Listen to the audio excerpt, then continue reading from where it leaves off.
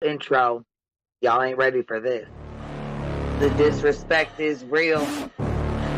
I don't give a fuck. I'll do it again. I'm not above it. I am that snake bitch. No, it's okay. You guys are all welcome to trash Queen in the chat. We'll hold a whole panel on Queen. I am honest to a point, but a lot of the things I talk about aren't true. Wait, somebody not telling the truth on YouTube? Are you fucking serious? Oh my god. Oh my god. Got a monster inside of me. You better watch out if your enemy's a road ahead of full prophecy to be the greatest beast the world has ever seen. I feed him every day like the bones clean. I feed him all the hate and he grows me. And he gets claws real big, pissed off quick. And if you cross him, you might drop dead. Metaphorically, of course, settling the score. Never getting bored, loves the blood and gore. Always wanting more, freedom from the source. They don't really understand until they feel the fourth departed. If you start shit, you'll be heartless in the darkness. Torn apart quick, you let scars rip. You'll be chewed up and discarded. Me and my friends, we're gonna find you and we're gonna rip you apart like a wasteland. Snakes don't get a fucking safe space. If she wants to keep it going, then we'll keep going. If she wants to stop the bullshit, then we'll stop the bullshit. But I'm not gonna fucking sit here and let anybody lie on my motherfucking name. Bring your ass. The fucking link is in the chat. That's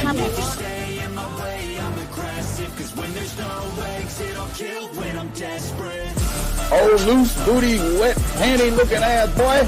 Replay that, Queen. Her name is Queen. It ain't really so much Queen. Queen B. Queen B. Queen B. Okay, there. Queen B. Queen B's money. Queen B ain't got no money. Queen B. She always fucks some shit up. I don't know why PJ doesn't get his ass on a motherfucking leash and get his ass under control. Fuck. Better than never. I can feel my heart rate, adrenaline pressure. It's stormy weather, lightning, thunder, pouring weather. Yo, I'm a go-getter. Try to do it like me, better do it better. I got a mind that's clever. The beast inside is competitive as ever. I'm conscious, my subconscious, an accomplice to me. I promise the darkness I can honest believe. But don't cross me, I might lose control of the lost beast. So, he's locked away inside with the key control by fight or flight. And I haven't brought it public, you know why? Because someone that I was fucking close to is in the middle of a goddamn lawsuit. How do I get my hands on your stove? Because I need something to clean these titty frogs. My dove is just not doing it.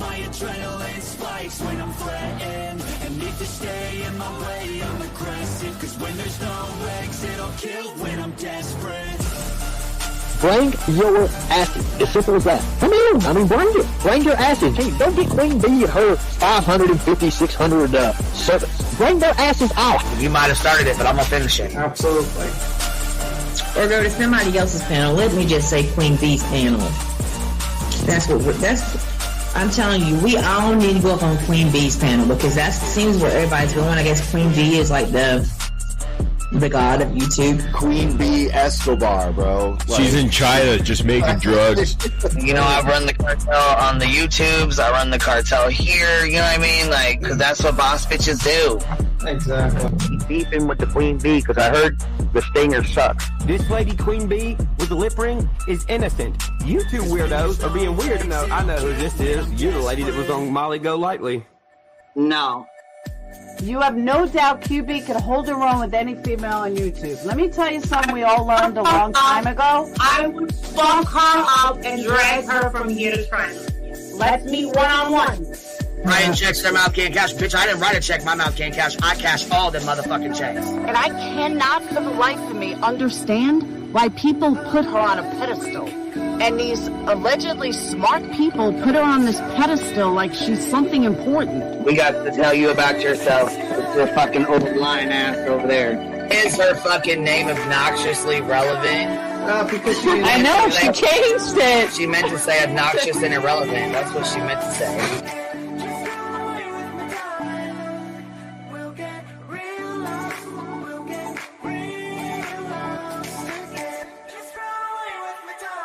And coincidentally, it sounds exactly like Queen Bee's voice because, as I've always thought, Queen Bee is using some sort of slight distortion on her voice when she broadcasts. Exposed! Queen Bee exposed! Oh my god, bitch. Did they get that Dugan? Said they get that Dugan. That shit chronic with Rashady. You better fucking shut your mouth with that. Bro, stop. Wow. What in the hell? Someone told Queen Bee that you said it was her hacking your email. What the hell is wrong with people?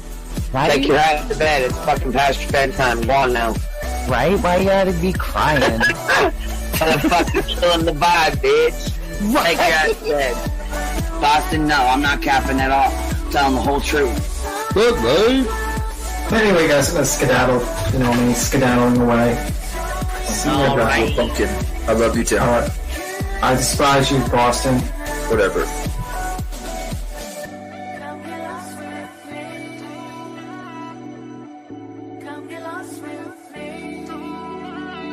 Good morning, beautiful. Happy day. Happy day, baby. We got trigger today. Gotta trigger these motherfuckers every day.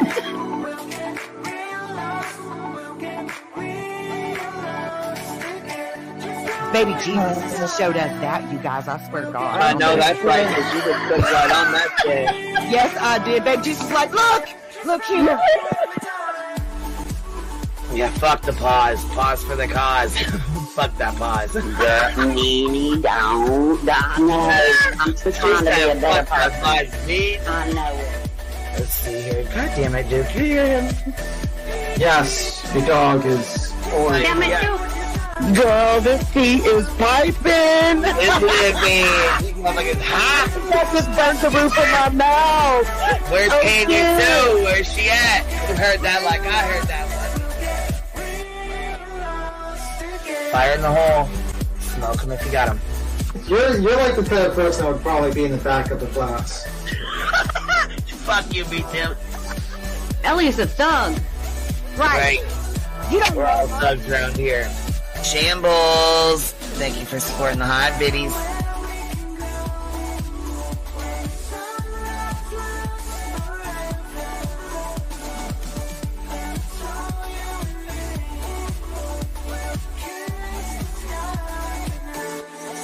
Y'all wasn't ready for that, was you? Wait, I wasn't, bitch. I was not. I wasn't even close to ready for that shit. All right, I love you, baby girl. I'm gonna jump off. I love you too, baby doll.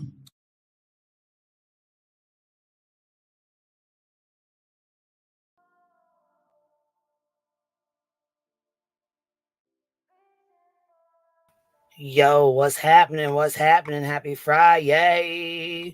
How y'all doing today? Hope everybody's well. I hope y'all are having a good day. So far, so good.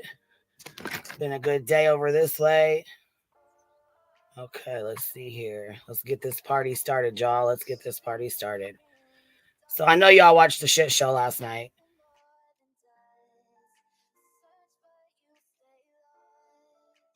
I know y'all watched it.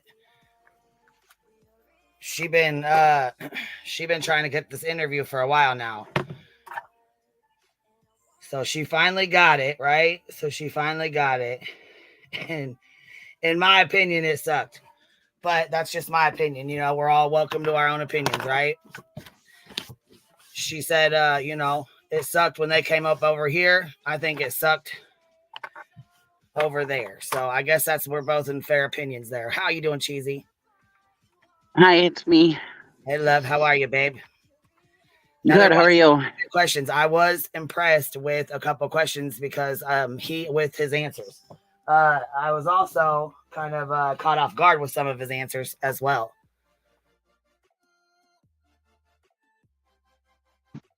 Yeah, he has said a lot, I thought. Yeah, he made himself look really bad, in my opinion. Yeah, he was actually, if I must say so myself. And I feel I'm wondering. Again, I feel like this interview was he took a lot of jabs at him, even though he said he wasn't going to. He came out saying, "I'm not going to take jabs at them. I'm not going to be disrespectful." That's the first thing he said when she started asking questions. Some of those questions were leading as well, but Yeah, but he still didn't stop putting digs in. Yeah. Every chance he got, he gave a dig. He was Yeah, he was trying to be roundabout about it, but come on, we knew what he was saying.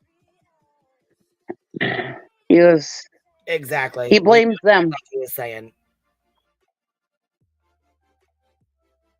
And he really thinks that they did something nefarious. Well, that goes back to T-Rev. At first, I thought T-Rev was lying. It really makes me wonder, are you trying to get revenge? Why would you want to pew-pew with no serial number that doesn't come back to you?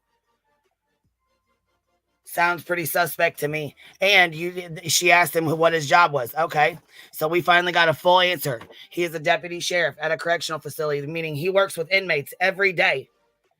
Inmates that kidnap, inmates that grape, inmates that Yep, he said murderers. Hustle.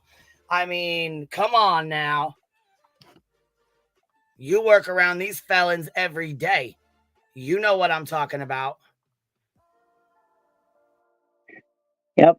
And I'm really honestly, because before I was on the fence about the T-Rev thing, because T-Rev always records everything, and I always thought for sure he would have receipts, and he hasn't shown any receipts, but he didn't disagree with it. He's like, nope, and he started talking about snakes and whatever. So it's like, did you actually do that? Did you actually ask him for the gun? Oh, pew pew, sorry. Oh. Yes, and did you hear that where he said the courts labeled him a fucking they labeled him like borderline abusive? Yep, I heard that too. Yep. And it sounds like he had his own CPS records. Yeah, he did. Him. So, and he said that he had to pay for the CPS records for the Proudfoot home. I'm wondering if those CPS records were not about Sebastian, is why he couldn't get them. I'm wondering if they had to pay for your own CPS records. First of all, right. I'm wondering if those CPS records had to do with his daughter. All you have to do is walk up to the CPS office, fill out paperwork that you want the case file from your case on this day at this time, from the time they stepped foot and got the call and stepped foot to your house to the time they found their findings. You know what I'm saying? Whether it's you're found whatever, guilty or not, whatever, however the hell they do, whatever they say, you're founded, so it's founded or unfounded or whatever. From that point on, you can get that. It's the link's not pinned. Okay, hold on, baby. I got you. I'll pin it now. Thank you guys for telling me. I get to go in and forget. Anyhow, though, yeah, you don't need an attorney to do that, and you sure as hell don't need money. So I don't know why he keeps saying he needed money and he needed money to do this, because he didn't. So either he doesn't have the what do you call it, the parental, the 50-50 custody like he says he does, right. Or those CPS records had nothing to do with Sebastian. That's what that's telling me. Right. And we can't say that they did anything wrong because they have CPS records, because Nina has come out and said a bunch of crap about Chris, who we don't know if it's true or not. So she could have been sending CPS there nefariously. We don't know that. Exactly. And I think people forget. I mean, there's people on here that have called CPS and falsely sent them to people's houses. So just because somebody has a CPS record doesn't mean anything. I mean, people can lie all the time, especially in custody cases. We've seen that time and time again on here. In, like just normal custody cases, we've seen parents do, nasty things like that. So Tony said last night that he didn't have any custody rights. Well, Tony wouldn't know. And that's another reason why Tony needs to go, because he's a damper on this case, really. Right. It seems like everything went to shit as soon as he joined, jumped on the bandwagon there.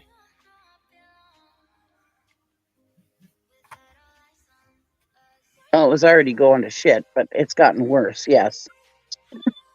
I mean, it was already a circus, but it even became more of a circus with Tony involved. Oh, yeah.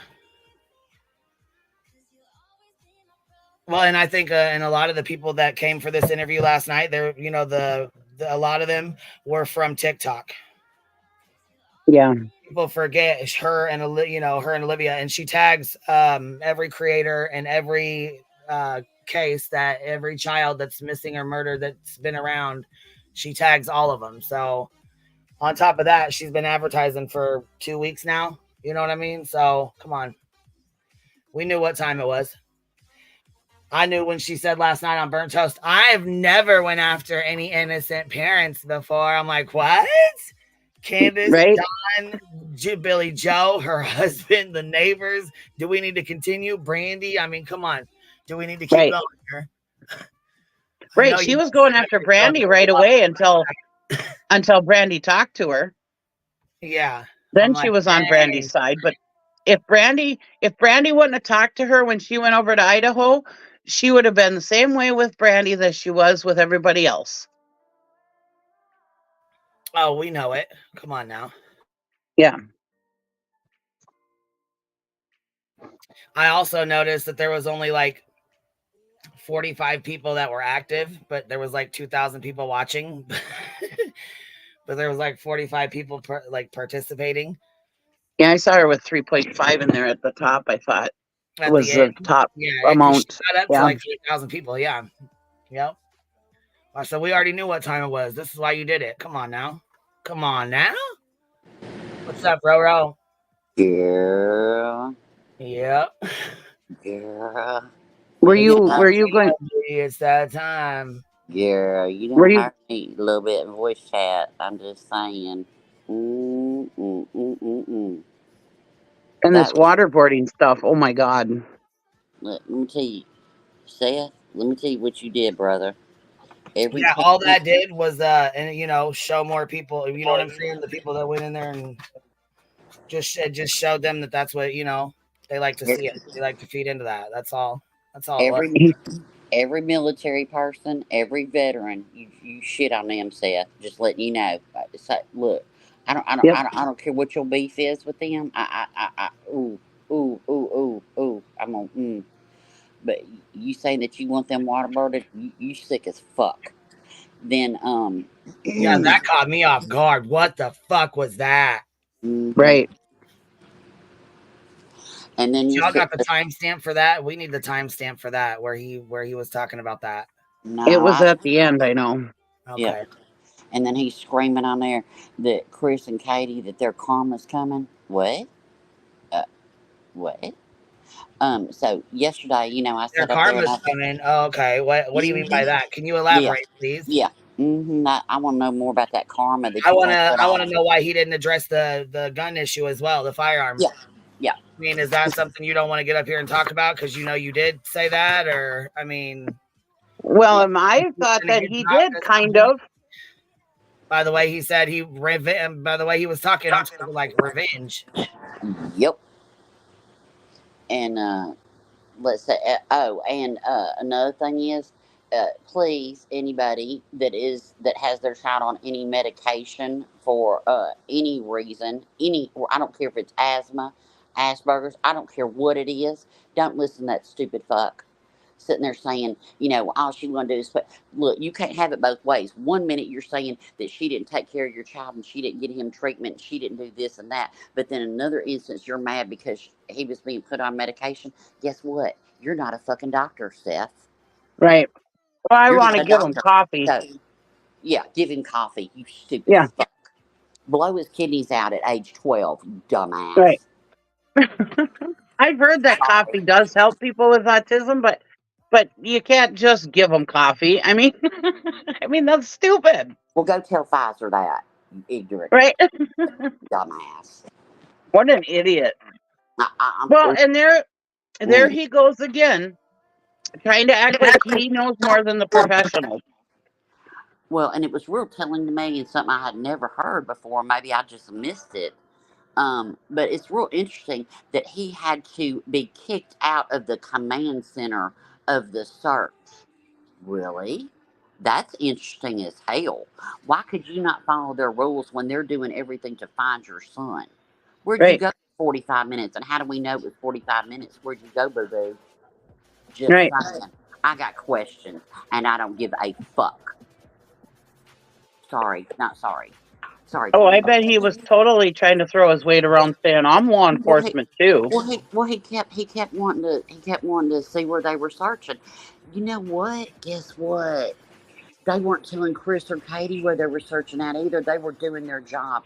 And another thing, this got me. I'm gonna say it. I don't care. I do not care. Y'all, I don't care if any. I don't care if I have one online friend after this. I don't give a shit. And don't come after Queen. This is Rowena, motherfucking Sudpucker saying this. Let me tell you something. You sat there and you said that you're not a man to be introduced. What the fuck? What does that mean? And people didn't come up to you and you didn't get to see the videotape. Well, why didn't you stand up and say, hey, can I see that? What are they Right. supposed to do? Come and fat tongue your asshole? Shit. Shut the fuck up. You are not the motherfucking godfather. It's always him as the victim. The victim. I swear to God. Oh, God. Whoa. It's that victim mentality for me, that part. When Katie made me sleep in the car because Sebastian went to the school and told them that he was being abusive. Right. It's all Katie's fault, though. Katie made him abuse Sebastian. It's all her fault. Katie did it. Yeah. You know what? Every time I see his interviews, I'm like, yep, that's why Katie left you fucker. Exactly. She got the fuck out of there. And I'm going to I say don't this. blame her. I said it She before. took off and I don't bye. I said it before and I'll say it again. I don't know if he had anything to do with the disappearance of his son. I have my thoughts and I ain't saying them today. Well, I might. No, I ain't. I just said them in voice chat. But I'm just saying, I don't know that. Law enforcement, that's their job to find out whatever happened to Sebastian. But That's what right. I will say on here is Seth, I swear to God, if you were my ex-husband and I was Katie, I swear to God, I would sell my ass on the street to pay for the best attorney Tennessee has got, and you would never see my child again. After the shit you pulled, no. And all the shit that's been said, oh no. Nope. And I don't care if you have. I don't care if you didn't have anything to do with it. If he just ran away, I don't care. The shit you had pulled on that child, I will be damned if you would ever see my child again. And I'll stand on that. And I'll tell you what, my husband. I'm gonna tell you what. If I had an ex-husband, I've been married 37 years, bitch. Look, if I had an ex-husband and he did the shit, look. If he didn't go beat your ass, I would beat his ass.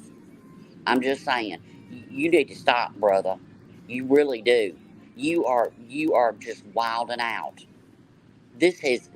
Look, somebody said in Wispy's last night. They said, this is like Summer Wells, baby. This is like Summer Wells on steroids. This is Summer Wells on steroids. This is way worse than Summer Wells. This ain't look. No. No, this is last night. And look, I didn't expect any more from the person that we don't talk about. Nothing, no questions surprised me. I didn't expect any. I knew exactly how that was going to go down. Yep. I ain't even going to speak on her. But him and that fucking Tony, man, I tell you what, you know what? Truth always comes out. It always fucking comes out. It always comes out, Seth. It always comes out. And what you're showing me right now is you're so mad at Katie because you blame her for every misfortune you've ever had in your piss poor pitiful life. And I'm not talking about Sebastian.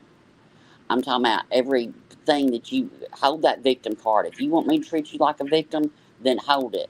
I'm going to treat you like a victim. You have blamed her for every victim status that you've had. And I truly believe that you are so fucking jealous of Chris. Because guess what? He stands by his wife. Guess what? He follows what law enforcement says. Guess what? He told us great stories about his time with Sebastian. Stuff that, I mean, heartfelt, just little bitty things. Listen to playing a game with him in the car of, name that song and all that. You're jealous as fuck. Yep, I truly believe Chris loves that kid with all his heart. I do too. And this step thing, every time somebody says, well, he's just the stepfather, that's bullshit. People need to stop saying that shit.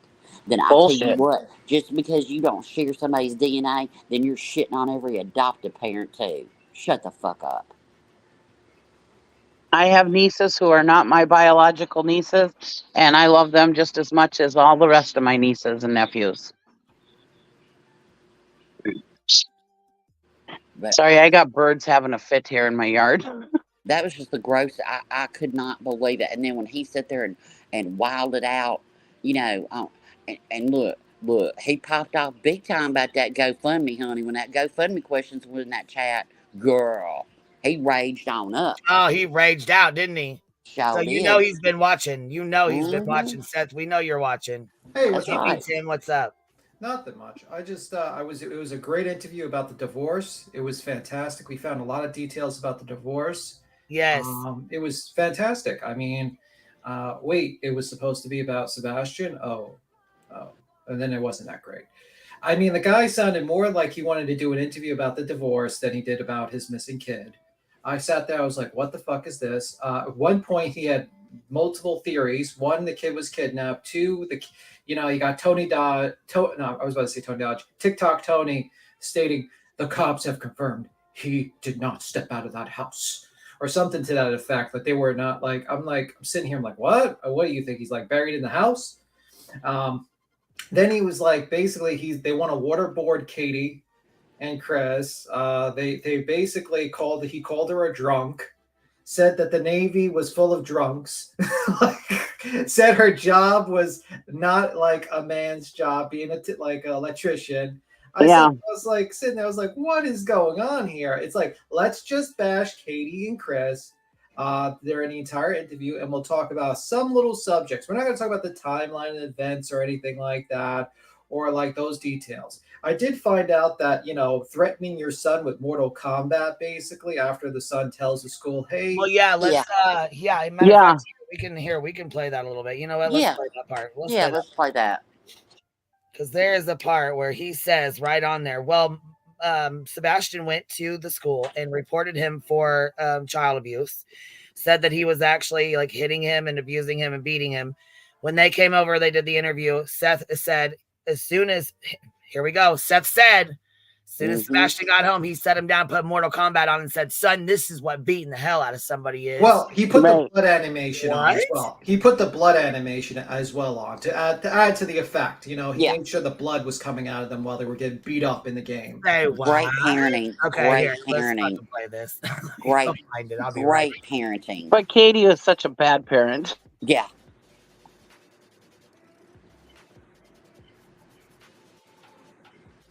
And I got something to say after this little clip that I've got a lot to say. Made my eye twitch. Look, I was up at 3:30 this morning. What you talking about? This had me so. Way to go! That's one thing I can say. He triggered Roro. I almost went live on my channel. Girl, I wish you would have. I mean, it was a great interview. It was no doubt made everyone say, well, Seth was not a suspicious individual, nor is he an abusive individual at all. They all thought to themselves, this really clears up a lot of things and makes Seth look fantastic. I'm just waiting for Queen to hit the play button. I'm ready if she says. But I do want to say, though, Bullhorn Betty, you did a good interview. We found a lot out. Yeah, I found out. There was a lot that came out. And her asking, I'll go ahead and say it while she's getting that ready. Go ahead and play it whenever you're ready. Tell me to shut up. But what got me is when the question was asked, did Katie physically abuse, did Katie abuse Sebastian? And Seth immediately goes to SA. You're twisted, man. You need to go get some therapy. That is some sick shit. But I'll just say 14 is 14. Like I said on these streets, 12 was 12 with somebody else. Just saying. Yeah, I just thought it was very weird. I mean, at first I thought, okay, this is going to be a normal interview where they're going through what he ate and his allergies, and maybe they'll go through the timeline event. But then they turned around and was like, what's Bash? I don't even think Betty was actually leading him to the Bash Katie too much. I think he was just like, I want to bash Katie. I don't need any prompting for that. I just need to just spurt it out. Then he goes into this weird shit, man. Like, a man's job is to protect the woman and impregnate them. I'm like, whoa, bro. Yeah.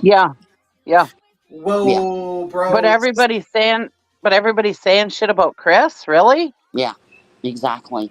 But he didn't have a problem with her doing a working a job, putting food in his belly and a roof over his head. Oh, until he wilded out and they got kicked out of housing. Okay, let's just go there. I'm so done.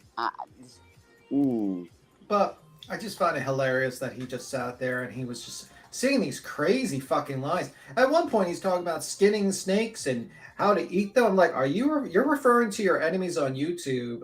Is this the proper thing to do? And I was like looking at BH Beach's face, and I'm like, Betty, you do realize he's referring to like all your friends on this platform, and he's called and literally he called, like Tony called them, the hate channels.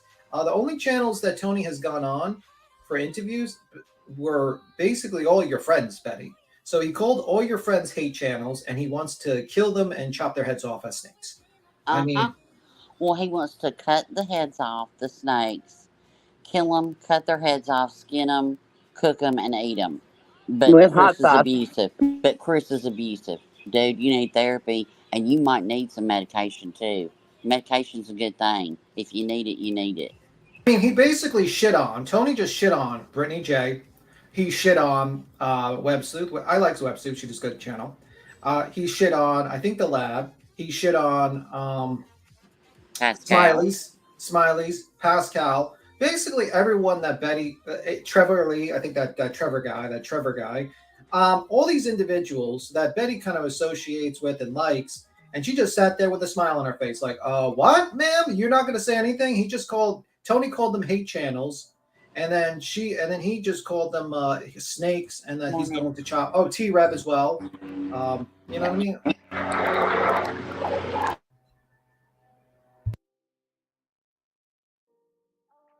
I'm just wondering. I'm waiting for Queen to hit the like. We need the timestamp because I'm having a hell of a time trying to find it. Does anybody got the timestamp when he said it? The snake comment? Yeah. The comment about the Mortal Kombat thing or whatever when the CPS, I gotta look for it because somebody's got a mower or something going. That's me. I'll shut down. Oh no. Okay. I was like, what is that? A mower? I just had the tape bar. Yeah, I have a yard, and I have a guy that comes by that does my grass and gardening every 2 weeks. So it's no, it's all good. It's okay. I just Good morning. Good morning, baby. Hold on real quick. Happy Life gifted a $2 membership or $2 gift or $2 super sticker. Sorry. She said, good morning, y'all. Beautiful. Just listening. Cambry gifted 5 memberships. If y'all got one, please make sure you tell her thank you. Seeker gifted 10 memberships. Thank you so much, love, for supporting the hive. I appreciate that. And then B. Tim says, I'm wondering the negative effects of taking him off any medications. I wonder if Seth had darker purposes with his pew. Yeah, I'm kind of wondering the same, B. Tim. I'm really wondering the same. I take back my comment yesterday that I said I didn't believe T-Rev because he's a liar. Yeah, he's a liar. But a broken clock can be right twice a day. And after I heard that karma comment, they're gonna get their karma. I'm not so sure now, brother. Not so sure. Well, I felt like that snake comment was pointed towards T-Rev, is what I thought. I felt like there were a lot of veiled messages in there last night. Yeah, I felt like there were a lot of veiled messages in that last night. Well, I caught it on replay. Thank God I didn't. Look at this. Chaos B said, I searched the transcript and Katie was said 43 times. Chris was said 52. Sebastian was said 95. Someone's got feedback. Okay, it's off now.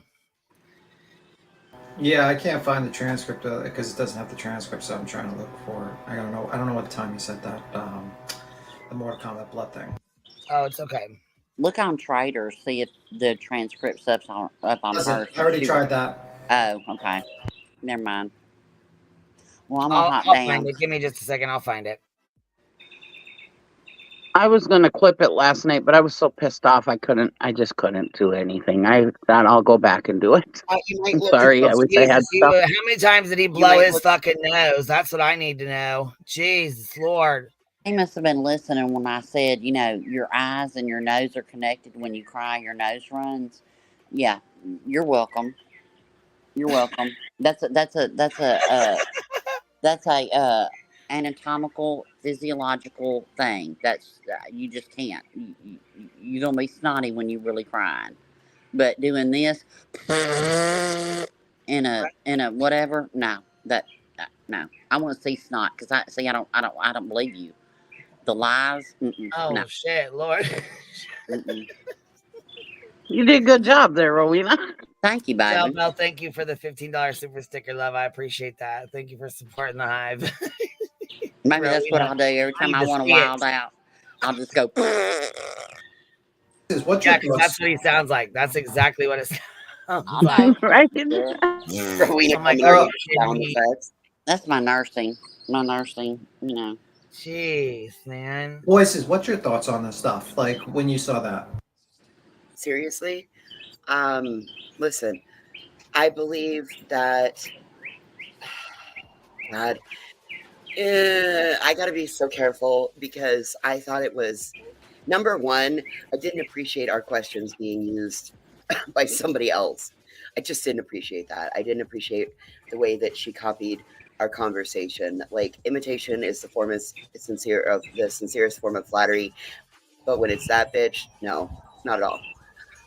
Number two, I have a lot of questions about things that he stated. I thought I had questions before, but now I have even more.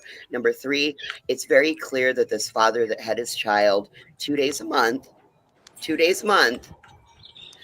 didn't know his child and didn't do the same things on his days that Sebastian had on his routine days. Furthermore, you have to look at it. If Seth works 12-hour shifts, that means Sebastian's alone for 12 hours, and then he's also alone again for another 12 hours, sitting in front of video games while Seth is sleeping from his shift. So, I mean, it has caused me to have even more questions and concerns. And I truly now believe this child ran away. I believe he didn't want to go to his father's and live live only that life. I believe he ran away, especially after hearing the things that were said yesterday. You know, Katie and Chris talked a lot about how he loves fruit, he loves his vegetables, he would prefer seafood over a steak. It doesn't sound like those were options that he had at Seth's house. Sounded like more like toughen up.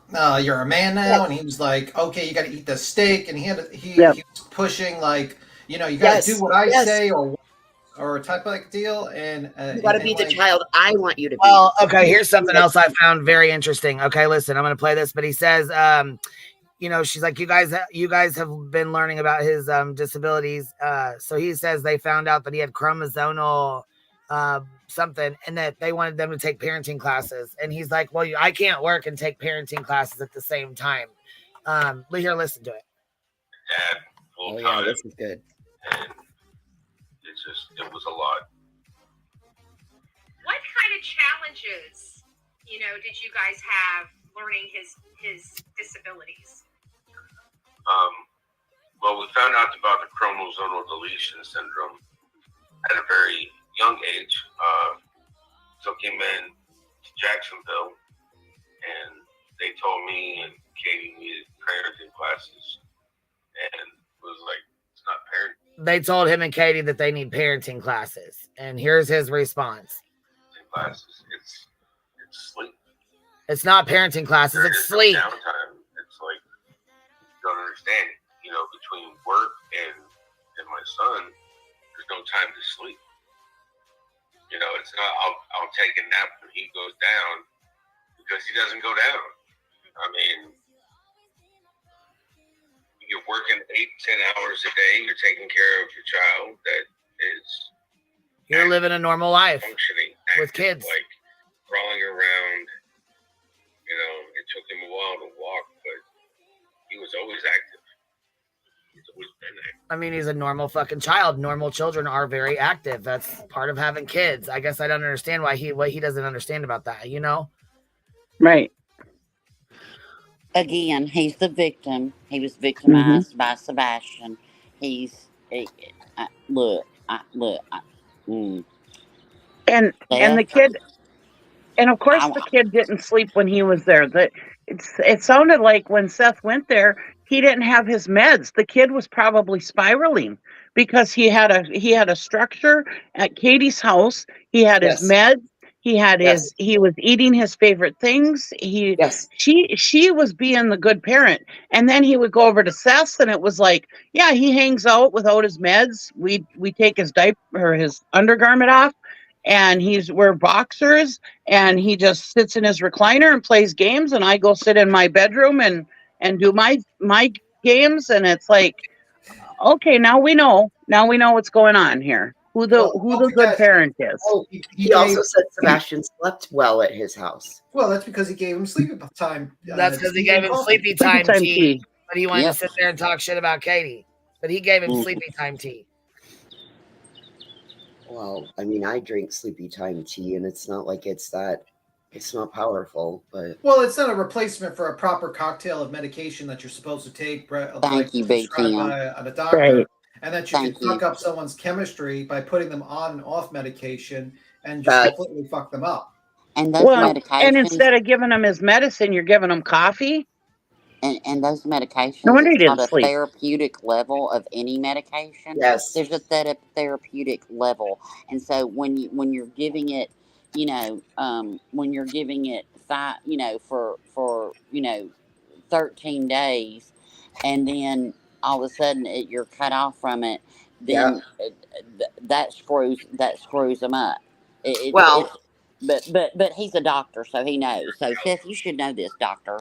That's what I was just going to say, Rowena. He's Dr. Seth. He knows everything. He's gotten in fights with doctors, and he had a judge tell him that he was abusive, but he doesn't believe that. Wasn't it twice? Yes, but I mean, it was the same comment, so I wasn't going to repeat. I wasn't going to say it was twice, but thank you. And then told his lawyer off. Thank you, Cheesy. Thank you. Told the lawyer off, and then we also heard that he had a recent CPS call. Yep. Well, I don't know. Some GoFundMe questions were answered in my mind. Oh, baby, there's no GoFundMe left. There is no GoFundMe left. I know, but the reason why it was started 3 days afterwards, I have thoughts. I don't know if it was for bills or not. I don't know. How do you go through $25,000 in his living expenses and his fuel and you know all those things? Cheesy, come on now. It's an expensive world out there. Oh. Listen, I am not standing up for him because that is not, buddy, you really screwed up with that part, in my opinion. From my perspective, that is not good. Not good at all. He said he had some of it left. He got more than $25K. He was getting he got checks. He got cash apps. I understand that. I'm just saying the GoFundMe. He probably got maybe like 40, maybe 40K, maybe 50K. Who knows? Probably. Look, there ain't no way in hell in 3 months' time you could have spent $25,000 on fuel and still been standing in your motherfucking kitchen on every damn panel every damn night. Stop it. Well, I can what say that my my driving an fuel 18-wheeler back and forth? Stop it. I'm sorry. I got thoughts. As somebody who drives 1,000 miles a month, my fuel bill is about $850. Yeah, that's every month. That's not like $10,000. Right. That's what I'm saying. There's no way he spent it on fuel. I drive a lot in F-250, which he drives a truck on diesel. And I don't even spend that kind of money on fuel. And I drive every day. I go into town and I'm 30 miles out of town. So, 60 miles at least every day, if not more, all the driving I do in town. So, yeah, no, there's no way that's all on fuel.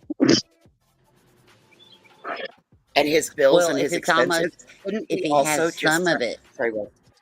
If he has some of it left, if he has just some of it left, then I guess you better be taking your ass back to work, boo-boo. Or what, you gonna start another one?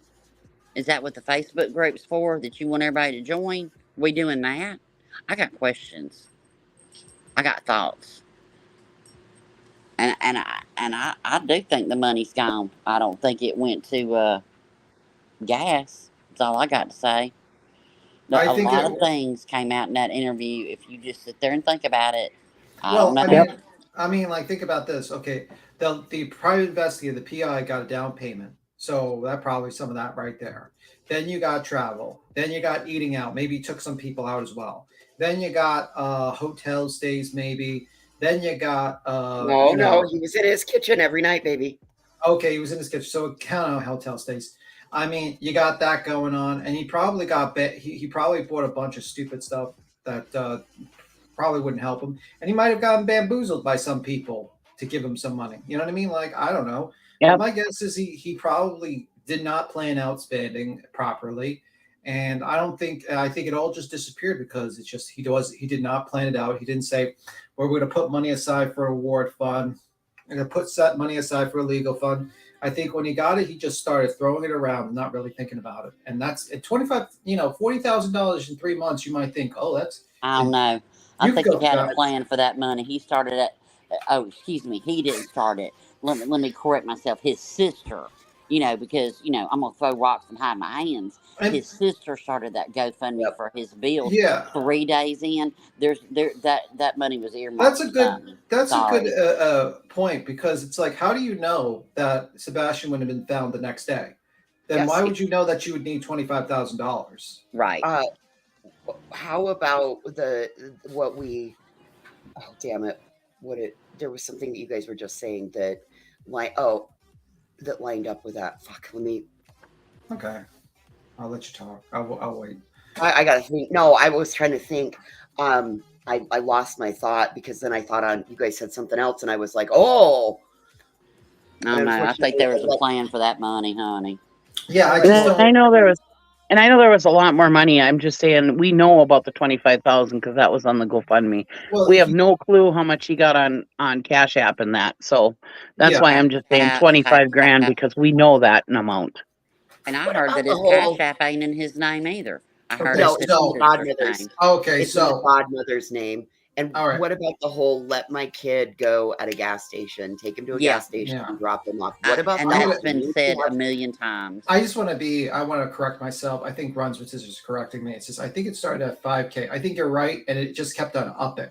So, okay. So originally it was 5K, but even 5K the next day he could have been found. Why would you start a 5K fund if it's only day 3?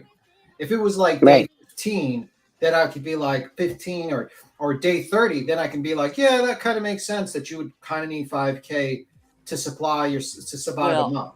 But look, he also he had, it's called PTO, personal time off. His coworkers donated PTO time. He was still drawing a paycheck. So he was still getting paid. This is what I'm saying. He was still drawing a paycheck, so he wasn't out of pocket having to look for his son. Yeah, I mean, and this just goes to, I think, in my opinion, Seth is a very, he believes that he should take charge of everything, very disorganized, chaotic individual. He's going in the command center to you have to leave the command center. You're looking at things you're not supposed to look at. And then he runs into the woods to look for his son by himself with no search pattern or anything, just a run in the woods. What is it, for 45 minutes he did that? It just doesn't, I'm sitting After he here. got kicked out of the command center. Yeah, and it's like, sir, the reason why they don't want you in the command center is because, number one, you're a suspect too until they clear you. So you could have easily been and let's say in a scenario where they suspected you of kidnapping your son, you could have easily been like, oh, they're going over there. Let me just move him. He's over there. Let me just try to redirect them from that location. It's that's why they didn't want you there. And also you were getting in the way of professionals trying to look for your son. Moving stuff. And William Eyelash, I see what you're saying in chat. No, FMLA, that's Medical Leave Act. Okay, that's an act by the government. All that does is that preserves your job. You do not get paid. But his co-workers, out of his mouth, donated PTO. personal time off, Yes. vacation days. It's another term for vacation days. They donated there, and you can donate an hour, you can donate 6 40 hours, hours. you can donate 20 hours, you can Yeah. donate 5 days. But they donated to that. So no, if he was on FMLA, no, he wouldn't have been paid for that. But the PTO, yes, he was paid. He Yeah. did draw a paycheck. That's Yeah, interesting thing. FMLA doesn't pay you. What it does is it only takes, like, if you, instead of taking 8 hours from your PTO, it only takes 4 hours. Another thing I like So to. that Well, it so that depends you on where can you have work. it, so that your And that PTO lasts longer. if you have PTO, if you don't have PTO, then you don't get it. If you don't have Correct. PTO in your bank, you're not getting paid. And your family Right. members can also file paperwork for FMLA. Okay, and I like to point out something very interesting. He said he works with inmates and stuff like that. A lot of times, I would be like, that would be like something I would be thinking to myself, double thinking to myself about. Yes. Because what if one of those inmates you pissed off and you talked too much and you started bitching about your divorce and you started bitching about where your wife lives and all those Yes. things, and then they decide to, now they're going to get back at you. The way a digital footprint is, all they got to do is type in his name as a guard, and shit pulls up. His family, his son, pictures, Facebooks, different, his sister. I mean, come on. His mom's Facebook pops up right away. That's what Yeah, I but was some saying a of us- couple weeks ago. Yeah. Right, I was going to say, some of us have been saying this for a long time. And the way he's so cocky, like, Trevor Lee, this is beyond you. I told you not to respond. Imagine that was your prison guard. Like and the how way much he, you know what I'm saying? Like the way he acts. Oh no, I'm sure he Calling pissed him a some boy. inmates off. I'm sure he had Yeah. some inmates that didn't like him at all. Yep, calling Trevor Lee a boy. Stop Right. it. You call the he's wrong kind of person a told us boy. that. This is out of your league. I told you not to respond. Okay. He kind of told us that without telling us that, by saying that he would catch inmates in lies all the time and then call them out. Yeah. Oh, he told Sebastian to educate himself next time he told the teacher that he was beating on him. So here we go. We got it. You ready for this? Yeah. Yeah. Let's roll. All right, here we go.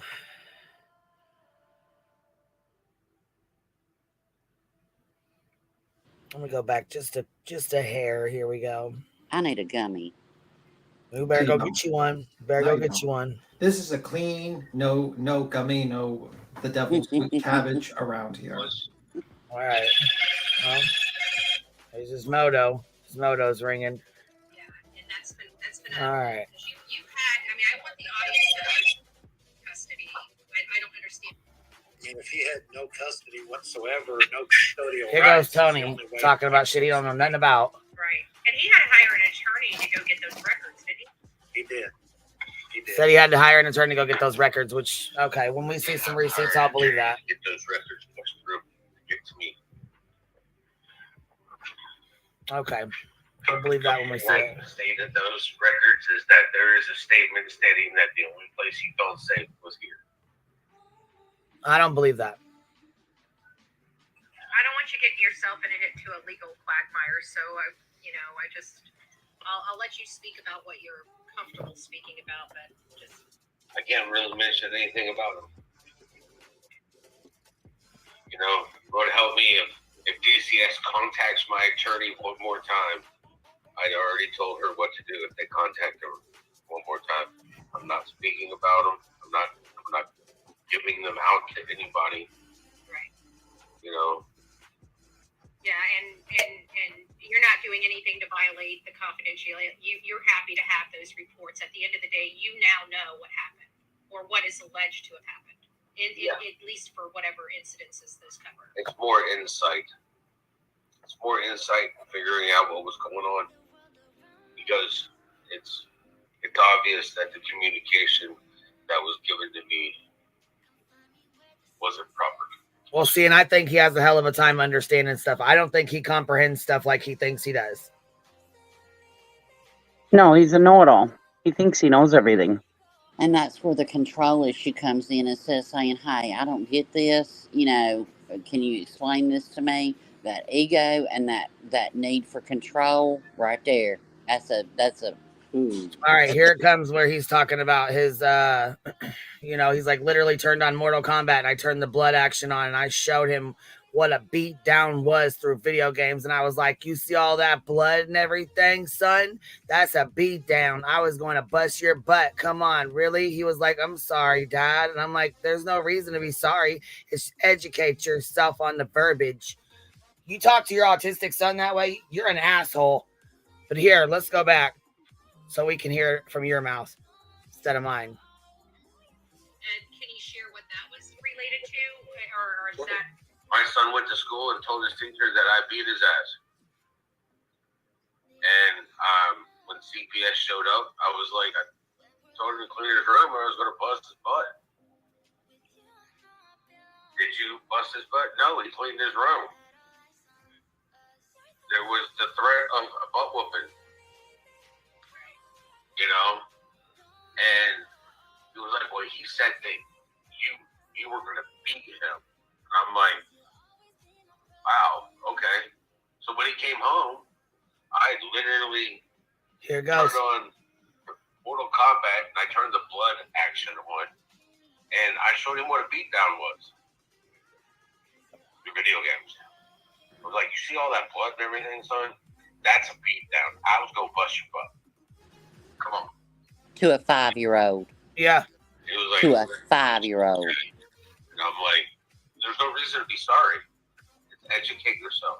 Educate yourself at 5 years old. You told him he was gonna beat his ass. He has autism. He took that shit like for real, like he was really gonna beat his little ass.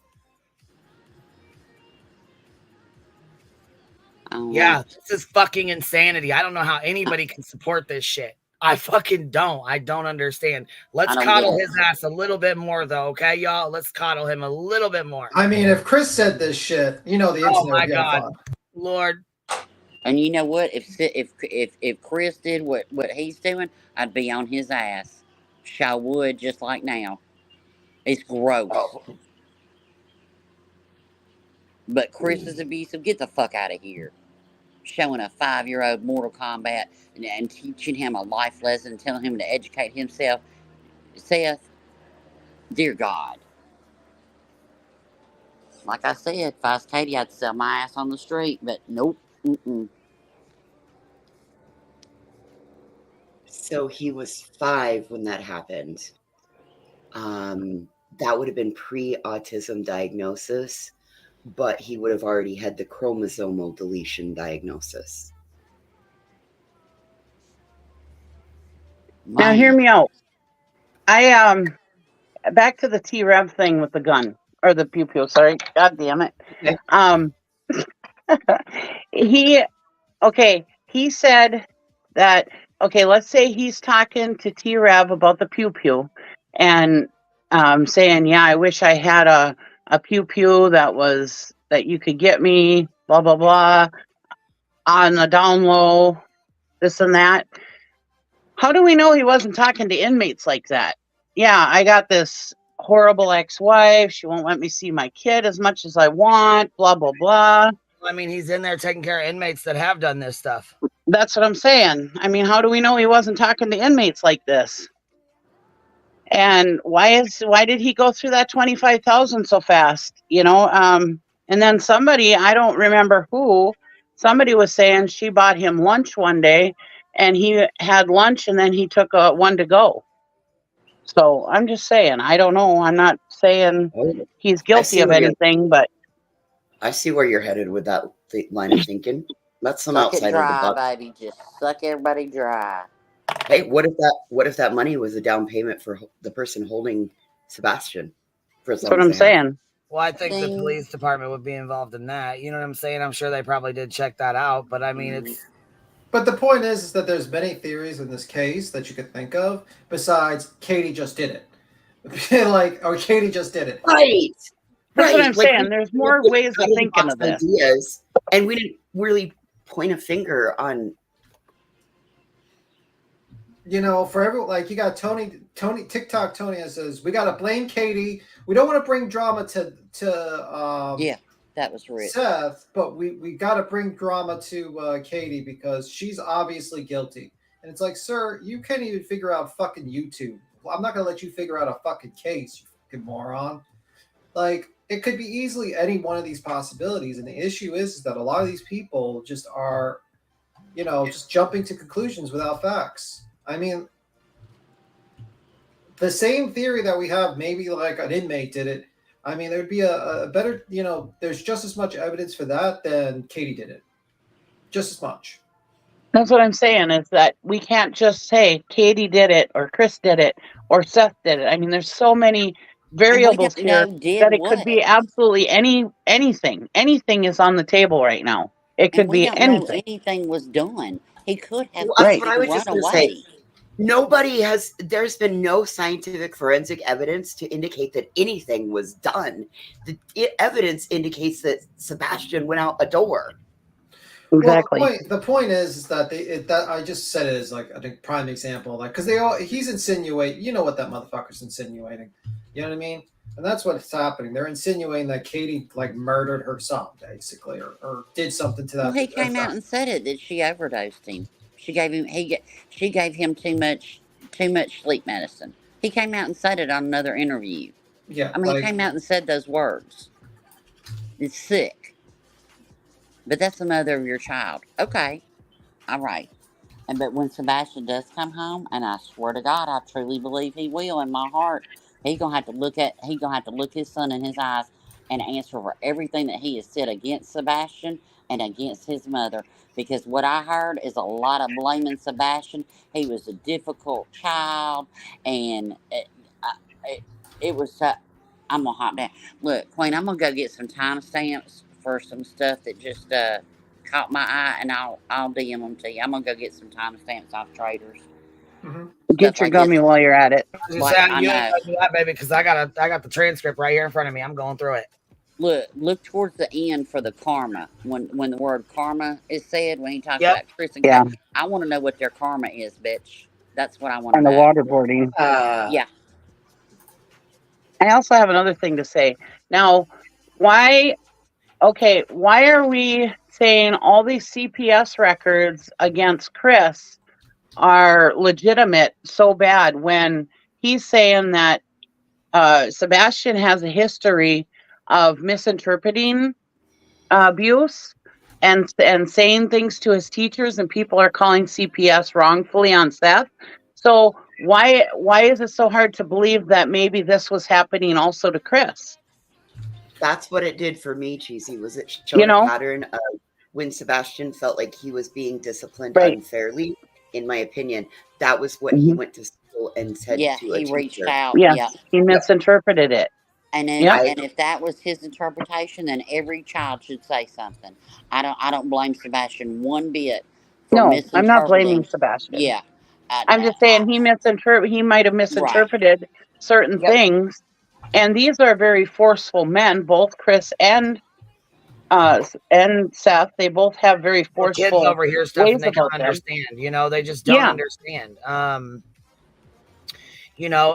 They just don't. And then it shifts back to, Seth is very bitter over Katie. He's very fucking bitter. He holds a lot of you know what I'm saying? Like, a lot of animosity. Unhealthy rage. There you go. That's a good word. Animosity. He holds a lot of hate towards her too. Unhealthy rage. I'm sure that Seth or Sebastian hears Seth say things like that. I'm sure he does. But you have guarantee it. Sebastian going and telling his teachers that you're abusing him. And then you have a judge in California telling you that you are a shitty fucking parent, that you're an abusive parent. Katie got a fucking, restraining order? Did she get a restraining order or something? She kicked him out. I know that. Yeah. Because he had to go live in his car and he lost his job. He was homeless and jobless. Yep. Yeah, that's not looking very good for him. I mean, no shit, Shirley. No shit. And the level of hate goes from the verbiage that he uses, the sentence that he said. Sebastian came to me and said, why does mommy hate you so much, or something like that? Yeah, I'll have to go back and look. That was twisted, man. You are, oh my God. And he heard that when they were on the phone together when Seth was on the phone with her. Yep. He heard all that stuff. Yeah, see. And in here it says, like, I'd rather give him a cup of coffee and his kidneys will filter it out. He goes to take a nap instead of being, instead of stuff being built up in his system and you're giving him Ritalin, you're giving him basically pharmaceutical meth, is what he's calling it. Oh my God. Oh my yes. God. Yep. Oh my So God. he didn't want to give meds to his child, like Katie was. So I'm sure that was an uphill fucking battle. But he's a doctor. Let's play it. On any type of pharmaceutical medication for my son, because I believed in home remedies. He had ADHD, then give him this. Got into arguments with psychologists at the school. You want to give him a cup of coffee every 2 hours. Well, you want to give him a pill every 4. Yeah, because when you're in fucking school, you can't just say, here, come on, Sebastian, let's go take time out and have a cup of coffee. Right. But he don't have a problem with pharmaceuticals for that shoulder. He don't have a problem with that. That's and a great I point. got beliefs. Look, you Wait, ain't got he should you just ain't got a problem with certain pharmaceuticals. Bro, he should just tough it out. Why would you rely on pain medications? That's just the evil pharmaceutical company to try to get control of you. Be a man, there, Be boo. a man. Just tough it out. You don't need. You don't need pain don't worry about medication. it. It's okay. And he's bitching, and he was bitching about Sebastian not sleeping. Well, you're giving him coffee every 2 hours. I wouldn't be sleeping either. Right. What happens when you give a kid coffee? Technically, if they have ADHD and you give them coffee, it has the adverse effect. It focuses them and settles them down. That's the line of thinking that he's using. Again, that's a technicality. It doesn't work like that for all kids, especially when chromosome deletions come into play.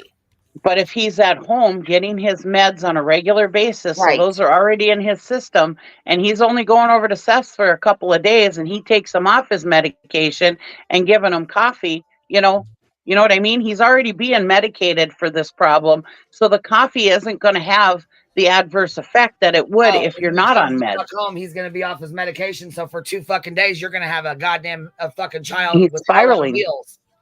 Right. With And his ADHD. then, you're adding coffee to that to begin with. And he can't keep the fuck up. That's bullshit.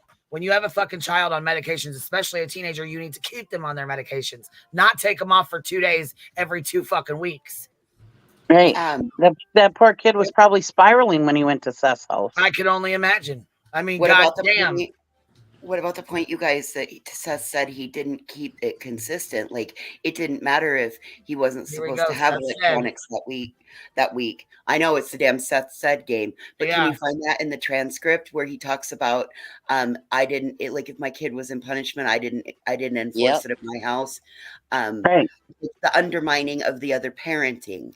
That was what that told me. It didn't, like, he's using his kid as a pawn in a game of chess against Chris and Katie. So it was like whatever Chris and Katie had set up for him to make him benefit, Seth undid it in the 4 days a month that he had him.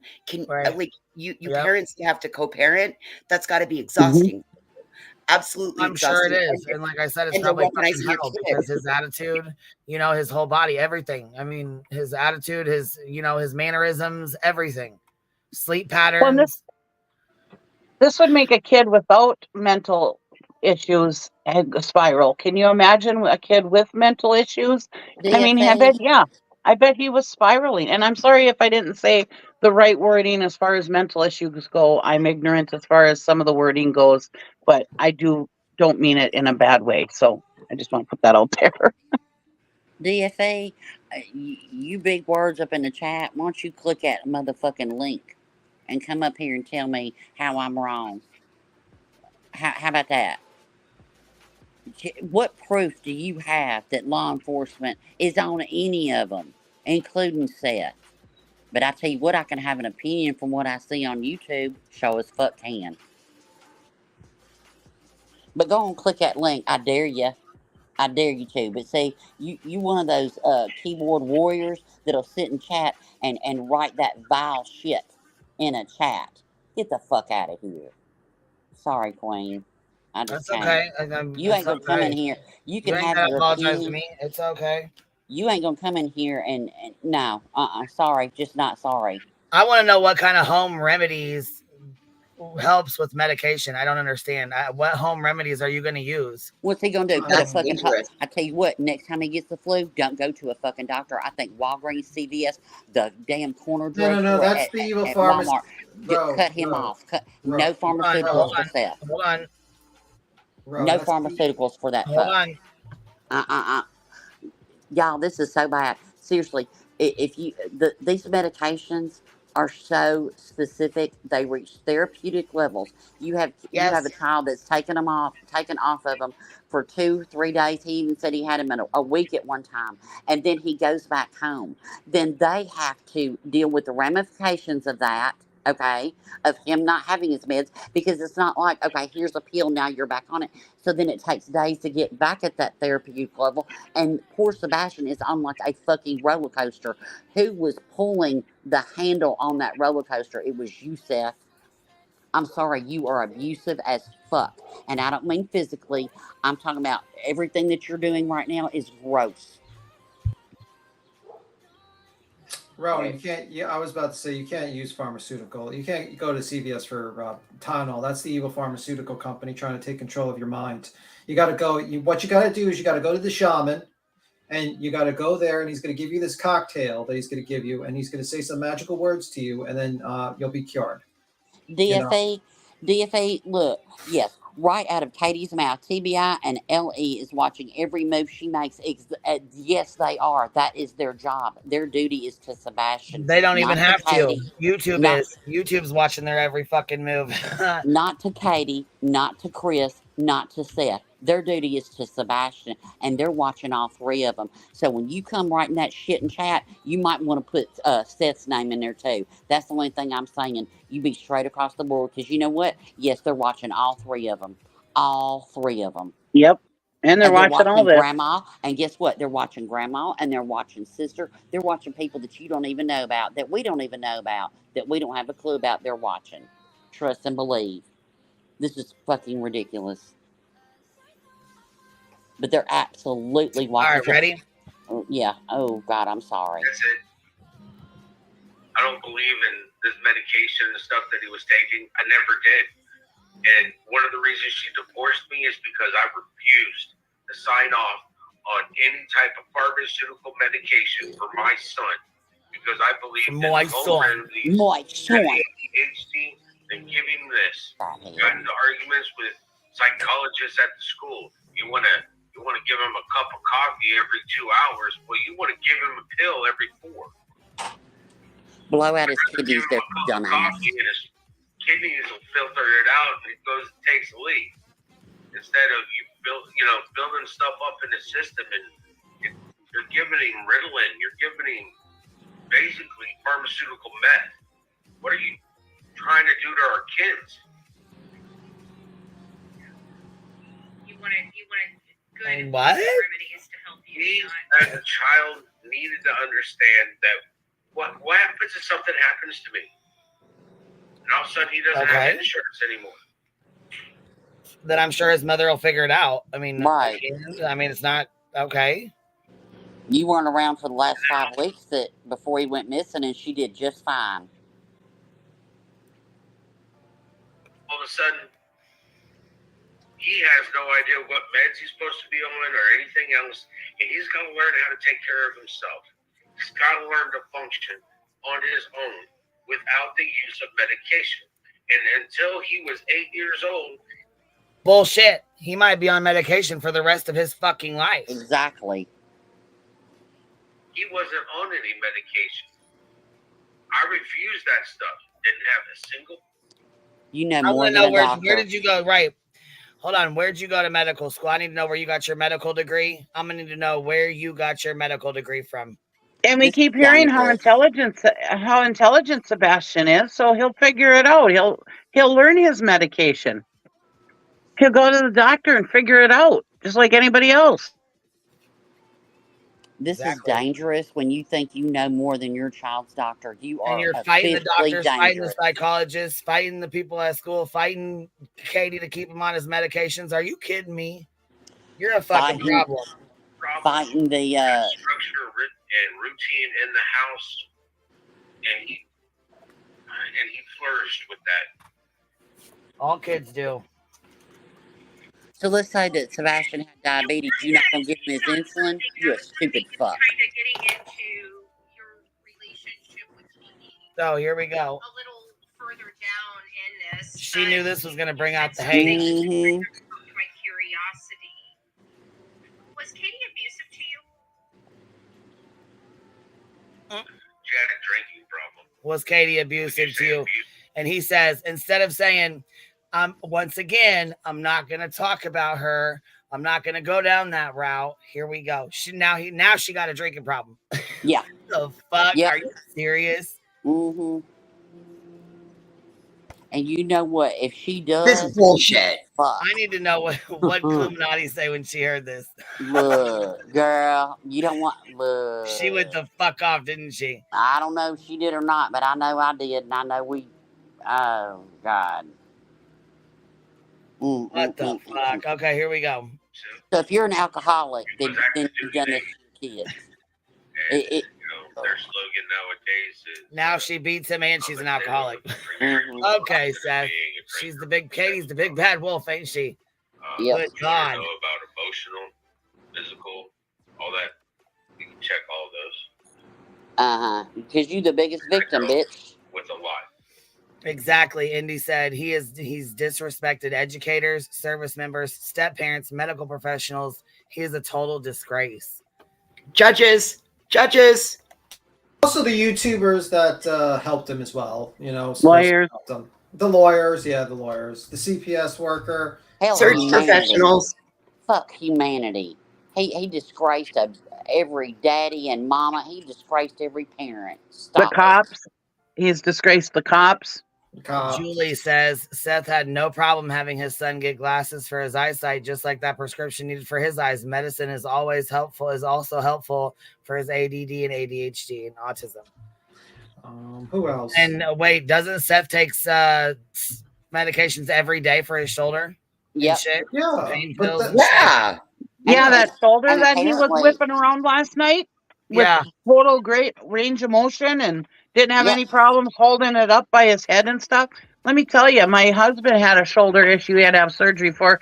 He wasn't whipping his shoulder around like that. Oops, sorry. Girl, he wasn't whipping his shoulder around like that. That's what I just went through, and I have an 8 millimeter tear of my bulkhead. I can't get my right shoulder above my head. Right. I had it done on myself and rehabbed it, and I can get it up. He was able to move it because guess what? Those pharmaceuticals might be working there, Bobo. Oh my God. Oh exactly. My God. Well, I mean, obviously. So if Sebastian had diabetes, would you be against insulin? This is because it's no different. It's a disease. It's an illness. It's no different. This is such. Oh, I cannot stand medical misinformation. Please, everyone, do not listen to this stupid ass. Do not. Please do not. I know people Rowena, don't, except for DFE. Obviously, Rowena, you're an insane leftist, crazy person from California. I am, but let's talk about that too. But he said the pharmaceutical company. So guess what? He's going to be jumping on that bandwagon of the, and do I think pharmaceutical? Yeah, I have thoughts about that too. But ain't nothing all bad. Sorry, not sorry. But see, he knows what buttons to hit. This is all manipulation. Listen, don't forget, he has and a sitting up there salesman. with, what's her name? Front row. Whatever. We have him being coached by somebody that's a salesman, knows marketing, the things that and if you look at his glasses, you can see the text messages coming through from a TikTok dumbass.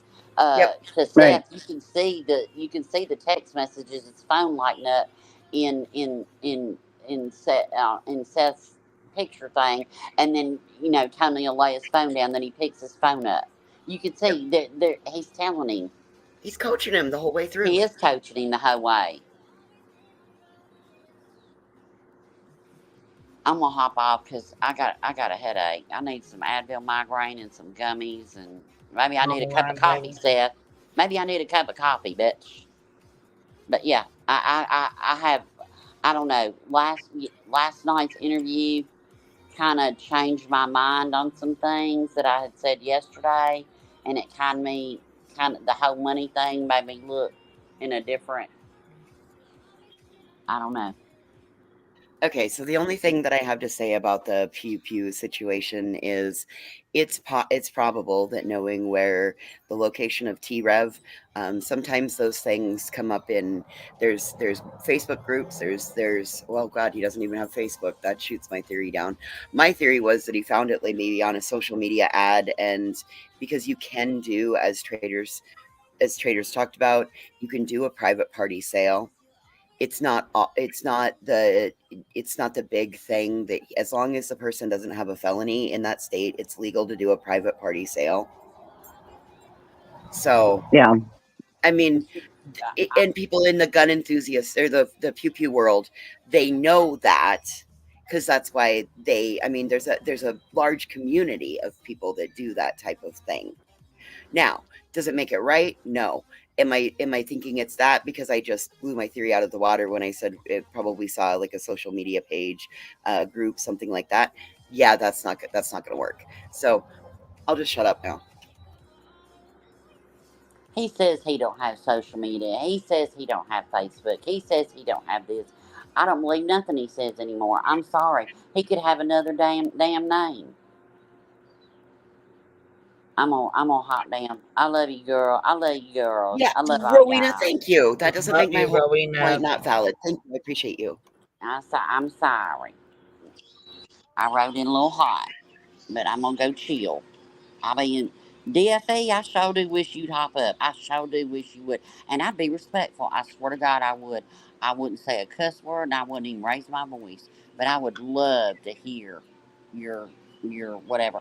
Oh, and that's another thing. His disc, yeah, in the divorce papers, if you go back and look, yeah, he had 9 herniated discs. Get the fuck out of here. He wouldn't be able to walk. Stop it. This is a lifetime. Okay, I'm gonna There's hop no down. way he'd be able to have the job that he has because he would be an absolute liability and a safety issue. Exactly. You have to have a physical. You have to have a physical. You have to have a physical to be a nurse. You have to have a physical to be a nurse. Stop it. And that ponytail, guess what? You ain't gonna have that in a correction officer either. I don't. Maybe that. Because I that'd be don't the know. first Maybe thing that they'd jail. grab to take his motherfucking ass down. But That's listen, right. Pecan Pie said, Queen Bee, did you see that our very own Icicle Pineapple found the clip where Seth said he knows where he is, but doesn't have the resources to go get him? Yep. yeah. Yeah, she does. And that was like Asked him the about that last night, and third, he fourth, skirted fifth right around interview. it. Yep. What resources Yeah, he did said you you don't need? remember saying that. Was you gonna go in there and be the hero? Is that what you was gonna do? Well, 'Cause see, that's I all had around the time that's the time that call came out about the Cajun Navy, and then it was clipped together and all of that from YouTube, and they were actually talking about the well disaster. Yes, it wasn't that's right around the same time as all of that. Yeah. And I was like, resources? What?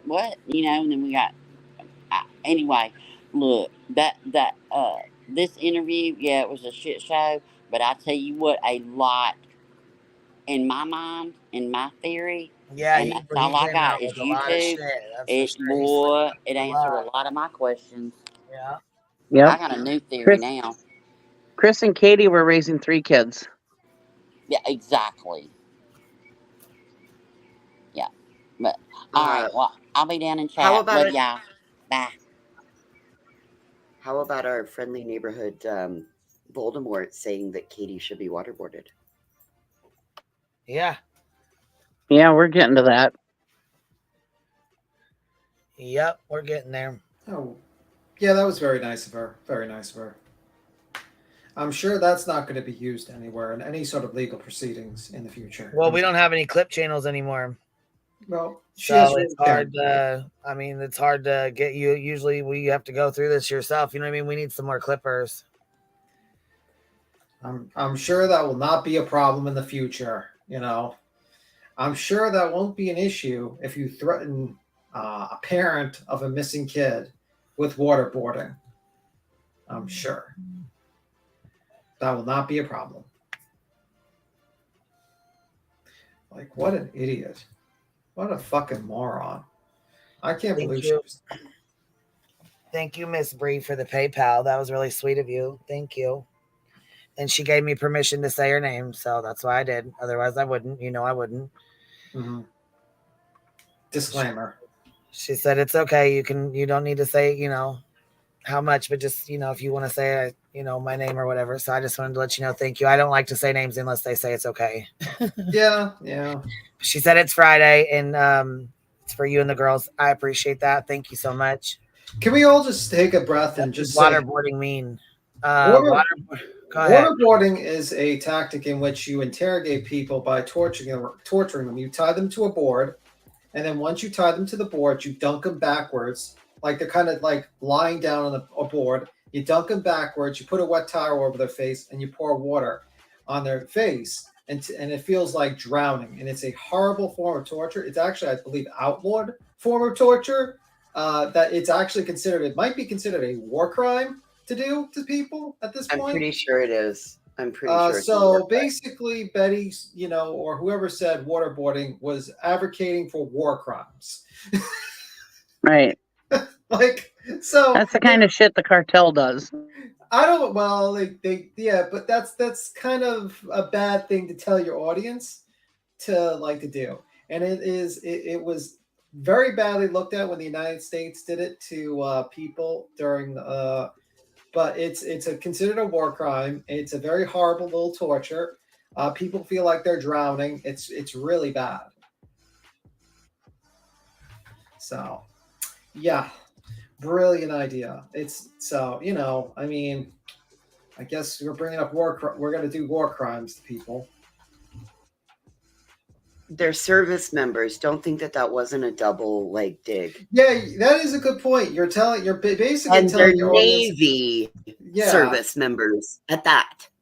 Yeah, you're basically telling your audience to commit war crimes on, service members. Okay, that's a brilliant idea.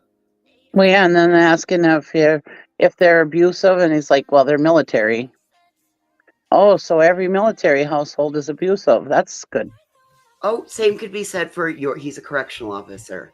Same could be said for that. Right.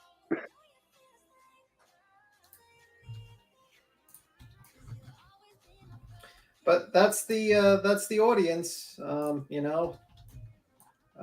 demanding for war crimes against parents now, I guess. Brilliant. Fucking brilliant.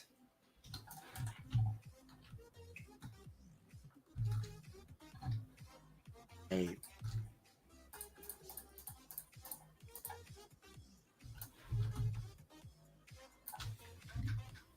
You see, that was a huge dig in the military. Yeah, that is a big dig at the military. And this lady's going to be like, I love our military. I love our people. Okay. Yeah, the same woman that says that Chris and Katie should lose their benefits too. I love them. Let's waterboard them now. It's like, okay, bro. Okay, so we've learned that I know that he talked a lot in that interview with her yesterday. Like, ours was a conversation. They hopped up here and we took an opportunity to ask questions as a group effort, right? To from chat to the people on panel, and ask questions about Sebastian because nobody else had done that. We really didn't know a lot about the kid, right? Yeah. So last night, I feel like 2/3 of that interview was stuff when it wasn't necessary. That interview came in and you could pick up the bias from the beginning, because from the beginning they were talking about things that happened when Sebastian was, birth to 10 years old, right? Mm-hmm. So in that you can take out Seth, you can glean out of that information like what Seth talks about, and it's more about what he says. Don't get lost in the words. It's about the fact that he's willing to throw shade and dirt and that. And like our conversations, they didn't happen like that. Right? There wasn't shade. There was a lot of grace being given, even though Chris said, he's like, look, I don't like the behavior, but it's not my place. We hope that he would write it and, start acting accordingly. And like now this just gave a bigger spiral, in my opinion. And then when we do hear him talk about recent things with Sebastian, we glean that one of the times he's talking about having him, and he is up all night, and because Seth says he calls him at 1, 2 in the morning, hey, you got to go to bed, and then that Seth has worked all night, so he's got to sleep. So how much of that time, like that's in a 24-hour time period, he's left alone 12 and like really not attended to for a minimum 6, because you got to sleep, especially if you got to get back up and do it all over again. You can't go in. You can't go in to work in a correctional facility and be exhausted, because then you become a risk and a liability to the others on the team. You put yourself in danger. And most of the stuff he talks about what he knows about Sebastian, it sounds like most of it is back when they were in California. Right. So when he was still with Katie. So it just seems like he does not know his son that well at all. And then what we do know, it totally sounds like Chris and Katie had life one way, and then when Sebastian went to Seth, he had a whole different life. That in and of itself, it was chaos. Is chaos, because it doesn't set him up. I mean, Seth said that he plays video games there all the time. What did we learn from Katie? That video games were a reward, right? They had books, they had Legos, they had all the other things. Seth told us about anime and how much they watch movies, and he's in his recliner in front of the TV, right?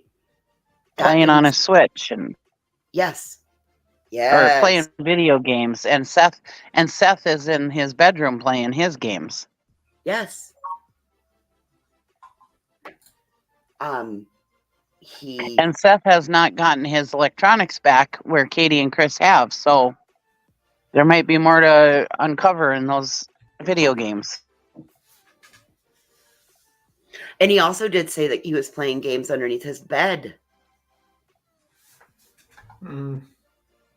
Oh, by the way, JLR posted about that whole situation 16 minutes ago, stating Seth Rogers admitted to CPS incident in California when Sebastian was about 5 years old. Katie Proudfoot had a lot of accusations about Seth abusing their son. It's like, yeah, you just kind of self-snitched on the live stream. Like, Mr. Seth, you're not doing very well.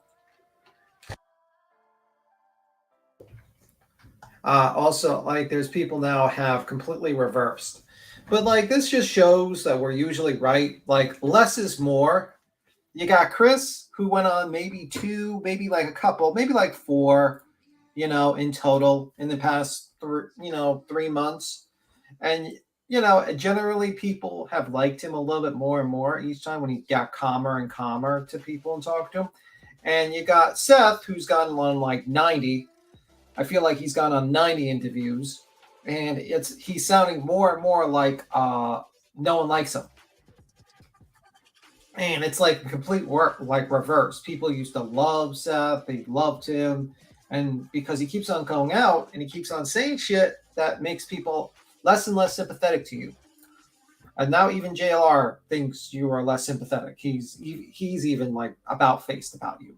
And I'm sure it's going to happen with Brittany J. I'm sure it's going to happen with T-Rev. I'm sure they're all going to listen to him and be like, whoa, bro, what the fuck? Because they're going to be like, this is just a little too much, man. You're talking about when he was 5 years old, you threatened him with video games.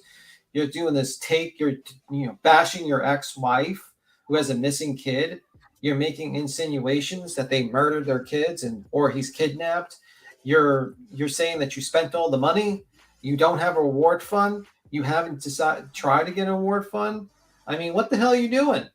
You're you're yelling at the dog, the one lady that's searching for your son with the dog, and you had to be corrected on a live stream that she got the actual materials from the police and is still searching. Not live streaming. I don't think she's live streaming, that lady. So she's literally searching for free for your son, and you shit talk her. Like, she's literally out there not live streaming it and making nothing out of it, and you shit talk that woman.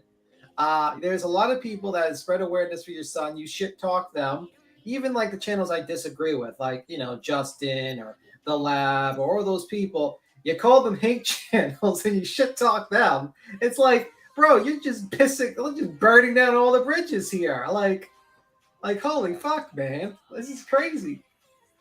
I mean, like, I feel like the meme where the house is on fire, but instead it's like, you know, him. Everything's okay, guys. Nothing's wrong here. And you got Tony, TikTok Tony sitting there with like a face, like, just like watching, texting him about things. And I'm like, bro, he's doing worse with you. It's the opposite. It's the opposite at this point. It's like, what's going on here? Seth said Sebastian did not have a sleep problem at his house. Well, apparently, I mean, all it needs is some coffee and some nighttime, like sleepy time tea.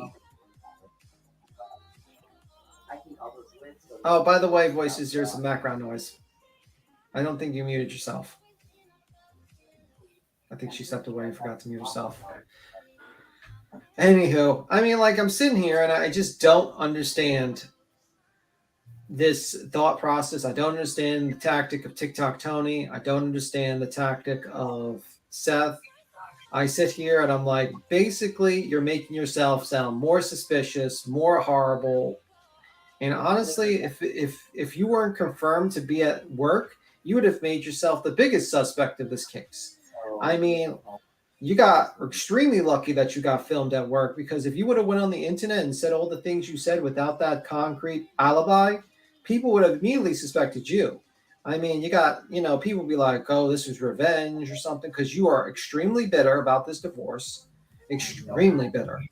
I listened to it. I was like, oh my God, you are still bitter about this divorce, and you are trying, and it's 8 years, you know, to the date your son, you know, they're claiming that it's 8 years since the date of the divorce. I'd be like, whoa, you are very suspicious. Luckily, he got extremely lucky. He got filmed at his job. Agree. Extremely lucky, because the internet would have ate you alive. Seth, you think this is bad? Oh, it would have been way worse. Queen, you gotta mute voices. Yeah, because I think I just took her off panel. I don't know if she's busy or what she's doing. She'll pop back up when she's done. Yeah, I don't want her to say anything accidentally. You know what I mean? You know how it is. Yeah, I was gonna say I don't know. I had to step out for I was talking a little extra just so that no one would hear in the background. I was wondering why you were talking so loud. I'm like, what the hell's going on? What? Yeah, it's particularly loud. That's when coming in clutch, trying to protect us. You know, it's like, He's going la la la la la. I would have started talking about my day if I didn't run out of things to talk about. Well, when you were gonna stop talking, I had my hand on the mute button, ready to come in. Yeah, but yeah, no problem. You guys, I got something fucking crazy as hell to play. Y'all are gonna lose your fucking minds when you guys see this shit. I got a message yesterday about it, and when it happened, a fucking creator, we don't know her. I've never seen her, don't know anything about her. However, she called TBI yesterday. Oh boy. Yeah. She called fucking TBI yesterday. Like, you have got to be joking me right fucking now. Are you? We're going to play this call, okay? Because, for one, this is how ridiculous you look when you do things like this. First of all, though, we got to play our pineapple pineapple icicle tree, we got to play her video. So we're going to play that first. So here we go. Let's play this first.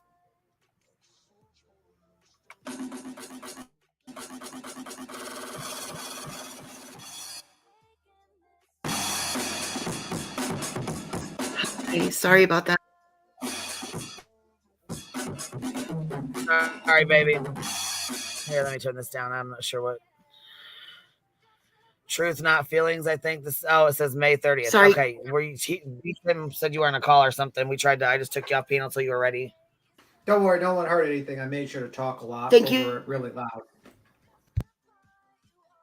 Oh my God! Thank you Yes, so much. girl. Sorry, Grandma called, and she was just. Grandma called. I'm so. Yeah, We you're were cutting worried out. you were going to say my We got a social lag. security number is.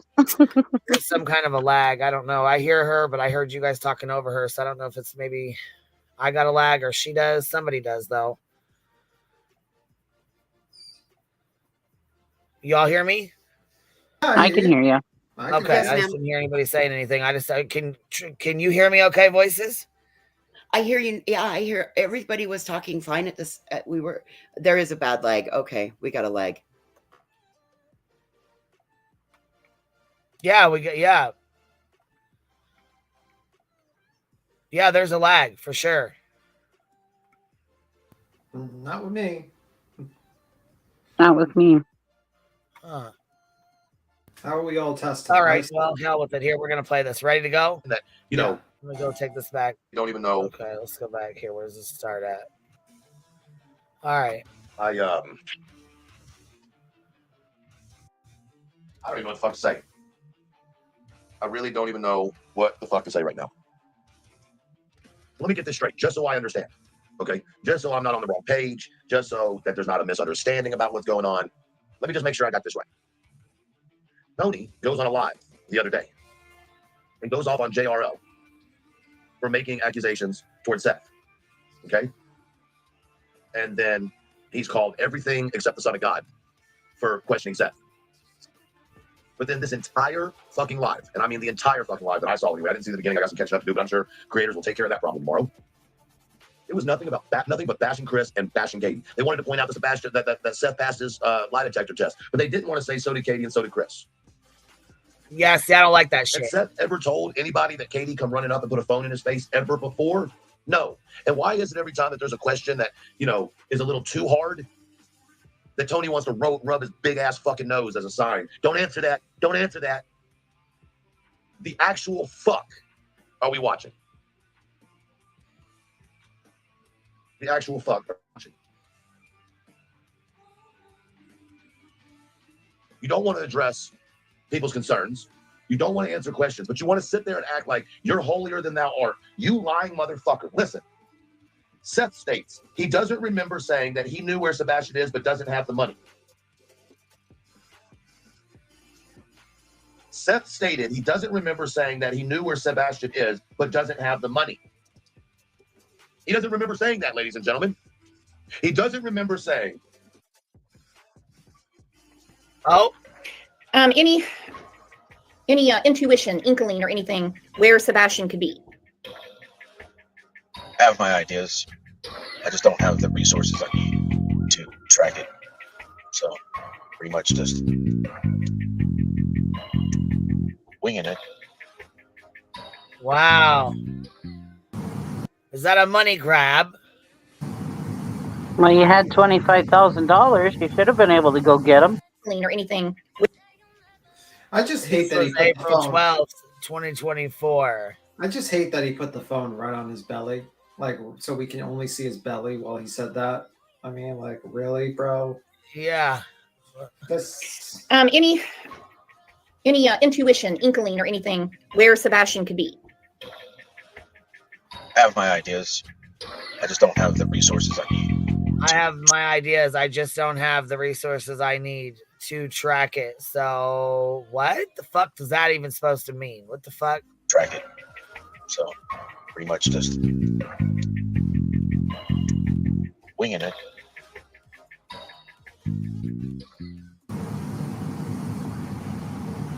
What does that mean? Seriously? Yeah. don't know what that means. I mean, Well, yeah, if you had an idea of where he was, why wouldn't you talk to Ellie? And I'm sure they have the resources to track him. I'm sure they do. They would love the ideas. If you have some ideas, I'm sure they'd be like, sure, tell us. What do you think? That's about the time that he got kicked out. Like law enforcement stopped talking to him.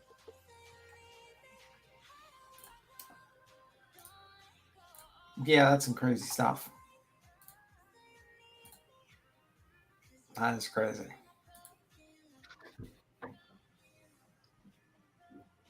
So, hold on real fast. We're going to bring up this this call real quick.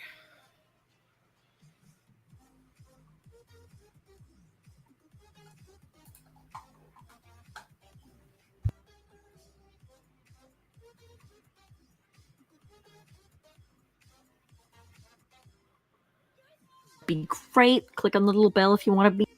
All right. I've seen maps of where they be. So, this person decides they're going to call TBI. I do not promote this. I do not think that you should call TBI unless you have an actual credible tip. I do not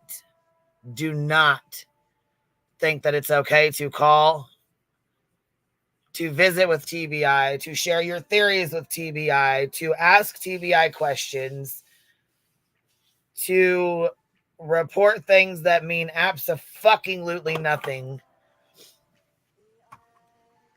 Crap that you see on YouTube. Yeah, I don't think any of that is okay. I don't think that that should be called into TBI. I don't think you should waste any fucking police resources by doing things like that. I think it's absolutely ridiculous. With that said, here we go. Find. All right, wish me luck. No.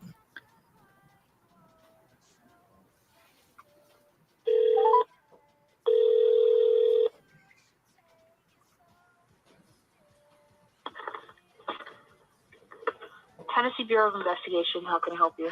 Yes, ma'am. I was calling about the Sebastian Rogers case. Oh, here we go. Oh, please. Let me Okay. transfer you. Thank you.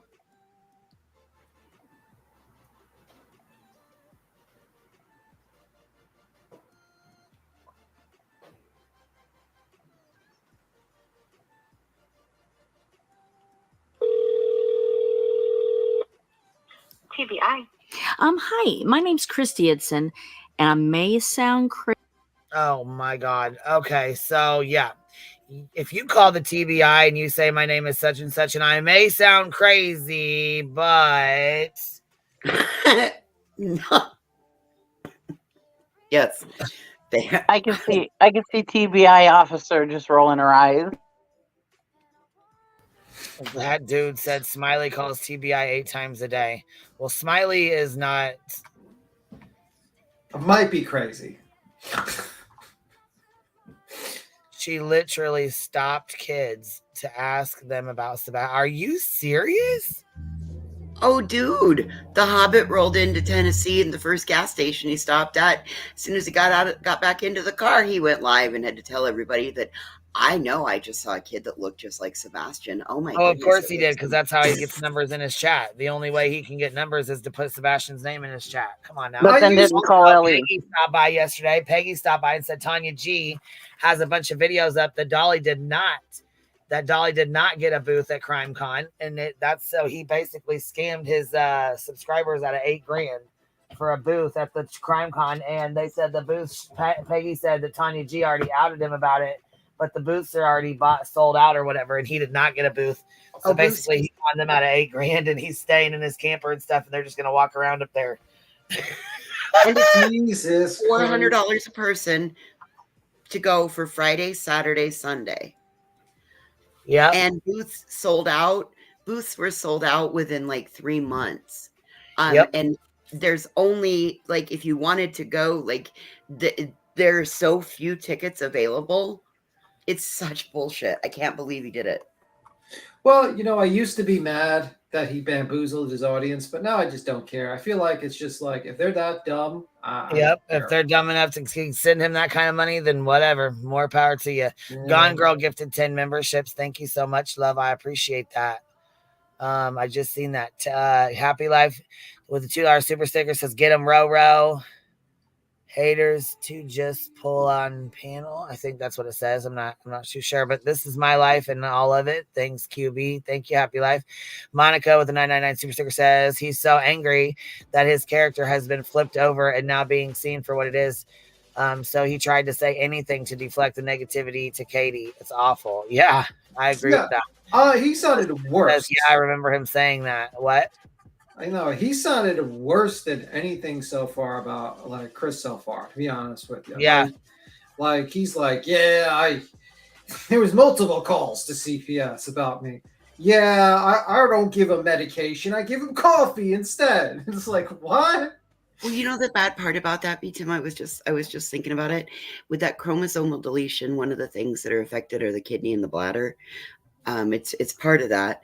And so he's having medication, and then 2 days a week he gets or 4 days a month he gets his, if Seth's giving him coffee, it's going to tax his kidneys and all of that even harder than the medication would. Like, That's what Rowena said. So fucking awful. Like, medical abuse is abuse. And he's like, I don't want to uphold the rules that the other house has. He could just come here. If he's punished there, I'll just let him go.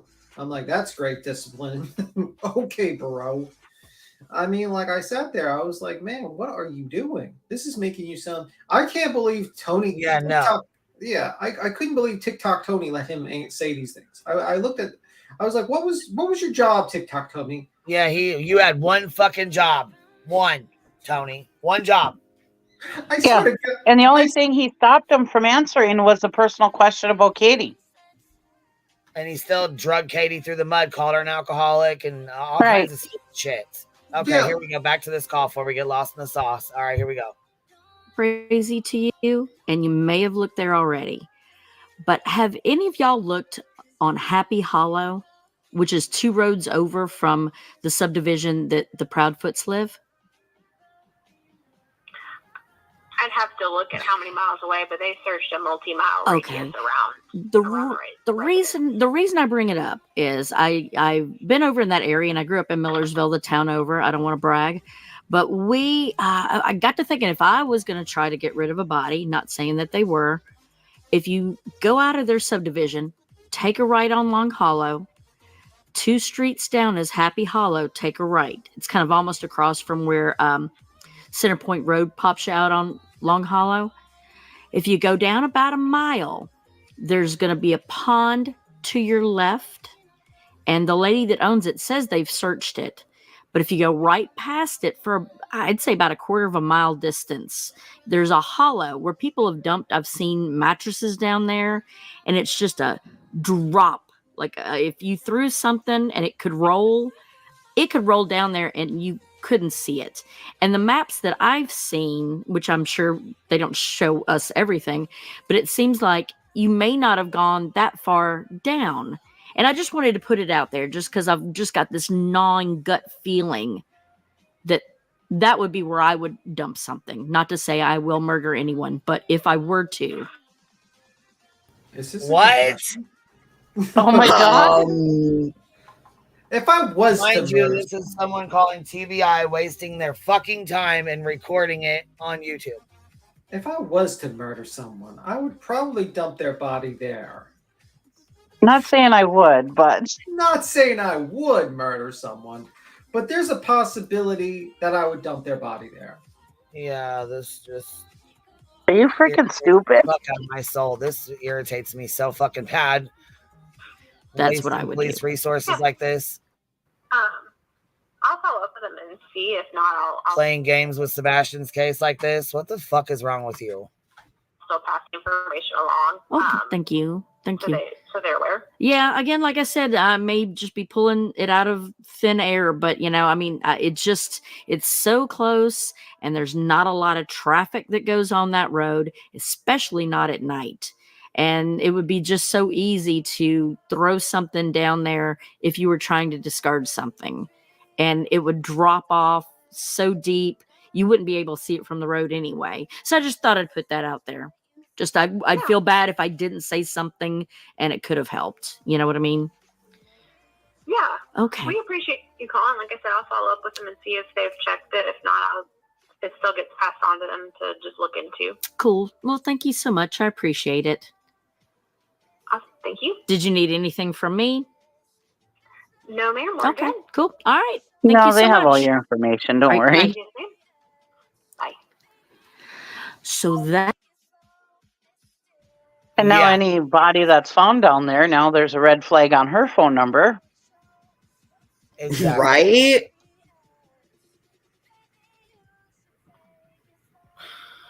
Wow. Are you freaking stupid? Oh my God. Lost a few brain cells there too. And I'm giggling. I don't think that's funny. I'm giggling as if you don't laugh, you cry. I kind of thing. Sorry. That officer is like, yep, thank you. Uh-huh. Well, thank you. I appreciate that. Do you need anything from me? No, ma'am. No, thank you. We got it all. Don't worry. You Kudos gave us to that enough. TBI Thank you. agent who was professional.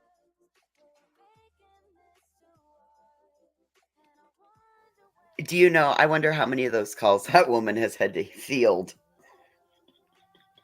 Right. That's what I mean. I mean, by now she's probably thinking you're a goddamn whack job.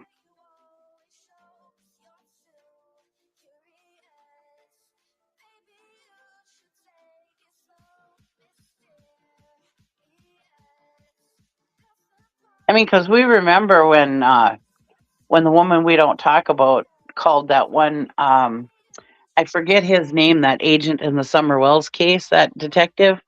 Anyways, when she called him about the dogs, and he was just like, you could just hear his stress in his voice, she was calling him like, what now?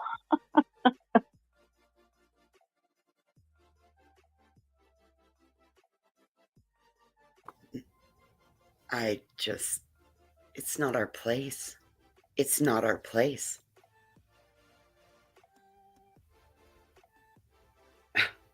And ask him, well, it's only a quarter mile from his house or whatever. Don't you think that they checked it?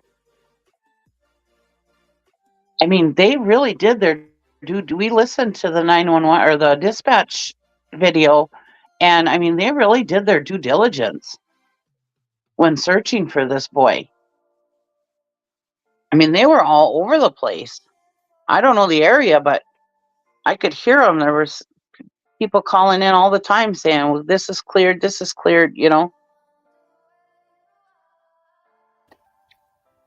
Like, there is such a lack of thinking that law enforcement, it's like a lack of support for law enforcement, or not maybe belief that they know what they're doing in their job. I mean, there are people that are with organizations that this is what they train for, right? The county search and rescues, the sheriff's department has training for all of this types. The county brought in their dogs. I mean, there are people that are trained professionals employed by the counties, funded by the states, which they get their funding from the federal government. I mean, why would they think that people aren't qualified to do all of that? It blows my mind. It baffles me. Well, and Traders had a missing brother, and I was listening to her a few weeks ago, I think it was, and she was talking about it, that there's an app or a program that they have, and that there is a there's a system that they use, which I have figured they'd had some kind of system, but they have a system of how they use of how they figure out where to search, and it's not like they just go out there willy-nilly searching. They have a rhyme and reason of why and how they do things, and it's stuff that we don't know. So, but I can tell you about they're educated. Danielle Messick's situation, where her truck was found 14 months after it was found at that location. They had no other leads. They had gone through digital investigation. They had followed up with talking with people, all of that. And because we were able to find what day her truck got parked there because of GPS satellite imagery, that gave law enforcement a reason to go and do a 5-mile radial search, bringing in, I think it was 9 handlers and 16 dogs from 5 states. Oh, right? wow. I have my video from it. Yeah. I mean, it was straight up though. It was a legitimate, and we had 35 people, and they were all with our county. They were all with Bighorn County Search and Rescue, as well as Bighorn County Sheriff's Department. And they covered the whole grounds of all around where her truck was found. They flew drones. They did canines. They walked anything. Who are we talking about? Danielle Messick. What are you talking about? For a gal locally. They just locally do. Yeah.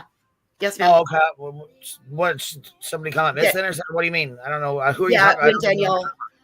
When Danielle Messick went missing.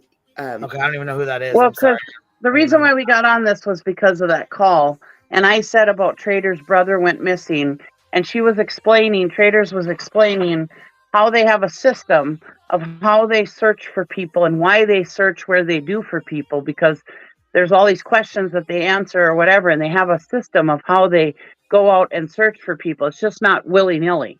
Right. And there's a reason why they do the things that they do. Somebody's missing and you just go fucking look in the woods. That's not how it works. Right. I mean, and they have a reason to do what they do, and that's what I was explaining. And then she got into this about. That was my example, the comparison of they had to do this, and this to get law enforcement out there to have an area to search. Right. Otherwise, well, that's the thing too. People kept saying Seth is searching. Seth is searching where he thinks he needs to search. He's not with the police. He's not. The police do not let him search with them. That's a common misconception too. People think Seth is out here searching with the police and he's the only one doing this and he's the only one doing that. No, he's not. He said that he's driving around scoping out areas to search. Yeah, that's what he's doing now. I mean, before when he was just when he was out searching and everybody was like following him around and shit, and he thought he was a celebrity. I'm guessing that's probably when he started getting his big head. Is when people were following him around doing videos and shit of him searching different places, and then they went and searched that plant that what was it? It was like an empty factory or some sorts. Oh. Bitch, why the fuck did I just see Brittany's cable bill in here? What? I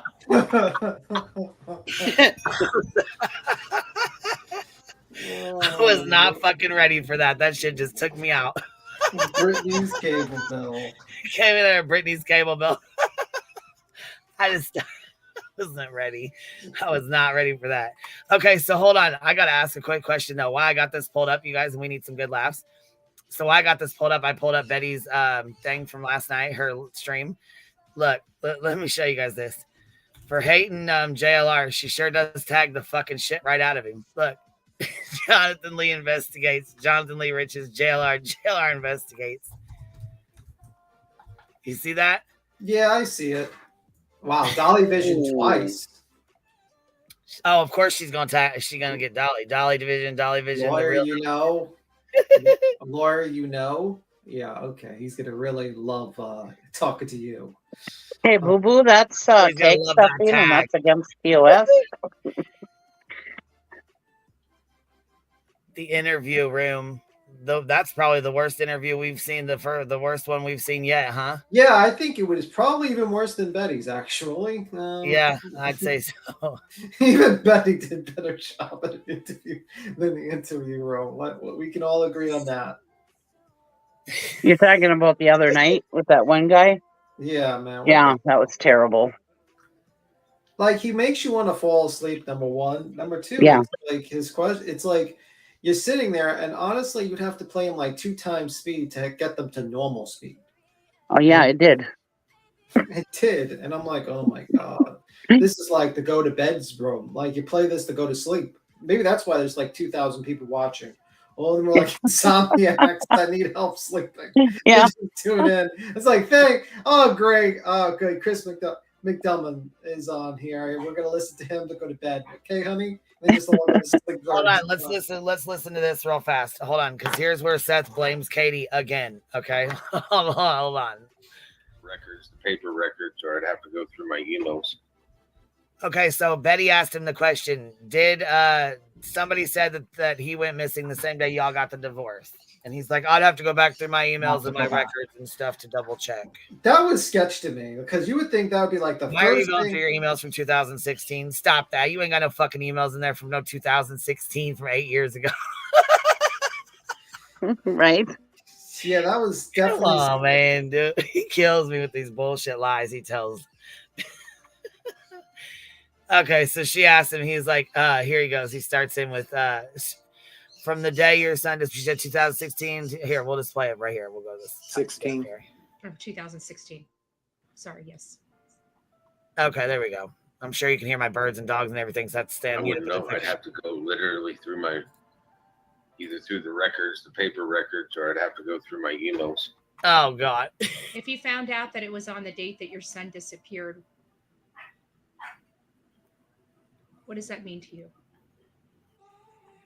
What do you mean? What does that mean to him? What the hell? Means he went missing that day.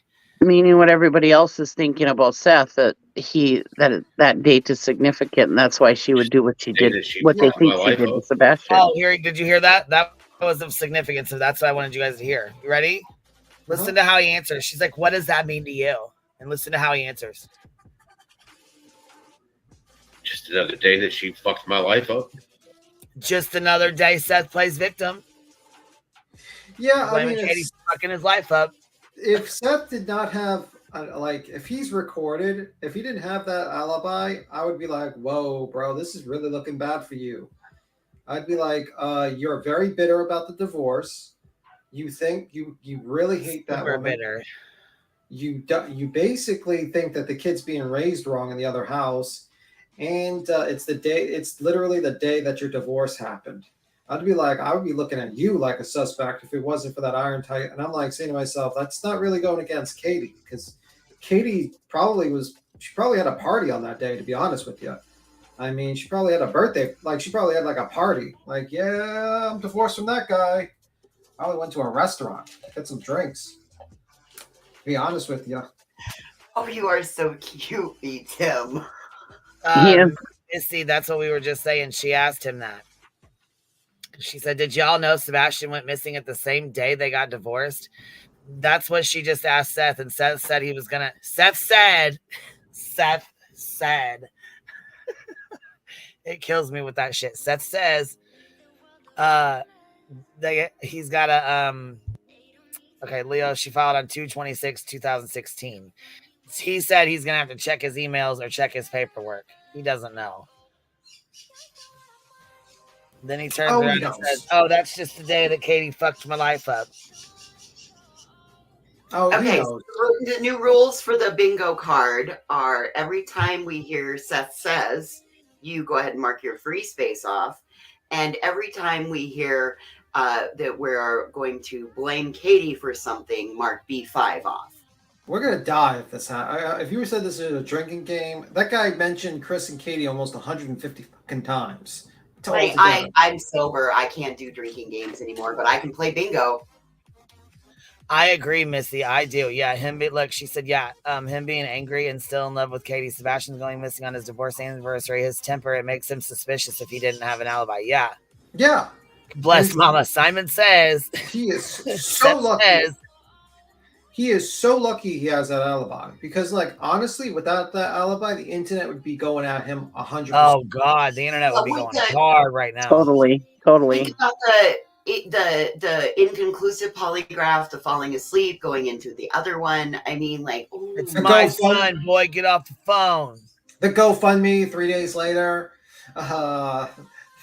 His sister running his Cash App. It's all weird. It's all and his stories are changing all the time. Where Katie and Chris, I mean, there were a couple of changes in their story. I mean, like very little minute changes from one interview to another.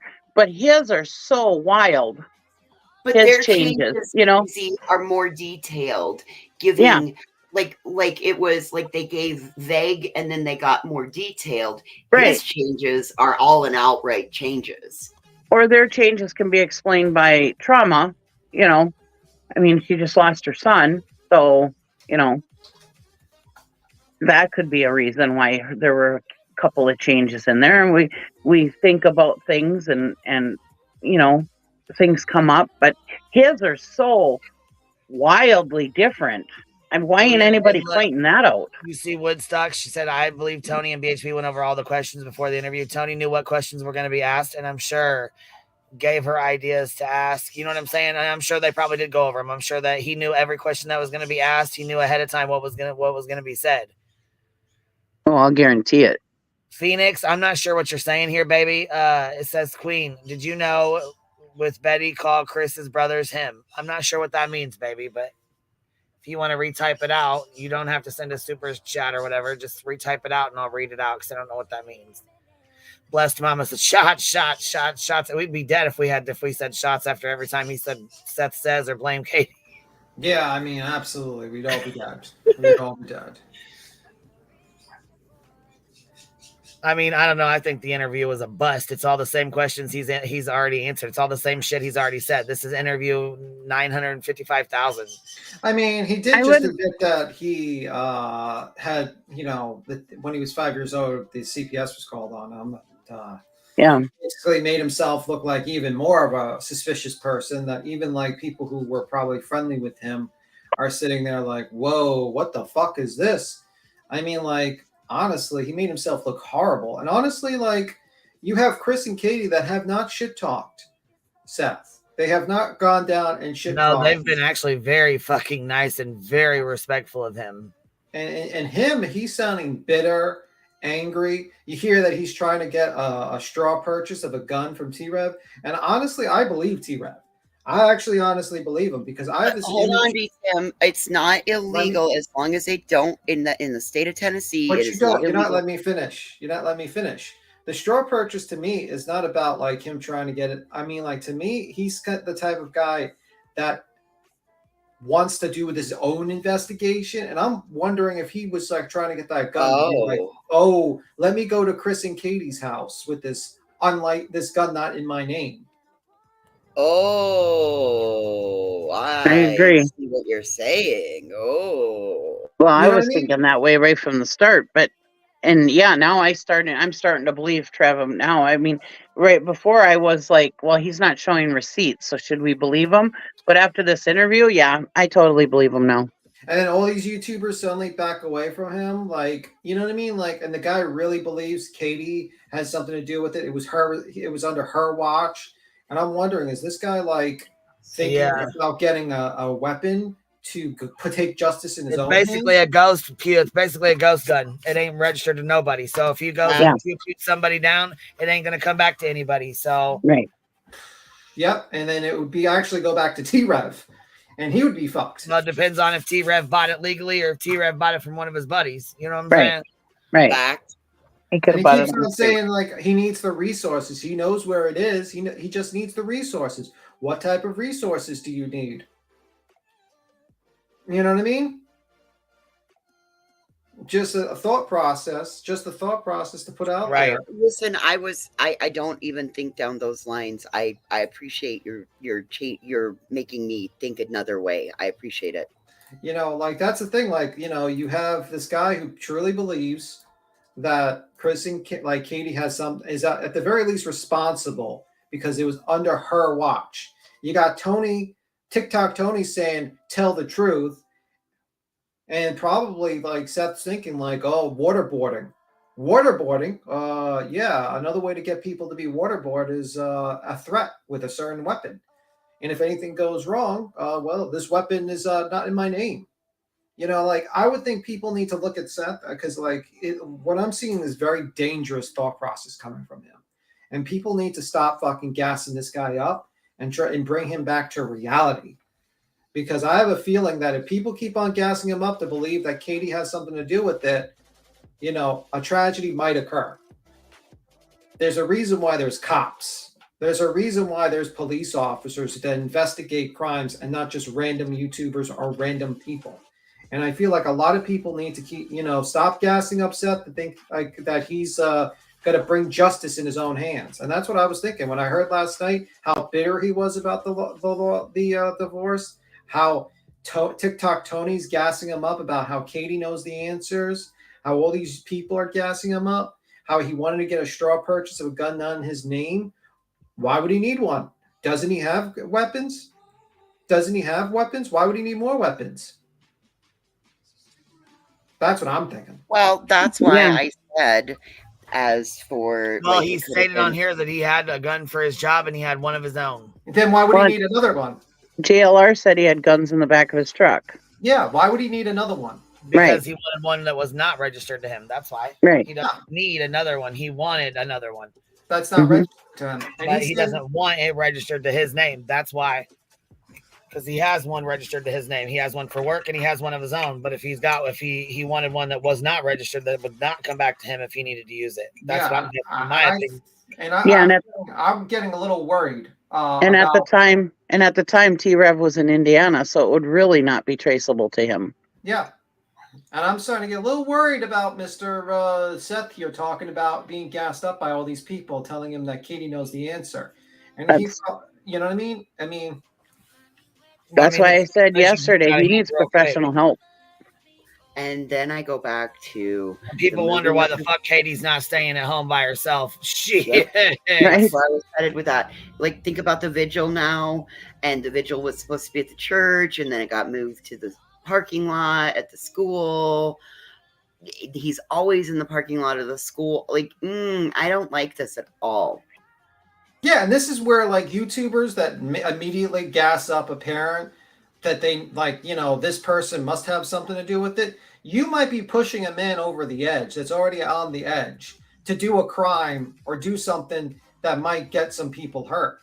That's why he's ultimately responsible for his own fucking actions. I just want to say that, you know what I mean? But I get it, but you know what? When you have the whole internet telling you you're right and saying you're justifying your action, that could gas you up to be fucking doing some evil. You know what I mean? Like, there's the same thing with like many things in history where like good people killed good people, like killed other people. They got gassed up by a mob. And imagine a mob of people telling you you're justified, you're great. Katie knows the answer. You got to get justice in your own hands. You need the resources. Here's some money. And he's thinking this and he's thinking he's top of the walk. He thinks he can solve this crime. Yeah, and you know, he's a grown ass man. He's responsible ultimately for his own actions. You know what I'm saying? He's a corrections officer. He needs to be thinking a lot more clear than that. You know what I mean? And this crazy talking may be the reason why Pascal was saying he was stepping back after he met him. Remember?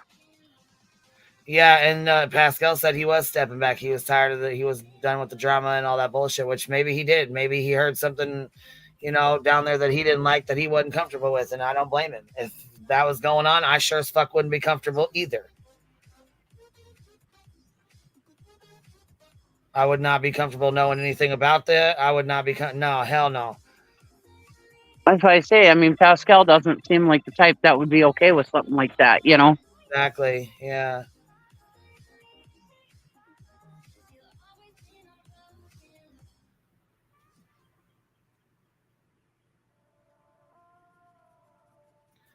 Yeah, so here's this one we're going to say... Okay, we're going to play this one's 115. Let's see. Okay. Simple things like why don't you enforce the same rules that at my house, you know, so on and so forth. And it's like, you got in trouble at your house. He got in trouble in your watch. You tell me why he's in trouble, and I will determine if it's severe enough that he will be punished here. See, working with a parent like that would be very, very hard. Because if he got in trouble at home and he's coming over to your house, then that punishment should stick. You know what I'm saying?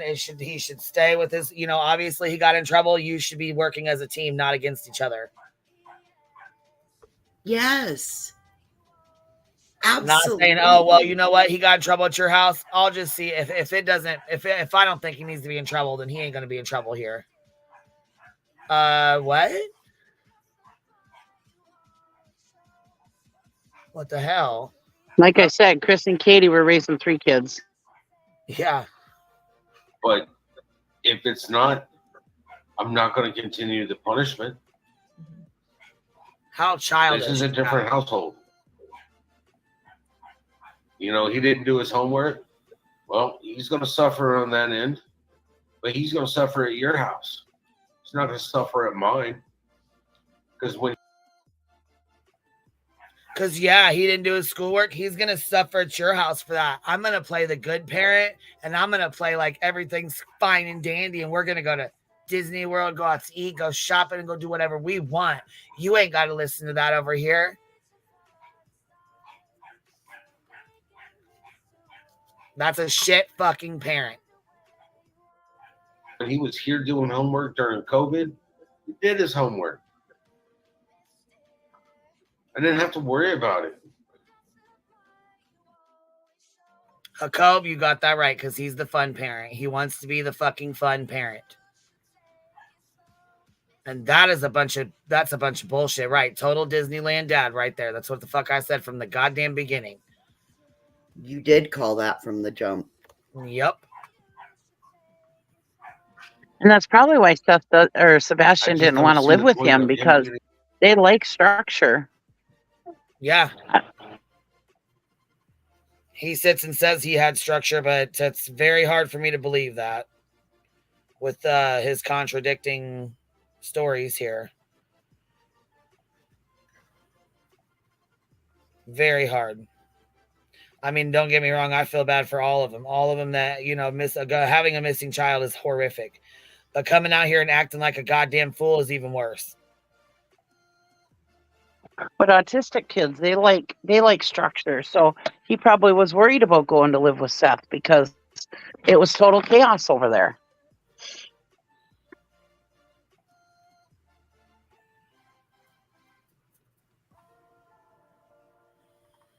To come stay at my house and be in trouble for something he did at your house and being punished at mine.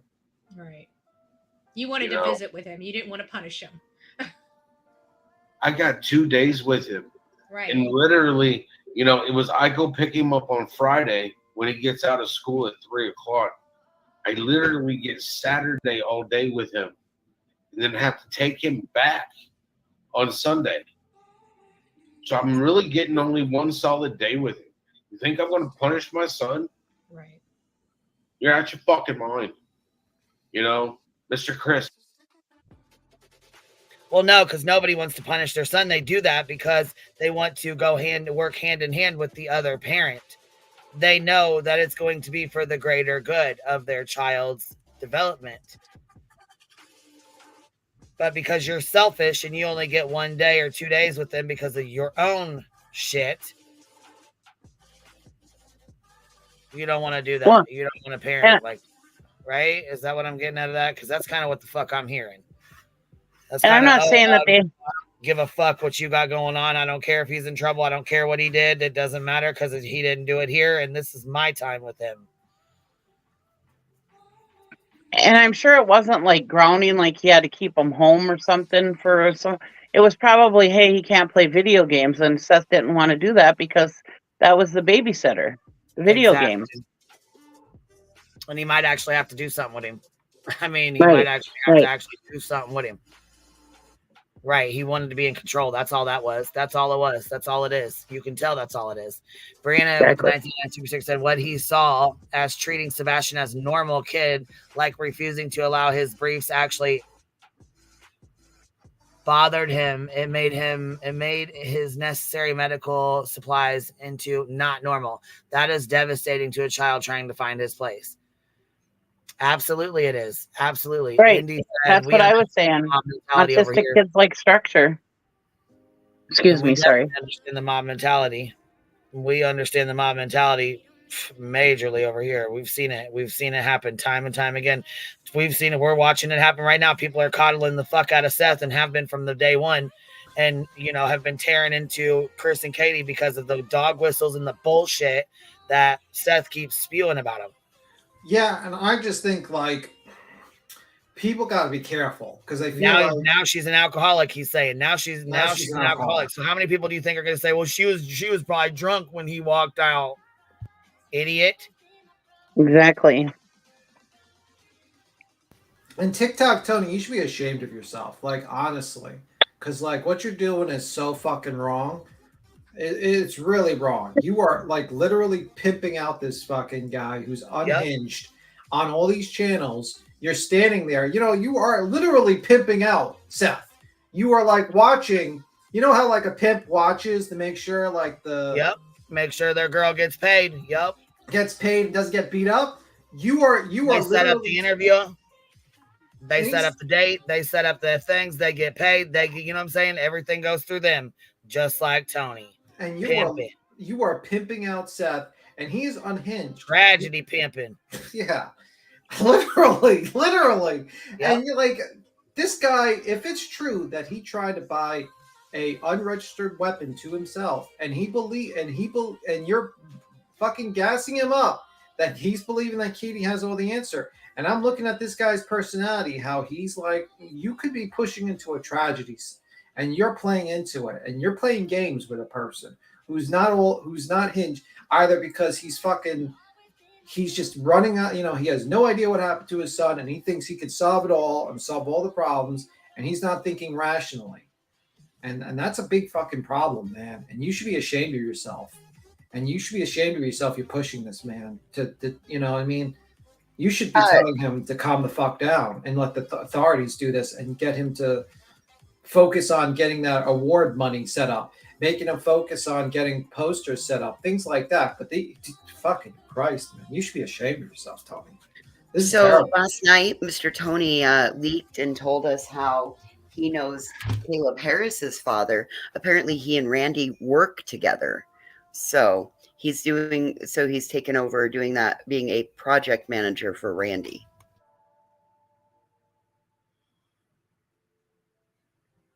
Wow. And the plot thickens, don't it? Yeah. Oh, that was the best. I thought that was one of the better pieces of nuggets that came out last night. I was like, oh, so that's how, now we know how you know Mr. Harris. Yeah. This is just fucking bad. I would be, Berto says, punishing a child to help them become a well-rounded, decent future adult is showing love. Loving a child means you care are who they might become as adults. Yeah, absolutely. Absolutely. Right. Katie didn't want her son to be a lazy piece of shit like the father. The Cove says also the video games at his house could be the reason he's gone. Very well could be. Could be. Let's count the possibilities. One, he was lured in by video games online because he wasn't being supervised, and an adult might have lured him to come out and meet them. Two, an inmate might have got an idea that they didn't really like fucking how Seth was treating them, and he might have went after his son for revenge. Three, the child could have ran away by themselves because in a manic state, like it was stated before, and maybe just ran out of the house because he did not want to change, didn't want to live in another house. Four, he could have just ran away because he just got tired of the old situations.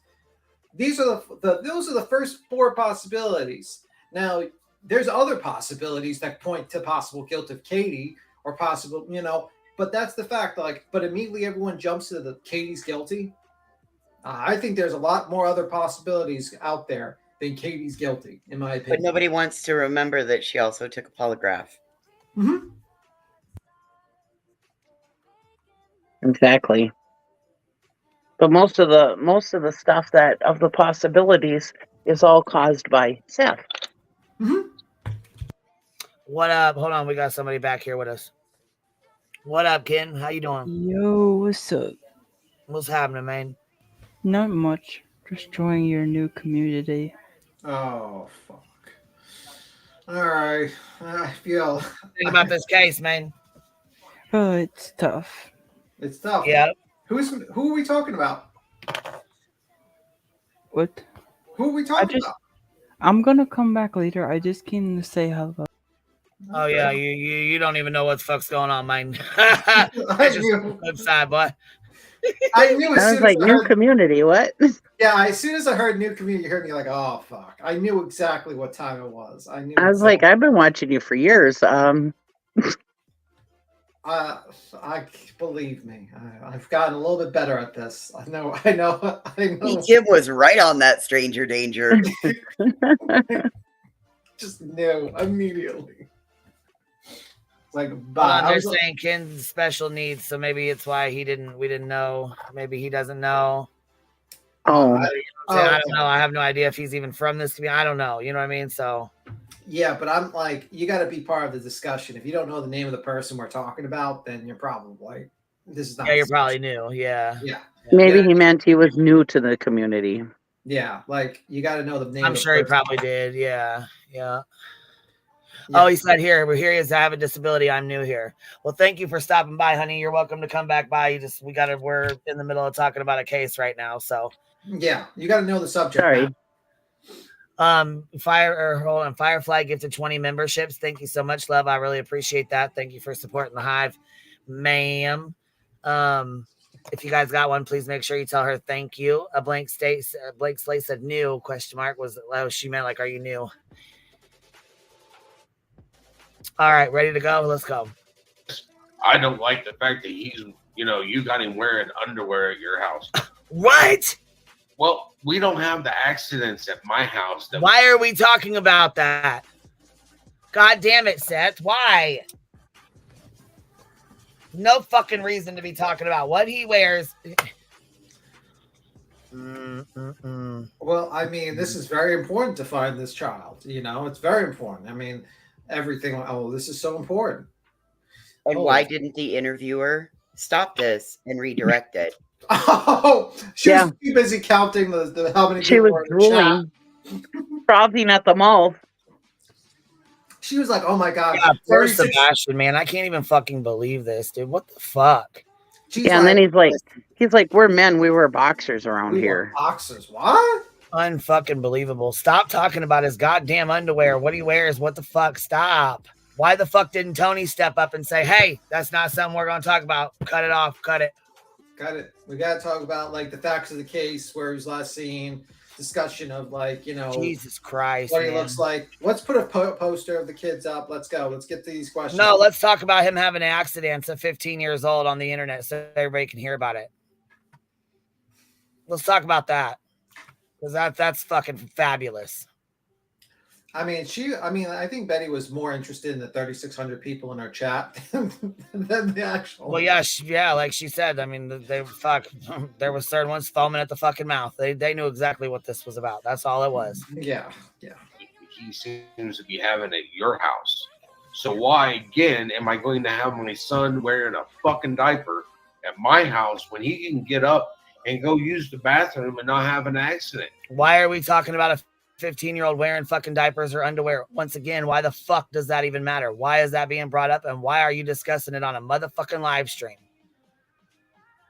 This is all part of villainizing Katie, villainizing Chris, making him sound like he's such a great guy. And it's like, man, this is more like you're trying to get the court of public opinion on your side so that you can be more marketable, so you can continue to get those super chats, that money donation on your TikTok to continue your growth. You know what I mean? That's what it sounds like to me. That's what it feels like to me, that you want to make yourself look good on the internet of public opinion instead of trying to get information. That's what it seems like to me. But that's just an opinion from an asshole on the internet. I go back to what Katie said. I go back to what Katie said. I would not violate my son's privacy. Right. She And you know, struggled to go ahead. Oh, go ahead. Sorry. Well, she just God, it struggled makes to me so even. fucking mad when he goddamn talks about that. It really makes me fucking pissed.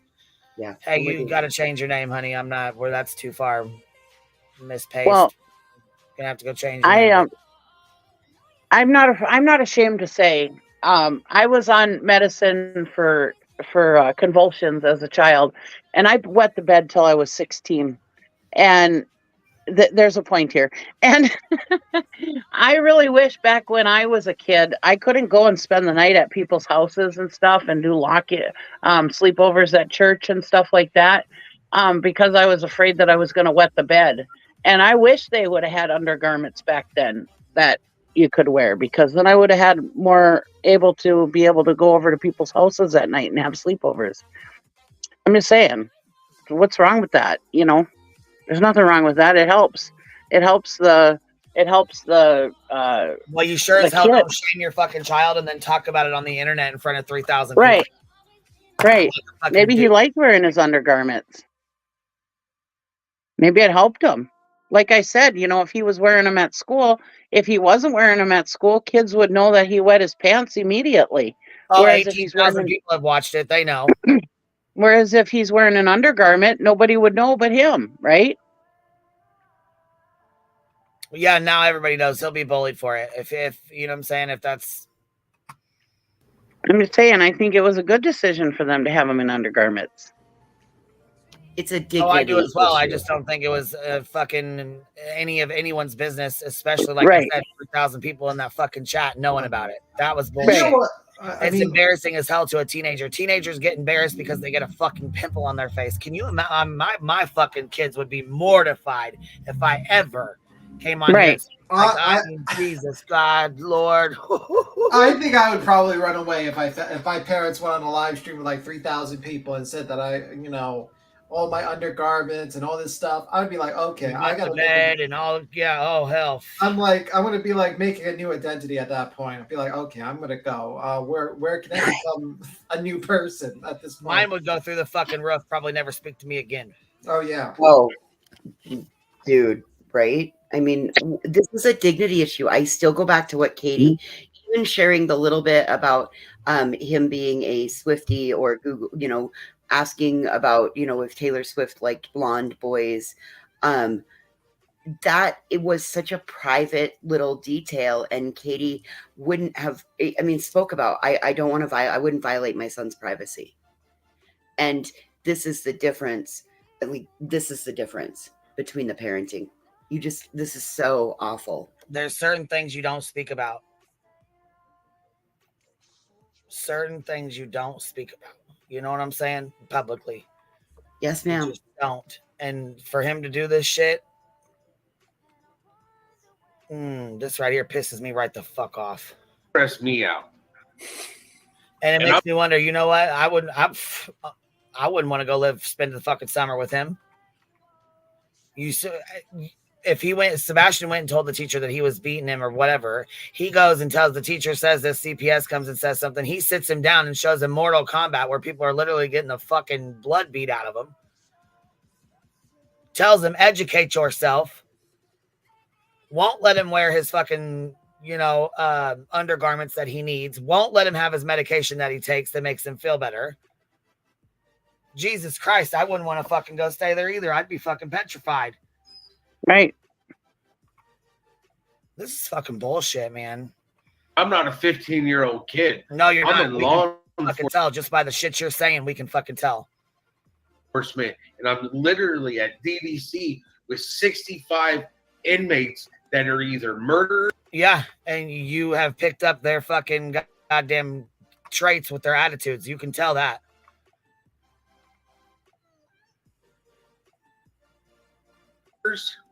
Or in there for a long period of time about to go to prison. And those two stressed me the fuck out and worked up. Wow. So yeah, I'm pretty sure. I'm sorry. This is just one of those. Take a deep breath, relax.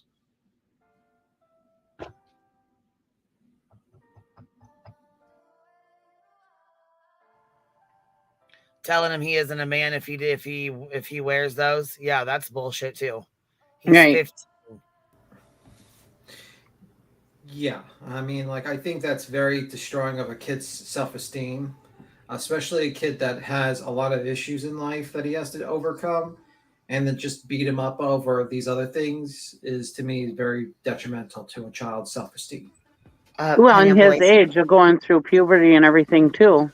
Well, all you that gotta all realize, together. you got to realize if you are suffering from disabilities like this child is, or any sort of disabilities like that, you are going to feel lower than a lot of kids around you, and it's very tough because you are you're kind of feeling very low, and then to hear your own father kind of say that to you is going to really bring you down even lower. Because at the end of the day, a kid wants to be just as good as them or better than everyone else, and to feel like you're below them, and then having your father kind of say that you're kind of like, you're not a man if you do this and that, what I mean? I think that's not a good, healthy thought process.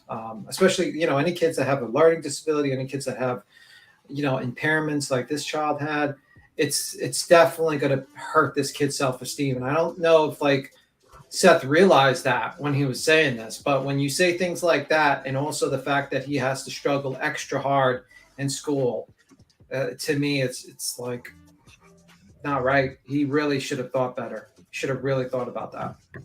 I also, Pineapple Icicle Tree said that it also shows that Katie was monitoring his internet usage by knowing what he was searching.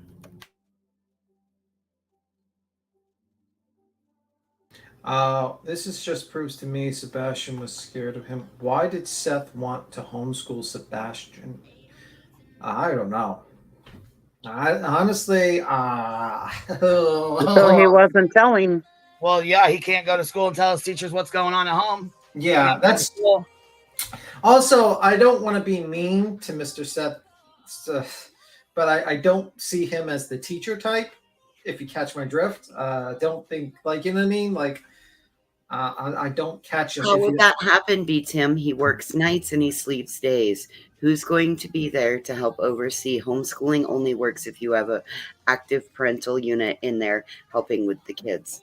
Yeah, and I don't see him as the teaching type. Let's just say. Tommy, if you want a link to come up, it's pinned at the top. You're welcome to click it and come on up. Let me see. What's Tommy saying? I don't know. What? They just says Blessed Mama said, Tommy, if you want the link to come up and explain, come on up. You're welcome to come up. It's always pinned. Mm-hmm. Oh, he's in here talking shit. Okay, she disposed of his body early morning to Chris. Oh, that's a lie. Yeah, we don't say things like that in here. That's a strong accusation there. Also, if your child was missing, would you like people to run in here and say that they're dead? No, that's not appropriate. The kid is not dead. Making accusations like that's not cool. Not okay. Yeah, and also you have to do fact-driven stuff. You have to have evidence, and there's no evidence pointing to anyone really at this point. Though there's a lot of incriminating comments from Mr. Seth last night, which was not very good.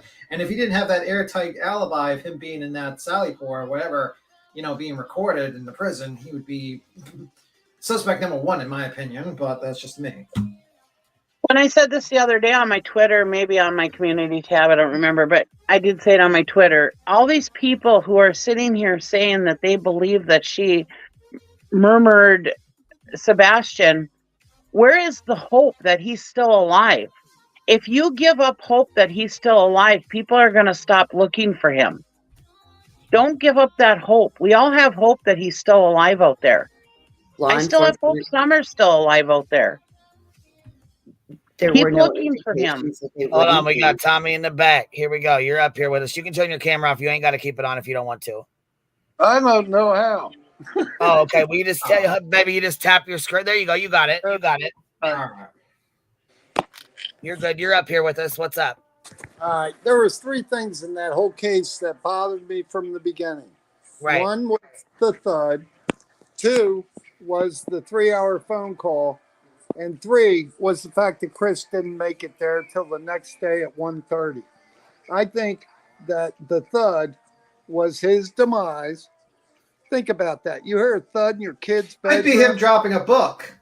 Dude, I am not going in a 15-year-old boy's bedroom. No fucking way. And Nope. the most you say is, I don't know what you're doing, but you better go to bed, and you never hear from that kid again. I think she overdrugged him because he had trouble sleeping. I think that it's a lot of I thinks in that. The reason that thud, she went in there, and that's what triggered the 3-hour phone call.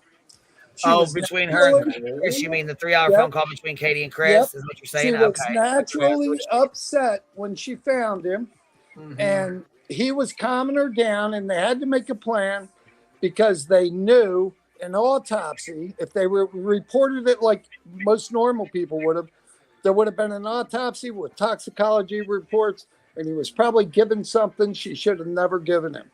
And I think that he told her, put him in the back of the car. She wrapped him in a blanket or something. She met him at 6 o'clock the next morning when she went driving around, or 6:30 when she went driving around on some desolate road, handed him over to him. And then that's why he didn't get back until 1:30 to 2 o'clock in the afternoon. Now tell me this, if your wife calls you and she's hysterical, like he says, why wouldn't he jump in the car and head there? He'd have been there by 9:30 or 10 o'clock. Okay. He was disposing the body. No, he was there that day, first of all. In your opinion, in your opinion, which, like I said, and all opinions are welcome as long as they're respectful. I just feel like there's some things that are fact driven here that can prove some of that otherwise, Yep. Mm-hmm. Yeah. First of all, he was there. He was there that day. He was where? And he was at the Proudfoot's home that day. Chris got home that day. Yes. It was later on that day, but he got there that day. And second of all, you gotta let Cheesy speak. We let you speak, Tom. Second of all, the 3-hour phone call, there's nothing wrong with them having a 3-hour phone call. I have phone calls like that with my husband, especially when I was out on the road being a truck driver. I used to always have, every day, had many hours on the phone with my husband. Yep.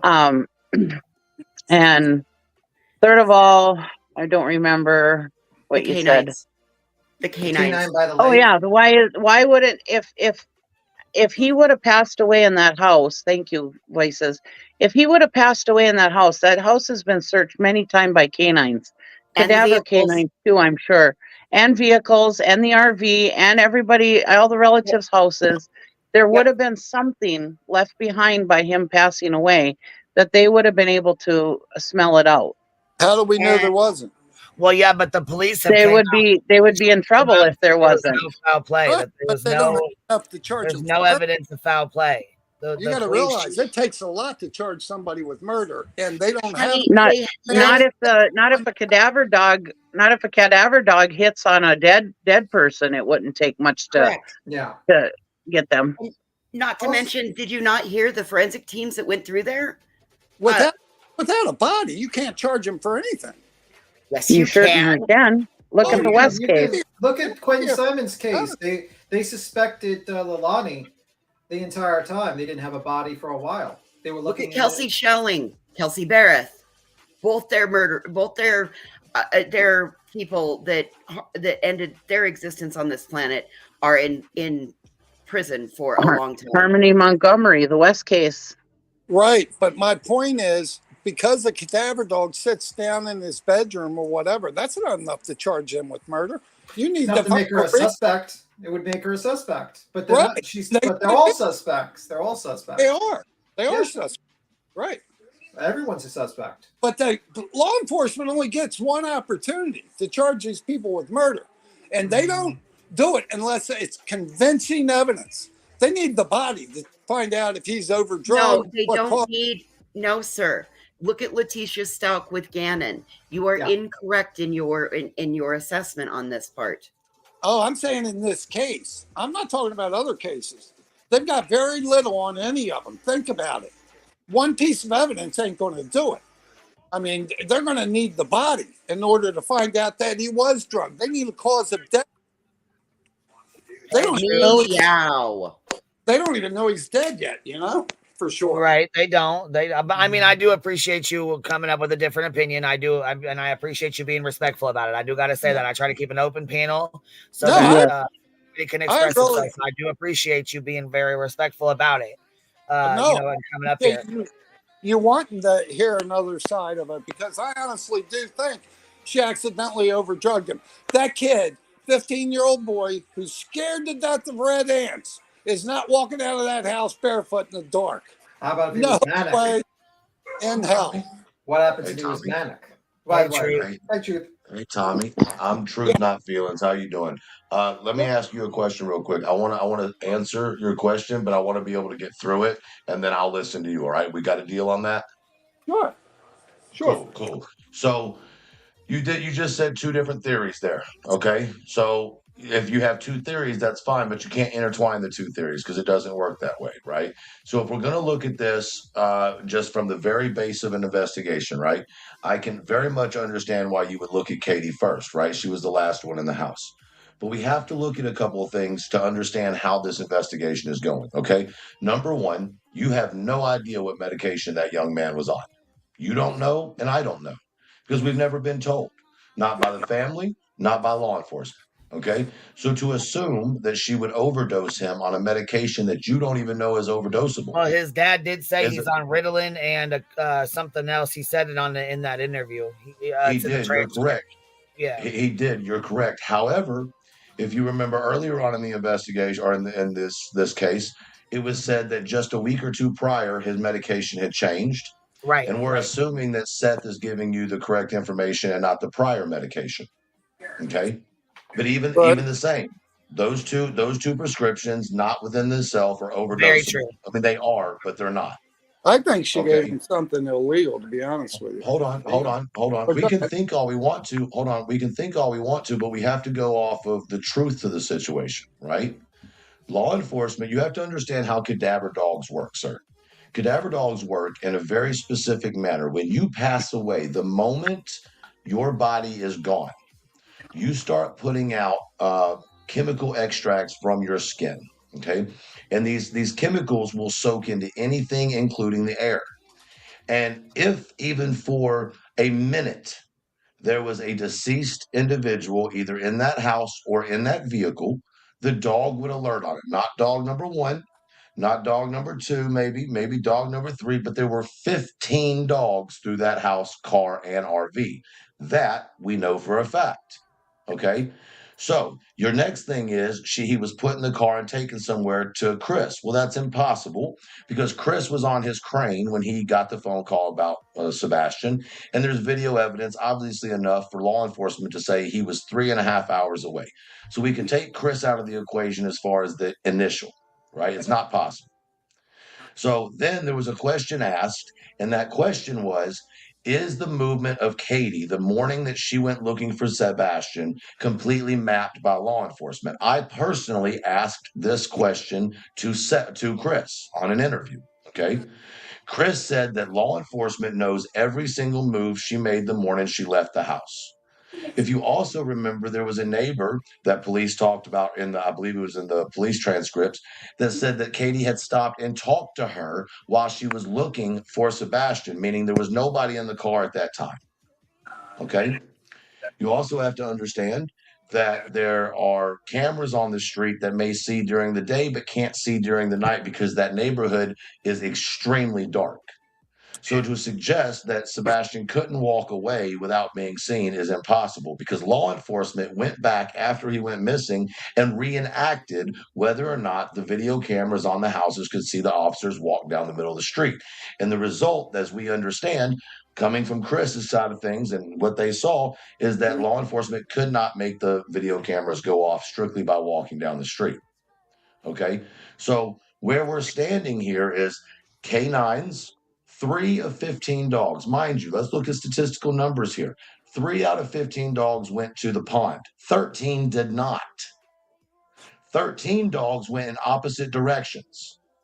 So just statistically, it is less likely that Sebastian ever went to that retention pond than the idea that he did, just statistically. So I think what we need to do is stop putting feelings and emotions into things and look at what it is. Is Katie a suspect? She will always be a suspect until this case is resolved because she was the last one with them. But to say that she did XYZ PDQ is incredibly irresponsible because we have no facts or evidence to even suggest that that is an option. As a matter of fact, we have evidence that will show that that's not even a possibility. Well, wait a minute now. Right. Take a breath. Take a breath. All right. Now, first of all, I don't have two theories. I have one. I don't know where you got the two theories. But second of all, how do you know what police know? Let me ask you that. Well, How do you let know me answer your that question. Let Chris me answer. was at a crane at a certain time? How do you Yes, know we do. that the dogs didn't sit and the police have that information?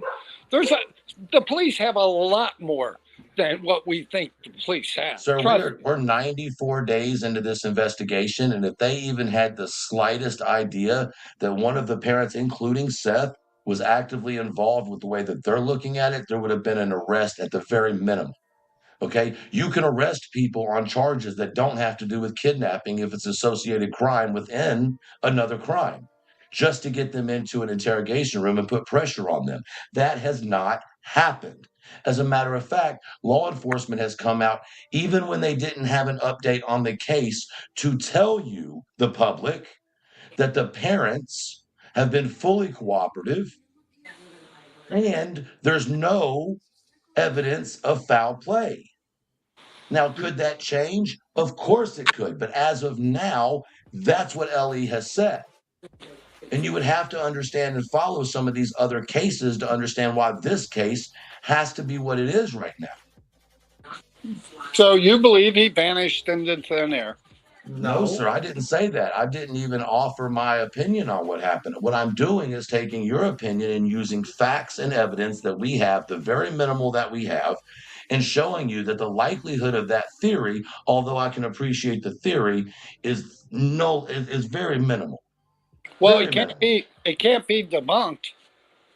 Well, it can be because there were no identifications from the cadaver dogs, sir. If someone would have passed in that house, one of those dogs would have identified. That's not enough to arrest them because a dog sat down. Sir, respectfully, you have lost your mind if you think that in a missing child's case, that if they smelled the presence of human remains, that they would not arrest the parents immediately. You have or at lost least your take mind, them, sir. and also probably Chris? they have cell phone data that probably tracks her location where she's been going the whole morning. So that's probably why they knew exactly where she's went. They do that with a lot of cases. It gives you a pretty good idea. Sir, you're willing to fight for your theory, but not take into consideration the facts that were just handed to you that nullify your theory. What facts? The fact that Ellie has said that the parents, there's no foul play on the parent side. There may be foul play, but it's not with the parents. They said they're all suspects, and they only said everybody. In any case, everybody's a suspect. Yeah, everyone's a suspect. They can never rule anybody out until they have the body. Well, but they said that as far as they know right now, there's no foul play as far as the parents. Now, let me tell you a little bit about deceased people. I don't want to be gross, but when my mother passed away, she was on dialysis and everything, so she didn't have much as far as fluids in her body. So there was just a small spot, but that spot, even though they wrapped her up with her sheets and everything, it was still left behind in the mattress. When my father-in-law passed away, he was not on dialysis. He had a full bladder, full everything. Everything was full. I had to get rid of that mattress completely because it was so gross. And I'm sorry if this is gross, but that is what happens when somebody dies. Oh, I know. Everybody dies. As well as the death hormone is secreted. I realize that, but I mean, even if we took out that the chemical and the hormone and everything, the smells were out of the body, there's fluid. There is actual fluid that you see and smell, and you never forget that sight or smell after somebody dies. Have you ever smelled the car? Let me also throw something in here that I think is important from a forensic standpoint. Okay. We're talking about a young man who has historically had issues with Right. continence and Get being it. able to hold his urine, right? Right. I And got it. so, in that idea, we all know, or if you have any idea of forensics, when you pass, the muscles in your body cease to contract and everything loosens. So, at the very least, this young man would have more than likely excreted urine at the time of passing. And that within itself would create an aroma and leave a smell that, sir, if you've ever seen it or been around it, you'll never forget it. So there are levels to this that you have to use a little bit more than what you're seeing on the news or what you're seeing on a channel. You have to use a little bit of expertise that a lot of these panels offer, but then again, a lot of these panels don't offer them at all. Yeah, one of the neighbors said that that's the reason Chris wanted him to sleep in the garage is because He never slept in the garage, sir. never He slept in the never garage. That is slept in the incorrect. what a garage. neighbor said. I said what a But neighbor. I'm telling you, he never Was did. that the fake It was neighbor? a neighbor that doesn't exist. Yeah, the that was the neighbor fake doesn't neighbor. exist. Yeah, that was a The fake Not neighbor, even a valid person. Yeah, that was a the neighbor fake doesn't Wait, exist. true. Let me It's explain. not a real person. Telling you what Chris said. It was a fake neighbor. It was someone Chris did pretending not to be a say neighbor. that. Yeah, it was. That's what he was quoted as saying. That's Where's all. the clip? That wrong, was a sir. fake neighbor, sir. I never said he slept in the garage. All right, his You're mattress. repeating No. misinformation. You're harming a missing child's case. So tell me now, what fact? You still haven't given me a fact. What was? That We debunks did that. give you He facts. gave you a whole list Look, of facts. He look No, on you the. said Hey, because the sir. family Are you are sick? cooperating. Sir, Wait, I'm going to be respectful. Look at the TBI website. They have all of the facts right there that we are quoting to you. Those are right from the TBI. It's on their website. You can read it. Go look at it and then come We'll back just- and tell us that we don't have facts. We are sharing the facts that TBI has put out. If you watch all of the news press conferences that they have put out, you will see these facts that they have said. These are the facts that we know right now. Go look at the TBI website and go watch all of the press releases, and you will see all of the facts without watching any YouTubers. I guess we'll have to wait for an arrest. And I will bet that TBI has a lot more information than we can ever dream of on both this case and Summerwell's. I think TBI knows exactly what happened.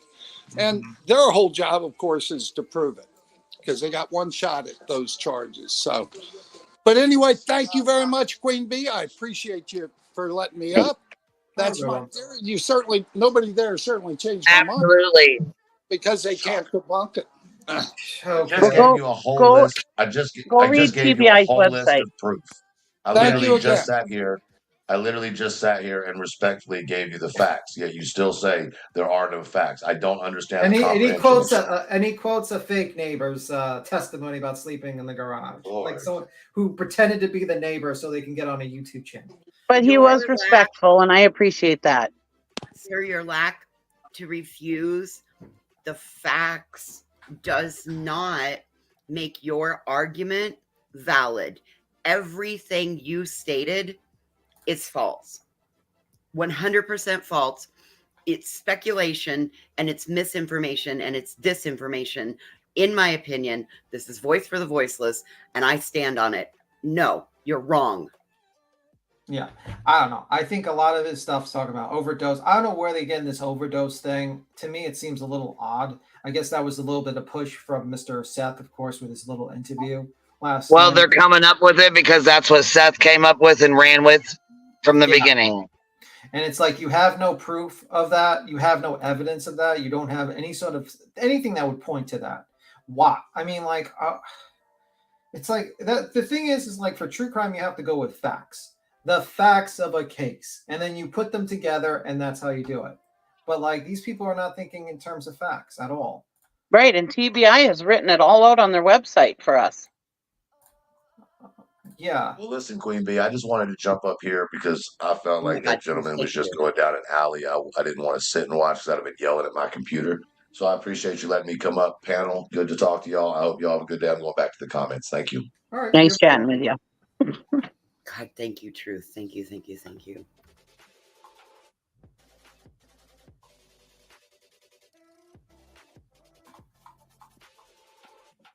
And sorry I got gross with my comment, but I thought maybe it might make a difference.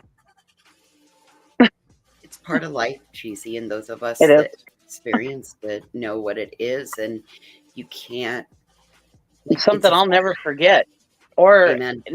you'll never get that smell out of your senses, and you never forget that, you know. And yeah, I mean, like I said, one mattress I had to completely get rid of, you know. Well, I mean, like, I think it's very interesting. It's a very interesting case in point. It's good that that guy came up. It gives you an idea of the thought process of this group of people who are kind of listening to old facts that have been disproven, but because it's not like, you know, a lie travels the world 3 times before the truth even gets a head start, like gets a start out of the house or something like that. Gets out of bed. It gets out of bed. Thank you. And like this guy has basically spreading the rumor about Chris having his kids sleep in the fucking garage or whatever from the neighbor. That was the fake neighbor from the interview. It wasn't even a legitimate person that lived in the neighborhood. It was somebody who came in and lied. Yeah, and just lied about that. He's talking about drugs, like some sort of overdose with drugs. It's like, where do you have that from? I don't know. Just like he thinks it's illegal drugs. That's what was his next comment, that he thinks it was something illegal that she was doing to him. You know, Well, yeah, because if she would have just accidentally overdosed him, she wouldn't have hid the body. She would have called the ambulance and say, "Oh no, he accidentally took more than he was supposed to." So now it has to be illegal, because then that would give her a reason to do away with him, get rid of him. This whole thump thing, I'm like sitting here, I'm like, they could have dropped his fucking Wii U, playing in his bed, whatever the video games he plays in his bed, could have dropped a book, could have dropped anything. Thank you, Voices. We had the truth in that story lost for a couple of weeks. Thank you. Cheesy, I've been there. But anyway, I just think like that's the issue. It's like you just hear a thump. There is no evidence of drug usage. The guy, Truth, gave you a timeline telling you how impossible it would be for Chris to be somehow magically, you know, doing that. They were probably on the phone talking for 3 hours because, you know, they have a relationship and they aren't married. I've talked to family members for 2 hours on the phone. We weren't planning murders. Like, we weren't planning on covering up murders for 2 hours. It's mostly just talking about shit, like here and there. And they probably were talking about like their relationship or what they did that day, or maybe they just put it on while watching a movie or something. I don't know. It's just like, it's unfortunate. I mean, I wish people would wait for facts before making up these theories. I'm going with the facts based upon when it comes to Seth. I think Seth is basically being gassed by a lot of people and he might be thinking about doing a very bad decision. Well, the people that want to spread this narrative they won't watch what they need to watch, because I said to watch all of the TBI press conferences, because I saw on another channel the other day, they were like, well, this press conference says this. Yes, but if you watch the other press conference that they made, it was TBI, and then the guy from Sumner County, I can't think of his name, came on, the officer, and he also said about how the parents are not there's no foul play with the parents, and yes, which it wasn't in the other interview. And it's like, okay, well, watch the one with TBI and the guy from Sumner County, because that one states that there is no foul play by the parents. Oh, no, there is no other. I watched the there is no other press conference. You're full of it. And it's like, no, I'm not full of it. There is another press conference. Please watch it, because then you'll get the facts. The facts, not the bullshit that you're hearing on YouTube channels. Facts from the officers, the law enforcement officers.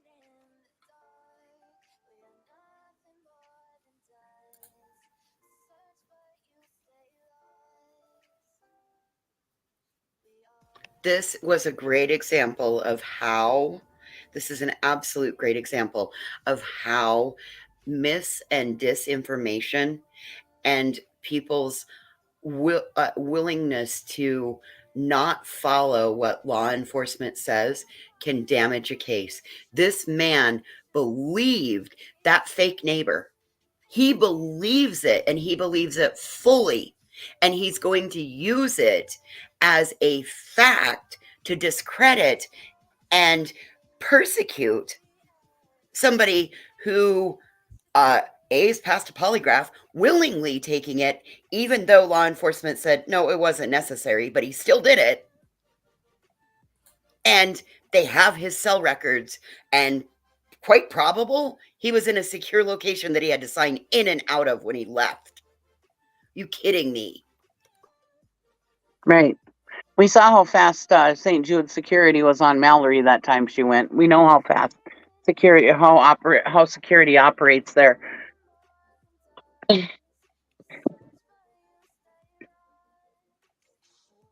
They know everything that goes on those grounds.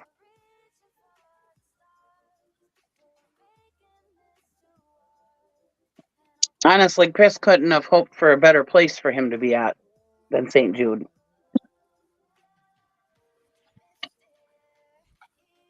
I just thought that just broke my internet today. I'm like, what? And we also know that the inside people are trying Why to. did feelings just get up here and leave like that? What the hell? I don't know. But the inside people are trying to do BS because we saw it on Smelly's that night that Seth got up there. And then all of a sudden, somebody pops up there with the name Chris with the same exact trees that Seth was on there with. And it's like, Tony, are you trying to be Chris on panels and stuff? You know what I mean? Are you trying to log in under Chris? Yeah, Is that what you're trying to do, Tony? Oh, by the way, Queen, he just had to jump up just to talk to that guy, and he just jumped down immediately when he was done talking to that guy. Just a heads up. He said he'd be back in the comments. Yeah, because I was gonna say he popped up. I said hi to him. I don't even know if he said hi back to me. He fucking went in on that guy and was gone. I'm like, what the hell? What the fuck just happened? I loved it. He was in and out. Hey, Katie K. How are you, love? Yeah, he was in and out. I'm like, oh shit. He came in, checked, talked. Well, at least you guys talked to that. You know what I'm saying? I didn't have time. I had to get the kids. They got out early. Today's their last day of school, so I had to go grab them real quick. But anyhow, I'm glad that you guys were able to talk to him a little bit. I was listening to what he was saying, but I just, I know that there's people with other opinions. Obviously, the majority have these opinions, so I wanted to be able to let him up because there's a lot of people with those same opinions that he's got. And they're not going to be able to learn or go through stuff with us if we treat them shitty every time they jump up. You know what I'm saying? So I try to be respectful to those who have other opinions, even though they're wrong and they don't make any sense. It's good that people get to hear that too, though, Well, I wish people would be fact-driven with, actual facts instead of just pure speculation. Right, but we know the majority are not. You know what I'm saying? The majority of channels are not. The majority of subscribers are not. They go with what they hear, and that's that. And we know that. Yeah. I think the part that upset me, Queen, was when we gave him facts, he did not want to accept our facts, and he wanted to stand on his fallacies. Right, but a lot of people do, even creators. I mean, there's a lot of people who feel the same way. Because why? Because Seth put that out there, his very first interview. I mean, he told Trevor Lee the same exact thing. So when he put that out there, that was a dog whistle that went flying straight through to a lot of people. A lot of people feel that way. There's a lot of people who feel the same way he feels. And we're sitting here saying, you're not going off the facts, you're not going off the facts. But there's a lot of people that feel that way that don't really care to go by the facts. Or they're not going to read them and stuff. It's going to take a conversation like we just had, with people explaining it. Maybe a different way, maybe over and over. I don't know, but sometimes it takes a different way for people to understand. Other people interpret things, they understand differently, and all of us saying it from our perspective, sometimes that helps and it makes it click. I get it. Yeah, I mean, I don't know why they want to continuously pound at. Chris has something to do with it. Meanwhile, the guy is Or literally sometimes it takes talking to B Tim, for B Tim to be asking questions, and then they sit and think about it, and they're like, "Damn, this really doesn't make any sense. I don't know why."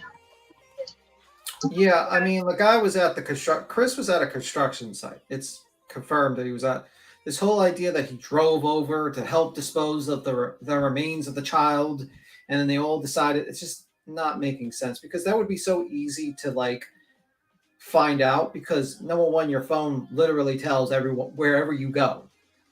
Look at the Karen Reed case. Everyone's phone literally tells where everyone went. And like if he actually traveled a lot sooner than his alibi or discussion where they would find that out immediately. It would not be hard. They'd be like the closest cell phone tower would tell them exactly where Chris was once they just try to do that. So well, they keep trying to say that Seth, or I mean, sorry, Chris. Chris left his phone in the camper and he drove without his phone and blah. You know what? The thing is he was not just at any construction site. He was at the best possible construction site because of the security there. Nobody can go in and out of there without being with security. And they're on camera at all times when they're there, I'm sure, and everything. He was at the best possible construction site in the United States that he could be at, St. Jude's Hospital. He was at an equally just as good as where Seth was. Right. While he right, they were both in the best places they could possibly be. And right. like, That's why law enforcement didn't make them take lie detector tests. And you have to go to another thought process. Katie doesn't seem to me, at least for the little minute conversations I've had with her, to be a type of person that immediately her kid dies of an overdose, doesn't try to call the ambulance, doesn't try to do any sort of resuscitation, but immediately tries to cover up the crime by disposing of the remains. This kid that for if it years was an accident, it was an accident. You know what I mean? Yeah, but He I'm would saying call like, 911. yeah, but I'm just saying, yeah, does that make any sense that a woman that's took care of a special, this kid for years and years and years, cares for him, loves him, suddenly decides, okay, I'm just gonna just immediately throw him out into just dispose of his body, not attempt to call the ambulance, not attempt to resuscitate him, not attempt anything, just immediately go into disposing his remains, and then proceeds to go on and do it. Just doesn't make sense. It just doesn't make sense with her behavior, And then to say you can't get anybody for murder without a body, and we named off 6 cases already just recently that they did without a body. Hello. Especially the West case, they have no clue, and Harmony Montgomery, they have no clue where these children are, and they got them. It's like.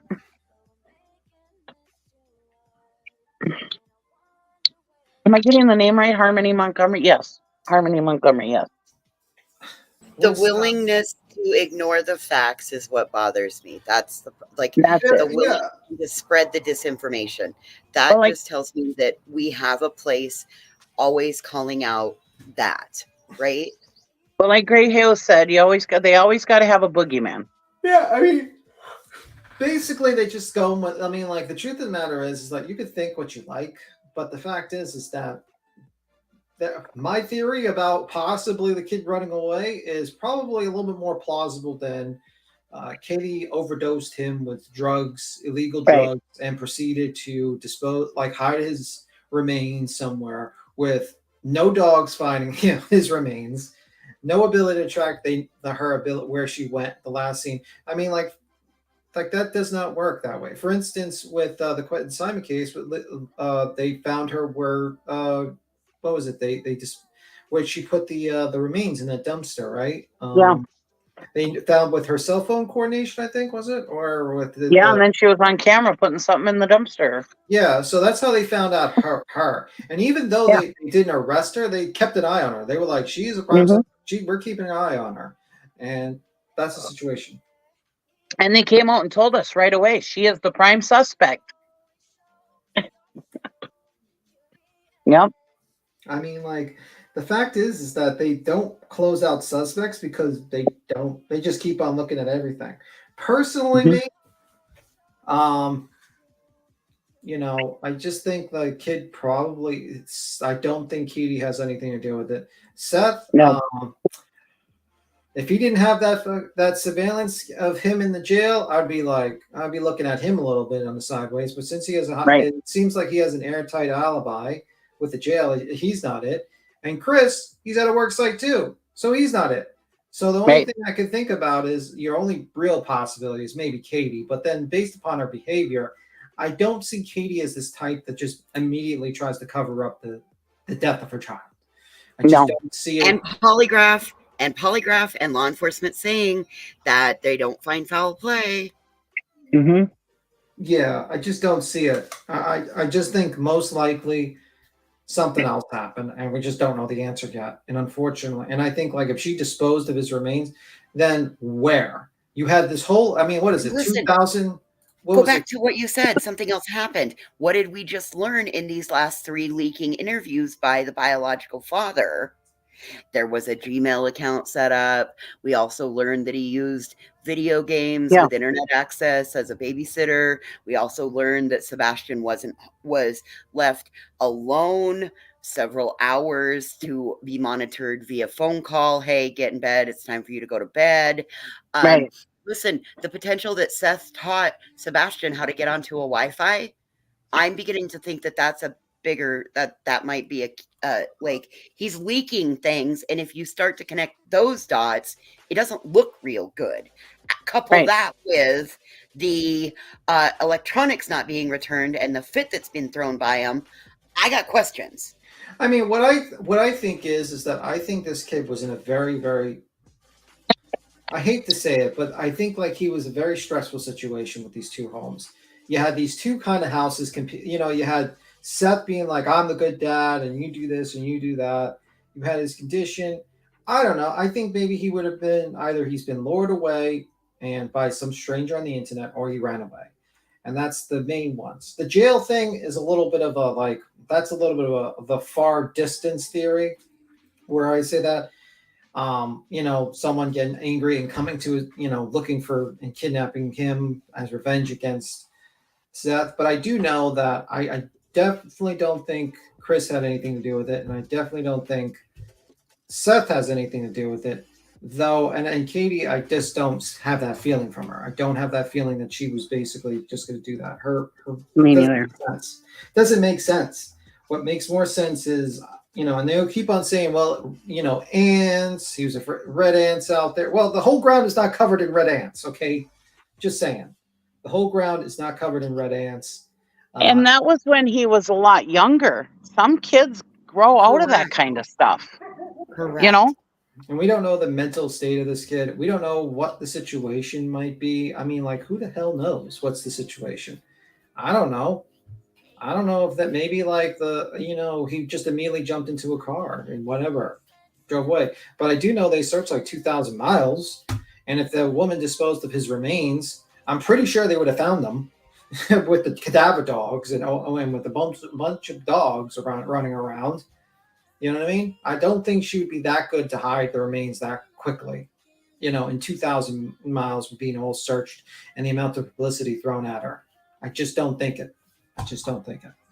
And he was an intelligent 15-year-old. He probably knew he wasn't going to get red ants on him at the end of winter. Yeah. You know? Ants weren't really out at that point. Right.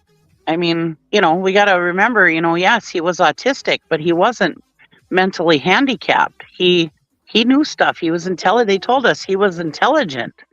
He could play chess like nobody else. You know, he was very, very smart. But see, other people, like the woman we don't talk about, talks about him like he's not intelligent. Seth tried to throw shade about, well, music always helped him transition. What was something that Chris and Katie both told us? They were always doing like name that tune. Music was talked about, that they had that. Right. That pissed me off when I heard that last night. And a wide variety of music too. I just think, honestly, what I felt like what Seth's doing is trying to save his online image and make himself look good. I have a silly question. The garbage picked up that night was the landfill checked. What if he was hiding in the trash can? That was Wasn't one of it the first places searched. Yeah. Because the weight of the garbage was more than it was in prior weeks. So that was the first thing that was done. Yeah, I think I heard that was the first thing they checked. I mean, I don't know. I mean, like, to me, like, if a these scent dogs immediately don't, like, I think the last one they picked up was by the lake, right? And pretty much jumped into that lake. Am I correct? Retaining pond. It's only about knee deep. It's not, and it was completely drained and went through. Listen, Yeah. I stand with what Truth said. 3 dogs went that way. 13 dogs went the other way. You know what I mean? Yeah, and they usually, like, if someone just initially just disappears from a location, it usually means like picked up by a car or something. Like that means, right? If they just don't, or they just lost. Right. Well, but there was also, like, we saw the trail, and where, like, and that was of those dogs. We also had the other dogs that went other ways. We don't know what they indicated. You notice that the only information that we're given is the ones about the 3 and the way and the direct route that they went. We don't know about the others and what they indicated, and that could be for a legitimate reason. Yeah. Again, law enforcement has said they don't suspect that there could be foul play, but they don't suspect it on the part of the parents. And law enforcement isn't talking about the 3 dogs either. The only reason why we know about the 3 dogs is because of the dispatch call, is because we heard it on the dispatch call. And Chris. And here's the other question, y'all. I questioned Julia because Julia said that she got a scent article for law enforcement. I'm sorry, but I know upon personal experience, the fact that she has a YouTube channel and all of that, law enforcement is not going to. I don't care what credibility you have. Law enforcement is not going to do that when they see what social media presence you have. That she just shot herself in the foot on that one. I do not buy that. Right, because she did. Chris did say that law enforcement did clear her that she was legitimate. But yeah, I don't think that they would give her their evidence.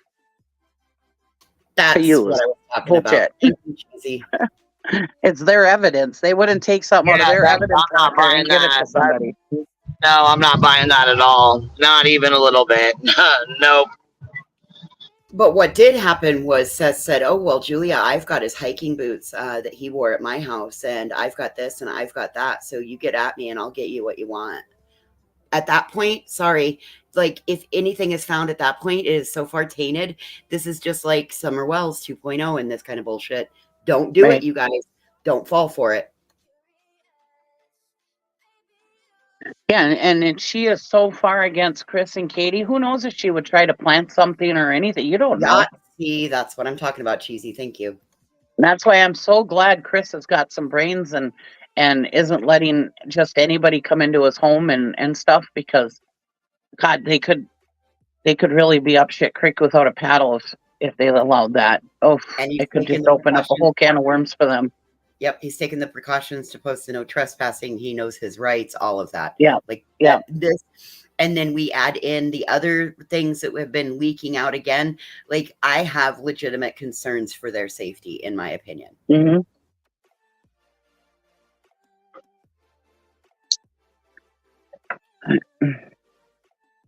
Now, these are also the people that thought the Wells could pull off the perfect crime too. So, I mean, according to the interview room, Glenda, she can be military, but she can blow her credibility by screwing around on social media.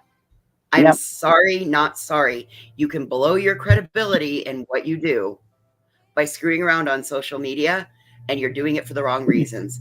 And if she's so tough and big and bad, why was she bawling on a panel because somebody found her production company? That does not align. But do you see who we don't see bawling their eyes out by all this being attacked is on social media is Katie, because she's military, she's tough, she's been taught how to control her emotions. Because I think that's one thing they teach you in the military is how to control your emotions. Listen, if you were in the military, you wouldn't give 2 fucks about what Right. What you wouldn't give a rat's fat kneecap, in the words of Jen Lu, about what yapping little keyboard warriors are saying on the interwebs. Right.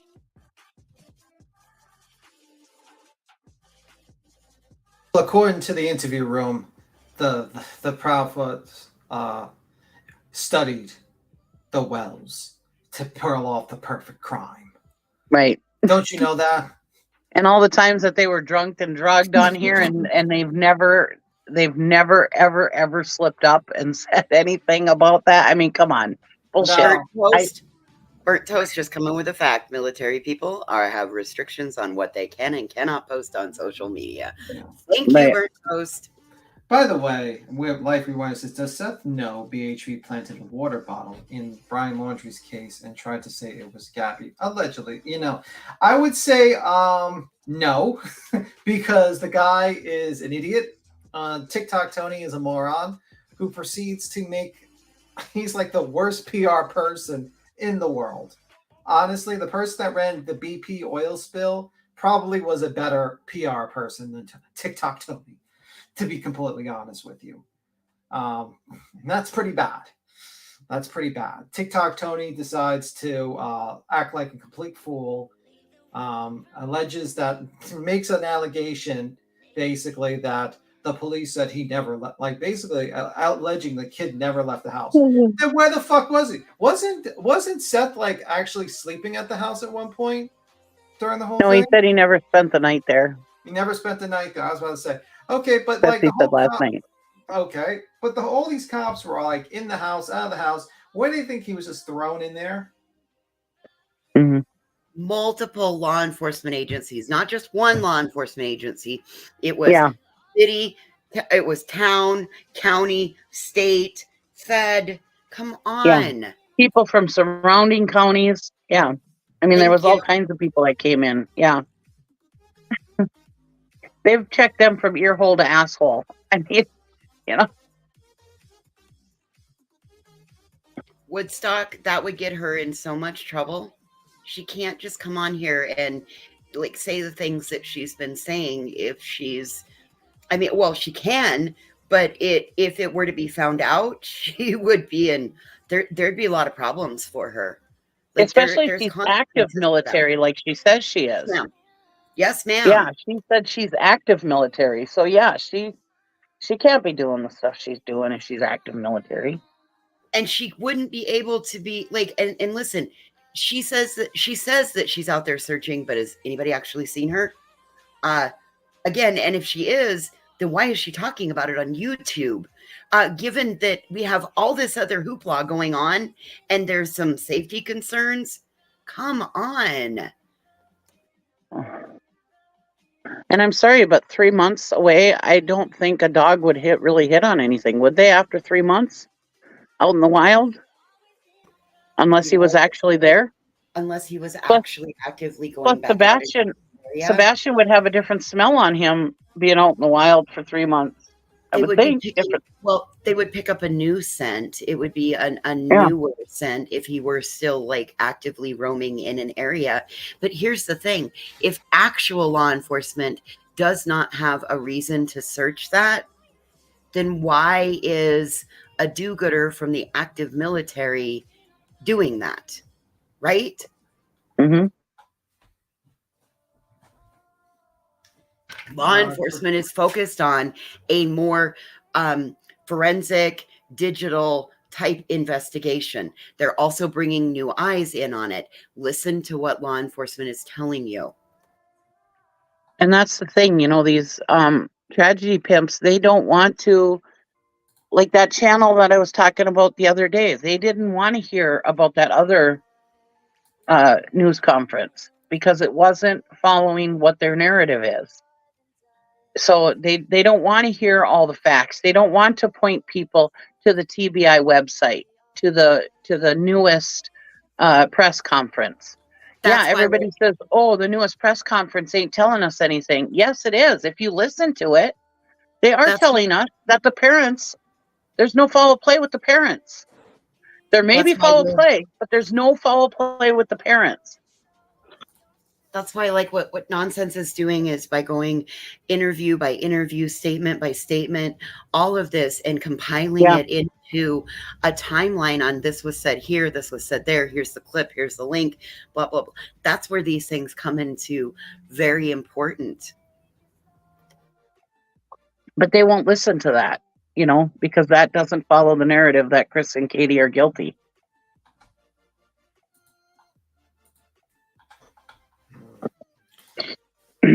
And have you noticed that some of the more smarter of the tragedy pimps aren't following Seth like they were? I mean, rallying around him like they were. Didn't I tell you that moment he turned on that Trevor Lee guy, that they would all magically turn on him eventually?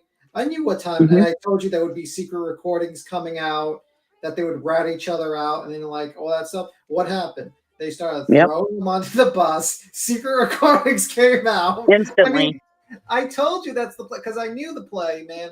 Because like at the end of the day, there's like these guys in. It's a small circle of like content creators, like Smiley, Justin, that John Dis for All, I'll just call him, Trevor Lee, The Lab, The Interview. All these guys, they know each other. They in the end of the day, they don't want to fucking start wars with each other. So they say to themselves, well, who the fuck cares? I mean, we're not gonna blow each other up for this guy named Seth. We're just going to kind of milk it a little bit, and then we're going to slowly turn on him. And that's exactly what happened. And T-Rev did it too. And I knew T-Rev was going to turn on him. The moment I mentioned about, like, as soon as TikTok Tony mentioned about JLR full of shit and everything, next day, what did T-Rev do? Backstabs TikTok Tony and Seth in a recorded interview. I mean, like, it's easy to see. I knew that they were going to pick each other over Seth. I just knew it because he's an outsider and they've been friends and they share audiences and they don't want to have interfighting with each other in their channels because the same 3,000, 4,000 plus people that come into a live are the same ones for each one of these channels. And they do not want to lose that audience. So of course they're going to turn on each other, turn on him. Who's making Seth into a prevert? A what? I see somebody in the chat saying that people making Seth out to be a prevert is wrong. I'm trying to see who's doing that. Who's saying he is one? I didn't say anything. She may not be talking about us, but I'm just wondering who is. Yeah, she said maybe you can tag Queen and she can play it.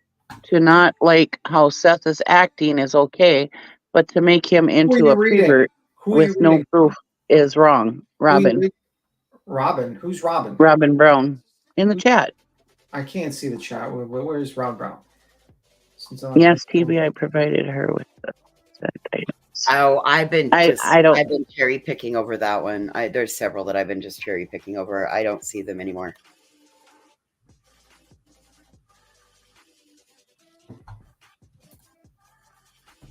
Let me see.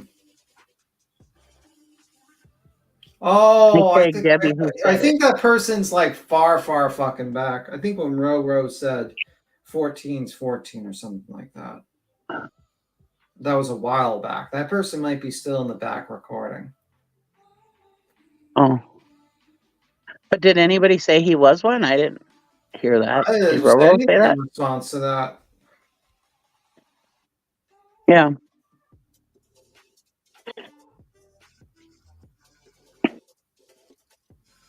Well, I don't like to say he groomed Katie because I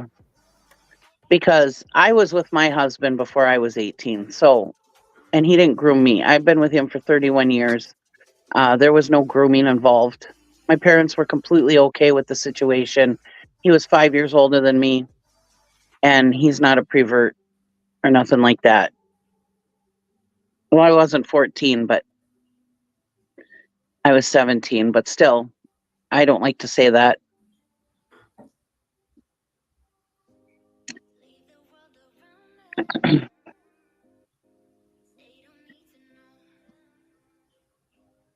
But when my dad thought my husband was 9 years older than me, because he was my husband was my brother's best friend, And my brother is 9 years older than me, and he thought that my husband was the same age as my brother, which was like 9 years older than me. And then my dad had a problem with it, but then when he found out that he was only 5 years older than me, then it wasn't such a big deal. Oh, he was 22 when he met her. Oh, well, I don't know about that. That's not my business. She married him. She divorced him. None of that matters anymore. And back then, now these guys are around the same age as me. Back then, it was normal to go out with somebody older than 18. I'm sorry, it was. It may not be okay with everybody, but back then, people did that. We were always looking for older guys. At least I was, because all the younger guys were so immature.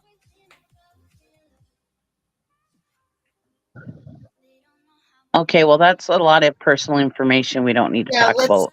Let's keep personal information out of the chat, you guys. There's no necessity. Yeah, that kind of stuff we don't need to talk about.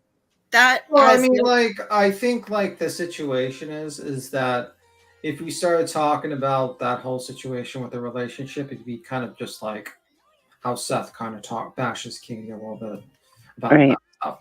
And honestly, it's another subject. It's probably something Katie does not want discussed, or anyone really wants discussed. So I'm just yes, don't do the back then crap. Yeah. Well, I don't know. I dated my husband when I was 17, and he was over 18, and it was all okay. It was no big deal. And a lot of my friends had older boyfriends, so I don't know. This is the time. Yeah, let's just skedaddle from that subject matter and move on. I'm just saying.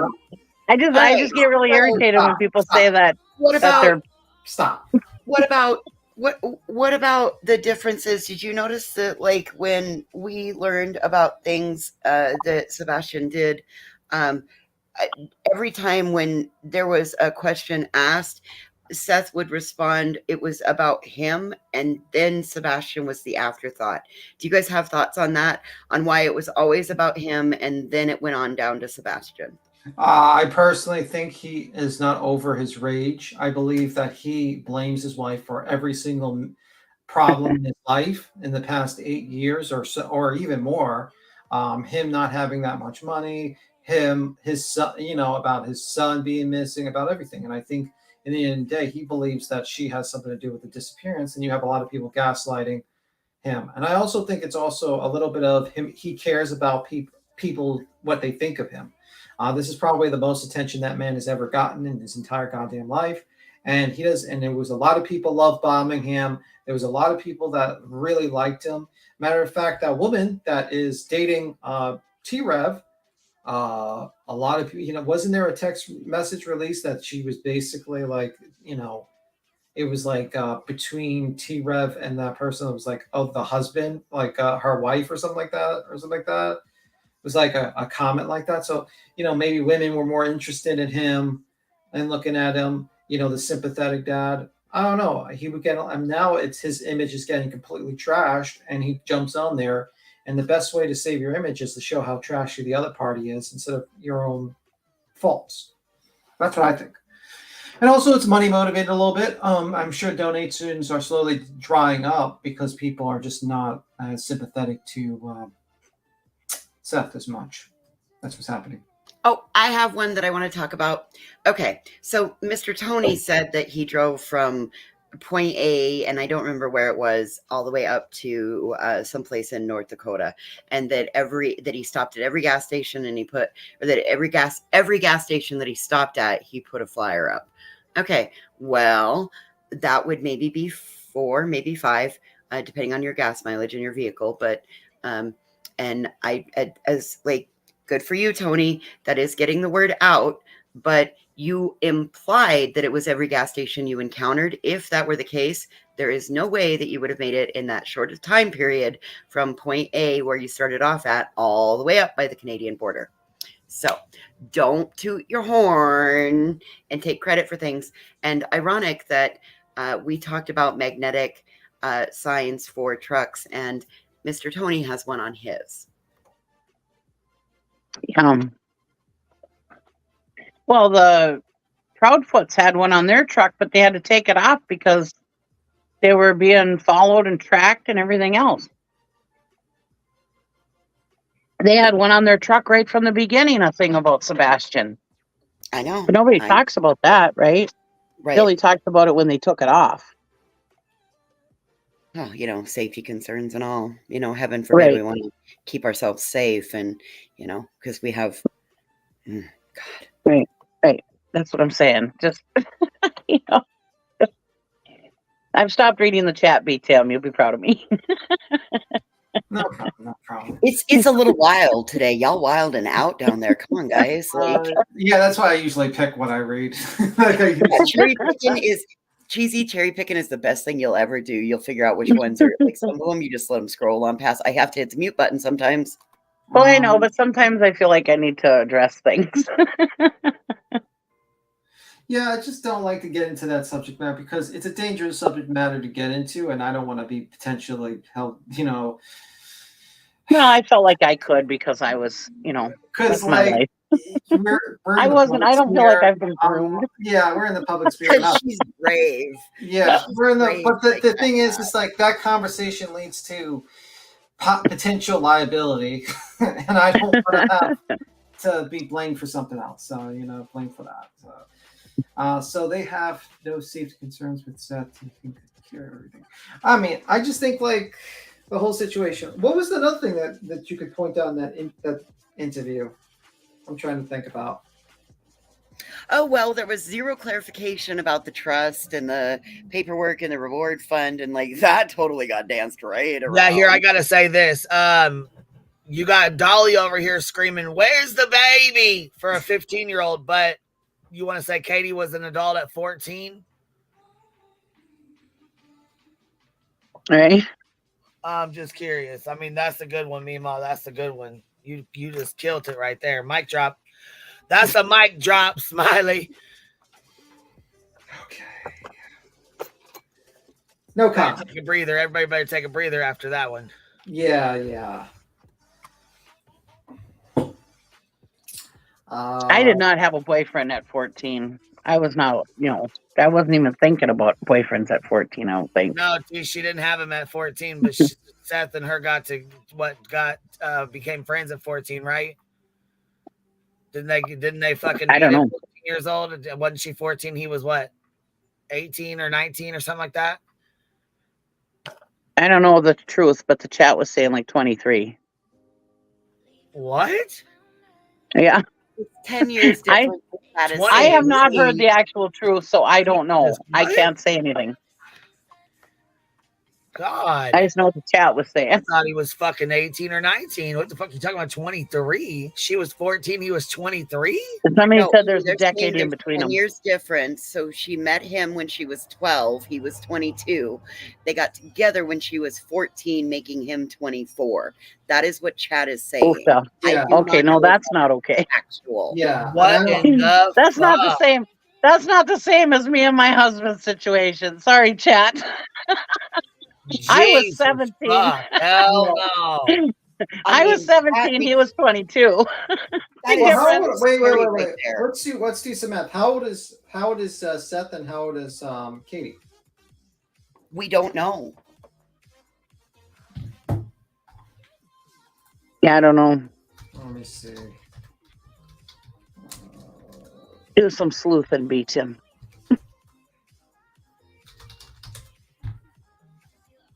Maybe you can be on the next episode of Cyber Sleuth. Maybe. I don't know. My God, I don't even understand what the fuck is going on right now. Yeah, I never heard the truth about that. I've only heard people talking about it, so I've never talked about it because that's not my. I don't know, but I was trying to pipe in about me and my husband and how I wasn't groomed, but.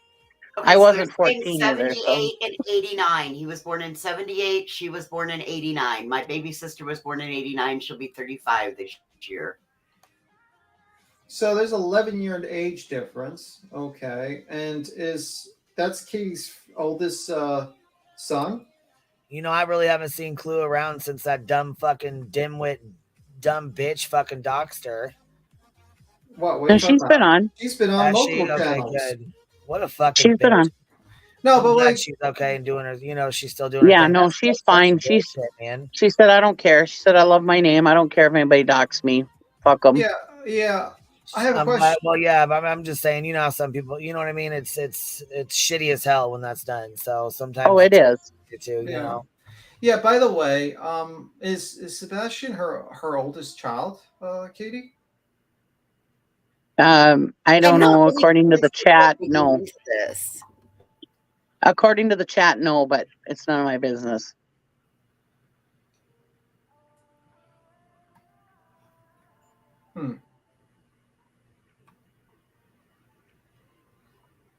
No. Okay.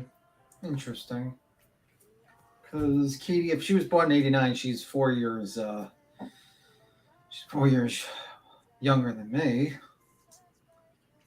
It's very interesting. She would be 34, maybe turning 35, depending on where she would be turning 35 this year.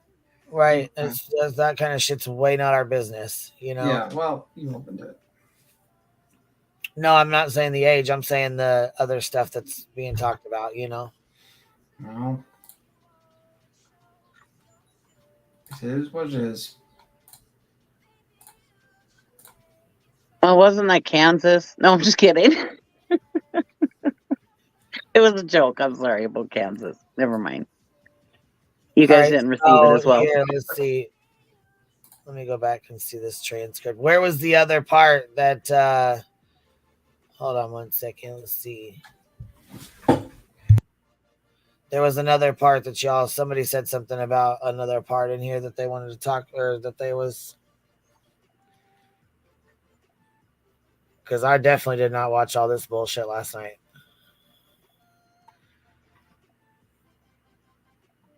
So I'm trying to read through the transcript.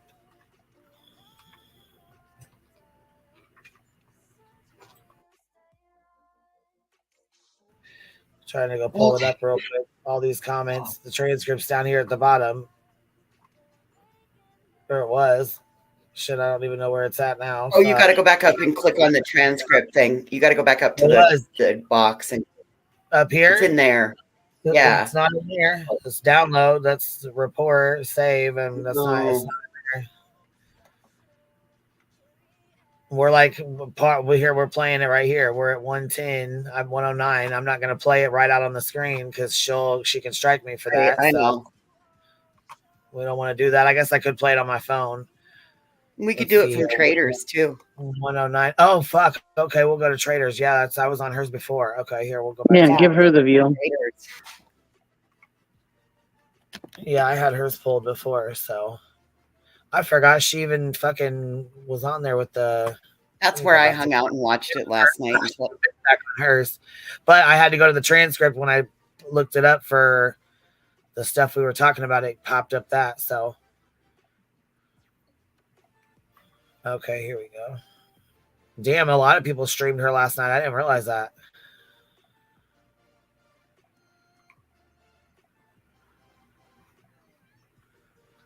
Oh, I watched for a hot minute and then I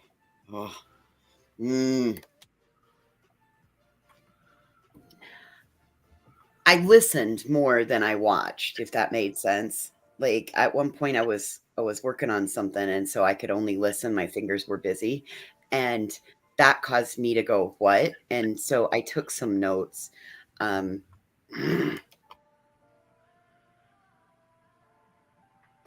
We've hit on them all so far.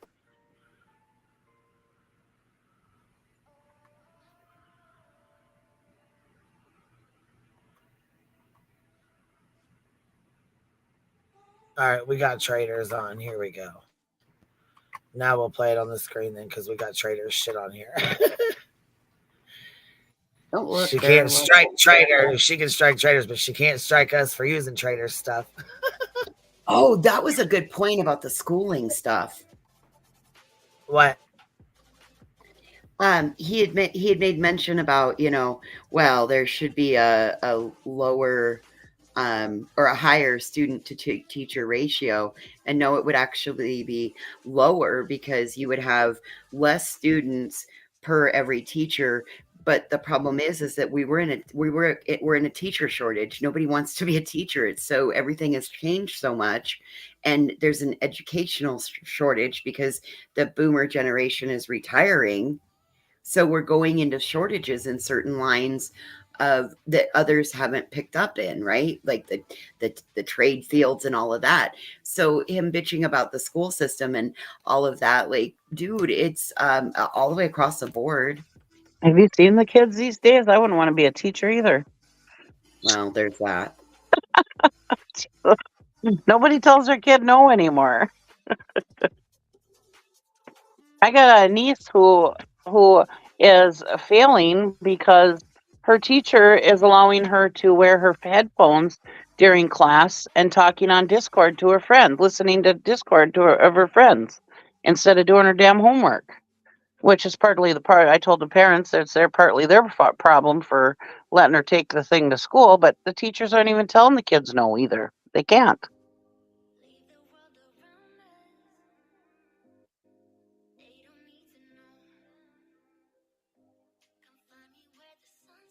And this girl that does this, she's not even a multi teenager. She just. Did you guys hear the reference to Kansas so many times last night? Kansas. The best hospitals were in Kansas. The best this was in Kansas. What's up with that? I don't know, but it made I just realized I just turned over another piece of paper and I saw that I had the word Kansas written on it. So that's where Seth is from. Oh, is it? Okay, I was gonna say, what's the reference to? I don't understand. What's it mean? I don't get it. Everything's best where Seth is from. Okay. Interesting. So is he wanting to move back there, or is that where he moved from to go to Tennessee to be with them? I don't know if he wants to move back there, but he was in California first with her, and then I'm assuming they started out in Kansas, and then they went to California with the military or something, maybe. I don't know, but and then they moved to Tennessee. I bet you're probably right. I've heard him talk about moving to Georgia too, so I don't know. Schools in Georgia, so I have no clue the timeline of their relationship. And Tony talked about growing up in Joplin, Missouri, which is like 25 miles from where Seth grew up in Kansas, and that they were in all the same places and ate at the same food joints and that kind of stuff. Yeah, that's the only reason why I know that's where Seth grew up. Nice. Okay. All right, here we go. Let's see if we're anywhere close to this. Was he going to be a person that was going to need lifelong assistance? Did she just ask if he was going to need lifelong assistance?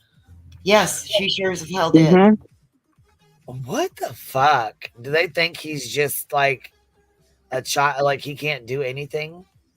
That's what I'm saying. She always talks about him like he's mentally handicapped. You know, I don't want to say the other word, that R word that everybody used to say, but yeah, that's what she thinks. He's got total mental issues. Wow. Good chance and possibility.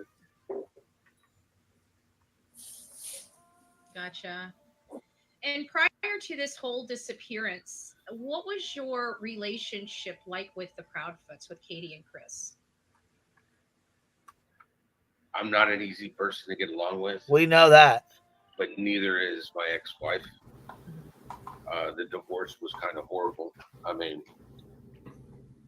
she accused me of some nasty things. And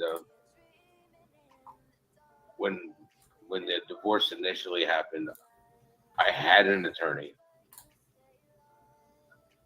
And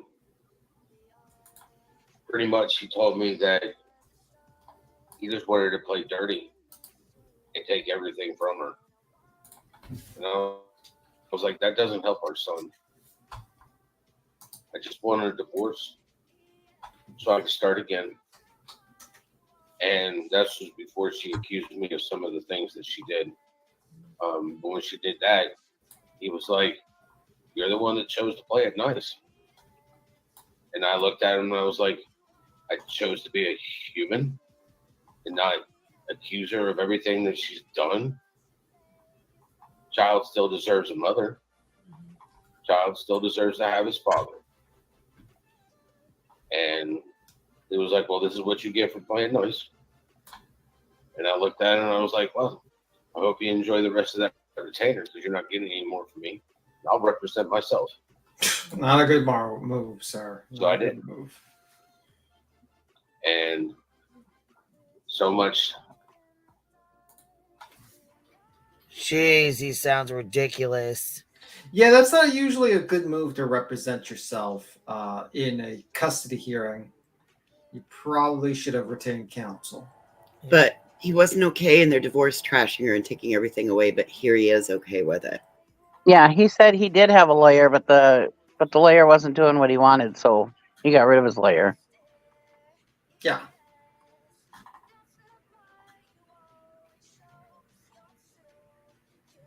So he's gotten rid of like the PIs, the friends, the YouTubers, the lawyers, He's like a little baby. If they don't do what he wants them to do, then he throws a temper tantrum and gets rid of them. Yeah. Seth knows all, don't you know? Oop, my Minnesota came out at me. Hold up, because in one of his interviews, he said that it was because of the divorce that he ended up jobless, homeless, broken, living in his car. But he just said that his attorney wanted to play dirty and take everything away from her. I don't, wait a minute, dude. Your stories keep, like, it depends on who you talk to is who you tell the story. Yeah. But, you know, I mean, my opinion is, it's like, why is this even brought up, man? Like, Jesus Christ. You know, like, bringing this stuff up, and it's just, like, not a good idea. It makes you sound bitter. It makes you look bad to the general audience. A lot of people are like, what the fuck is this? Why are you even doing this? You know what I mean? I don't get it.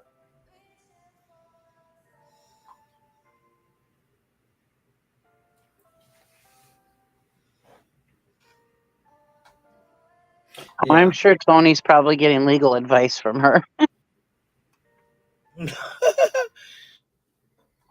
Oh, fuck. Oh, fuck.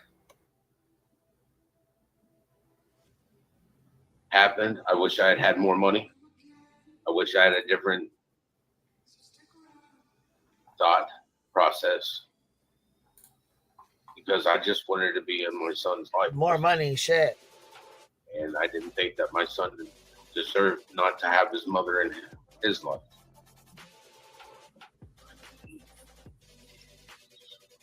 You talk about, you know, the you know, obviously it was, and of course it's been plastered all over social media. So, you know, even I know about the divorce proceedings and how. Actually, I'd like to say something about that. It's funny how we don't want to hear it. One of her declarations that we don't want to hear it. We don't care to hear what you got to say about it. She wrote is out there. None of my declarations are out there. So everybody's only getting her written side of the divorce, but nobody sees any of mine out there. I really think it's funny that that's out there on Reddit, but my stuff isn't out there on Reddit on the stuff that I submitted.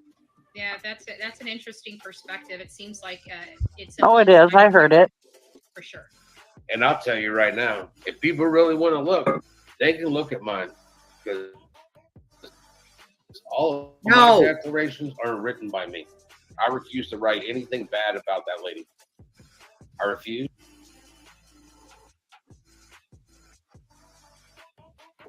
No, this is wrong.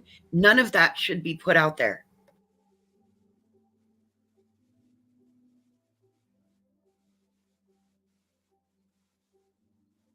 I'm pretty sure his is. It is. I've heard it. What happened behind closed doors? What she put me through? The hell that she put me through? I didn't have a single. I mean, we're talking about I was 7 years without a girlfriend after the divorce. I didn't even, you know. Boo fucking who? You went 7 years without a girlfriend. Oh well, nobody cares. Why are we not? Why is this even? Why does that matter? That just says that you're broken and you don't know how to fix yourself, dude. Look, Granny's watching's comment. It's cracking me up, y'all. Look on the fucking screen. I'm done, son. Look what she said. We have your declarations, fool. Yep, it's there. Who does he think he's fooling? I'm done. I am done. And why is like he can't get any better lighting in his house? Like he's always blue. Seth is always blue in every fucking kitchen interview. Okay, but why do we have to look up Tony's nose every interview?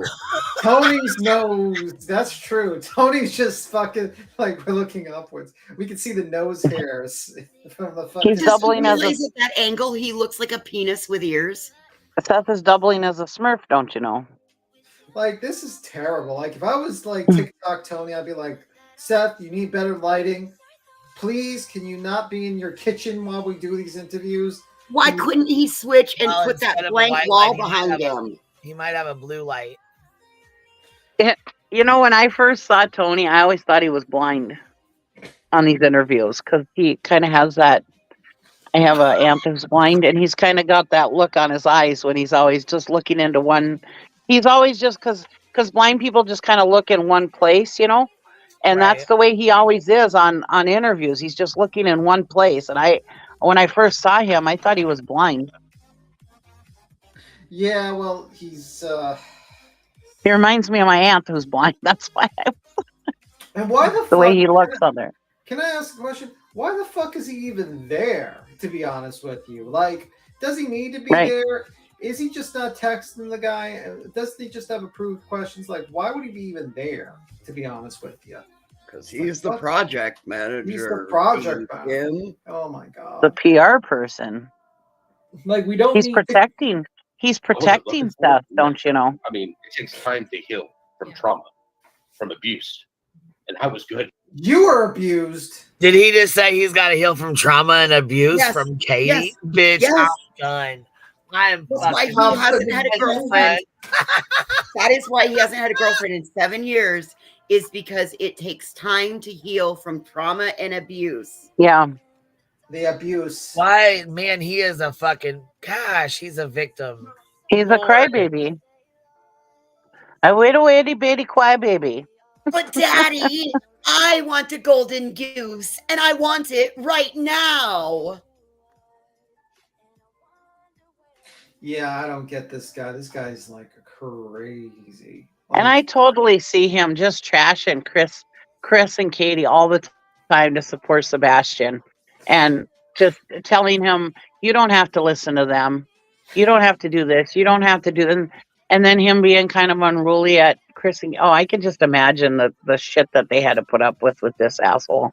You know what the funniest thing? I was just thinking, I'm just giggling at myself. Basically, I like, even JLR is calling this guy TikTok Tony. This like has become his permanent name, TikTok Tony. It's his forever name. He will forever be known as TikTok Tony to everyone online. And that probably pisses him off so badly. Tony gets so angry at this point. Oh my god. Seth, turn your kitchen table so that that blank wall is behind you.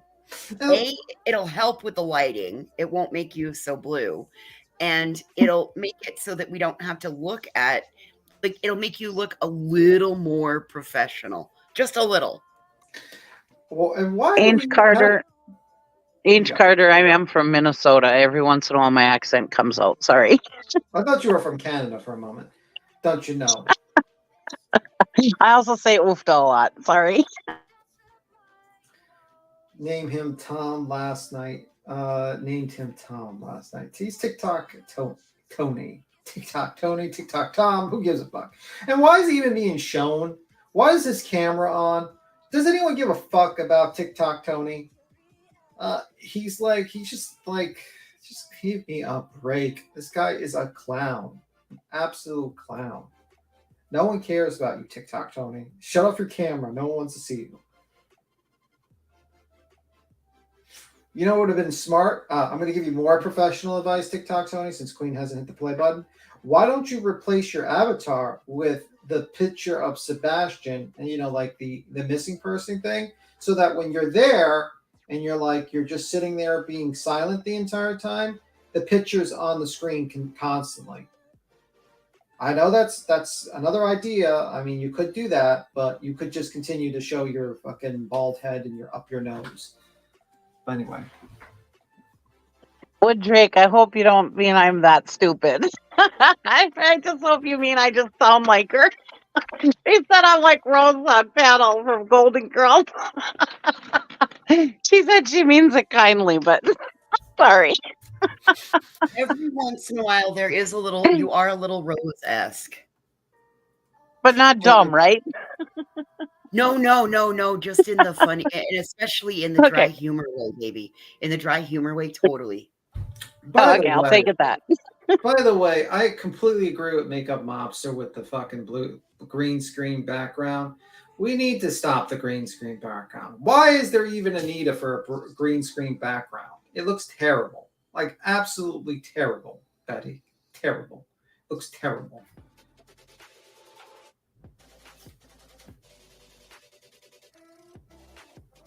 Yeah, everything looks terrible. I'm totally Blanche. Oh, thank you, Indy. I am so Blanche. I mean, like, TikTok Tony looks so like he doesn't look very nice in this picture, like this freeze frame. He's like staring down at us angrily. It's like, oh my God, man. Jesus Christ. He's probably reading the chat, going like, if I only could ban all these people like I do on TikTok. Yeah, it's wild the way, like, and it took her entire team to come up with these. It took her entire team to come up with the questions. Why does she always refer to her team? Like, that's the thing. Like, don't you mean your mods? She said my mods, It just sounds weird. Just say your mods. Why do you have to say your team? Like, you don't have a team, you have mods that work for you for free. I think she said mods. I might have used the word team. I'm sorry, B-Tim. She's used the word team in the past. Oh, okay. Anyone know when Seth moved to Tennessee? Wondering if Seth announced moving to Tennessee or Casey surprised his protective order still in place. Clearly, Katie doesn't see talk to this. Okay. Yeah. Her mods are her team. Seth will last with Tony. Notice how Tony shuts up now and plays on Seth's pity party. Tony says he's working for free, but has a GoFundMe. Yeah, I mean, I personally, not everyone here comes from money. I think TikTok Tony comes here for being known. I don't think he's money motivated, TikTok Tony. I think but I think that he sees what can happen and he's going to jump on the bandwagon with the next one, and then he can become money motivated. No, I mean, like, I don't see him money motivated. I see him like as someone that likes the attention and likes the clout. And like at a certain point, you have the money. He's not living in a shanty. He doesn't look poor. I just think it's like, buddy, he goes on to talk about how blessed he is and how everything comes around his clients. He pays for everything. And I mean, he just butters it all. Yeah, I just think he's so you think it's a seeking clout. Okay. Yeah. Validation. That's currency too, yo. Yeah, that is currency. I think it's clout motivated. I think I think he originally had good intentions, but I think he wants to be kind of the main character. He wants to be this guy that wants to kind of dictate with all these missing families and have a roster of missing families and be known on TikTok and be a big YouTube TikToker and someone that's influential, maybe someone that could be in between. And I think that's it's dangerous because he promotes mis and disinformation. Well, maybe his heart is in the right place, but he's just really bad at it. I don't know. Well, his arrogance is the problem. TikTok Tony is arrogant. He doesn't quite get the fact that he's spreading misinformation, that he's kind of putting these people in bad positions. Like putting Seth in the orbit of Betty is just to me well, okay, good luck with that. You'll see. Well, listen, and it's not always making the money off of TikTok, but it's also helping to further others on TikTok to make money Also, he's over here, and you don't know what Cash Apps, you don't know, and he's not shutting down wrong and misinformation. He's also helping to contribute in the bashing, which alludes to the drama, which then furthers the cycle of exploitation. Sorry, Yeah, it is what it is. but I just don't see it's like I don't see a guy like that. Like the money he's making is not tons on TikTok, and I just don't see it like he's money motivated. I think he's just like attention motivated. Well, and attention's still currency. True, but I'm just saying, like, we just need to know, like, and that's why he likes people having like looking at him. He likes kind of like everyone kind of being in the center of attention. I mean, look at him; he's like literally the center of attention. How did we know that that wasn't what the Godfather meeting was about? That caused everybody else that was covering it hard and heavy and bringing that to it. So, well, he could have been. That was about. He could have been like, yo, if you're going to cover Seth, you got to give a little money to Seth. If you're going to cover Sebastian, Seth should get some cash. Because he said that. He said that the money from content creators should go to the parents. Now, I damn know that he doesn't mean Chris and Katie, because I know he doesn't mean Chris and Katie should get any money. So basically, in my mind, he's like the parents should get a cut from all these content creators being sent to his client, Seth. And that's why he probably wants to use TikTok, because he probably takes the money he gets donated from TikTok and tosses it to to Seth. And, and those content creators didn't like that. Or maybe they just didn't like the vibe that Seth was given. I mean, I personally think Seth was planning on doing something nefarious. If it's true what T-Rev is saying with the gun, because he already has a bunch of gun. Why does he need another one off the box? Firearm. Yeah. Or Firearm. unless he's using it for if he did what I thought a couple weeks ago with a ex-inmate or something, and he needs one for that person. Yeah, it's very interesting, moderator, that like this individual does not, like, you would think like, okay, at this point we have to set up a reward. Why isn't TikTok Tony setting up the award? Why is Reward. A reward. I said award. Reward. Why isn't TikTok Tony doing it? Setting up the award or reward, setting up all that stuff, all the steps. Why is it all on Seth? Oh my goodness, Sleuth Investigates. That's who it reminds me of. He could be Billy Bob Thornton from Bad Santa. Shit. Oh my God, Billy Bob. I mean, like, damn. Once you see it, you cannot unsee it. Right? Oh my God. He is Billy Bob. Oh my God. He just needs to be You bald. can't unsee it. In my house. The only person that came into my house was my son. This is the safest place he knew because he felt safe here. Oh, of course, he's going to feel safe in my sanctuary. He probably did. I mean, because he had his own little sanctuary here too. You want to know why he slept all the time when he was here? I didn't give him sleep aids. Literally was asked what I did for him to sleep here at my house, and I told law enforcement: hot shower and some sleepy time tea, which is still up there in the cabinet, bought at Walmart. I do it myself so that I can get to sleep a little bit easier. By the way, what is sleepy time tea? Yeah. What? Oh, it's lavender and it's like peppermint and chamomile.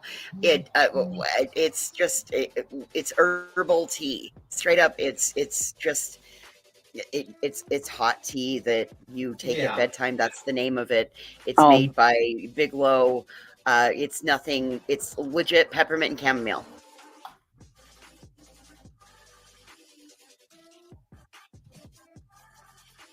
I may have a package of it. Hang on.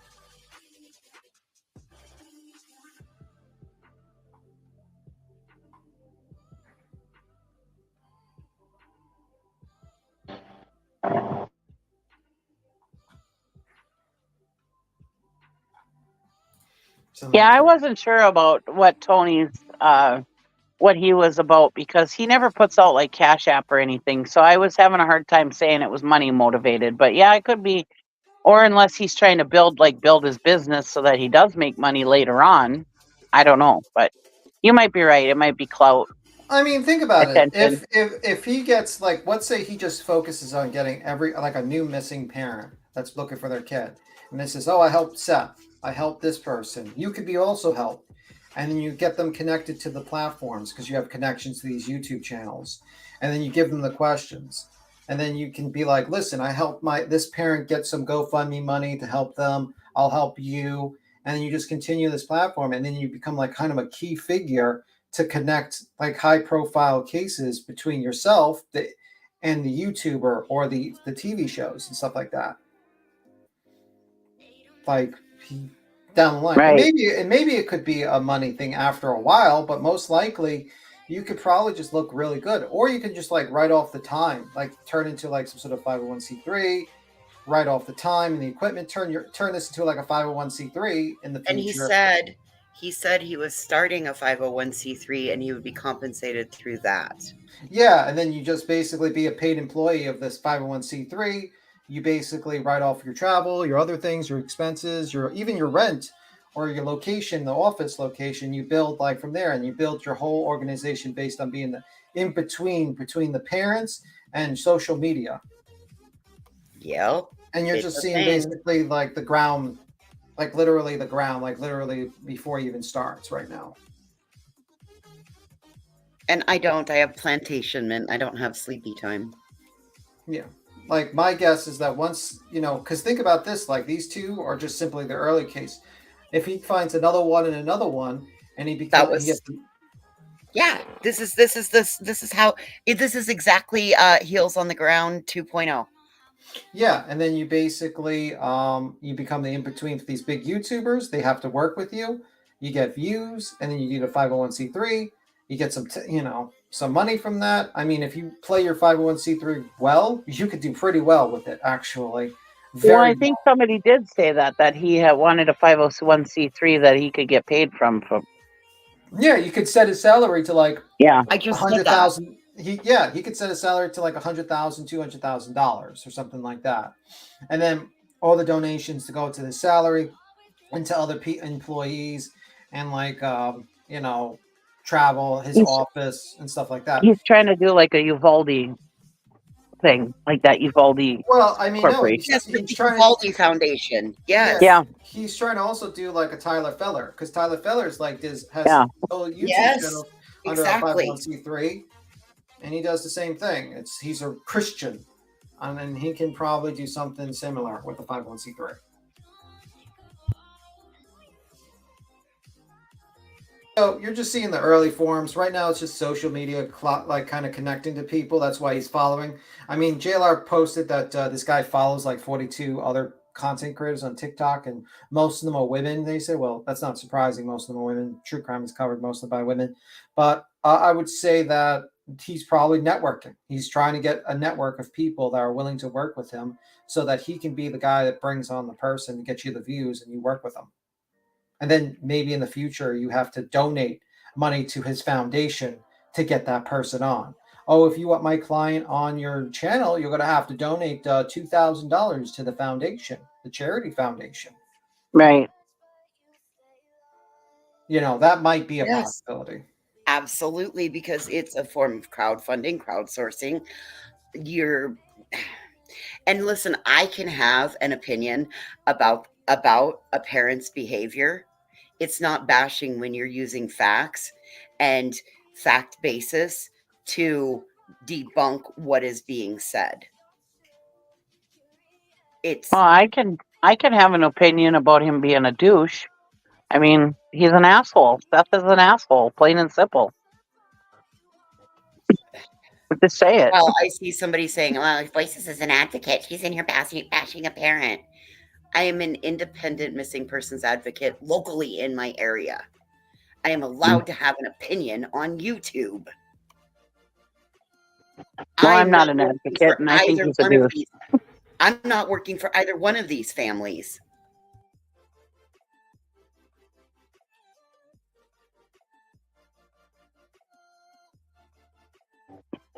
And let me tell you, I don't blame Katie for divorcing his ass either.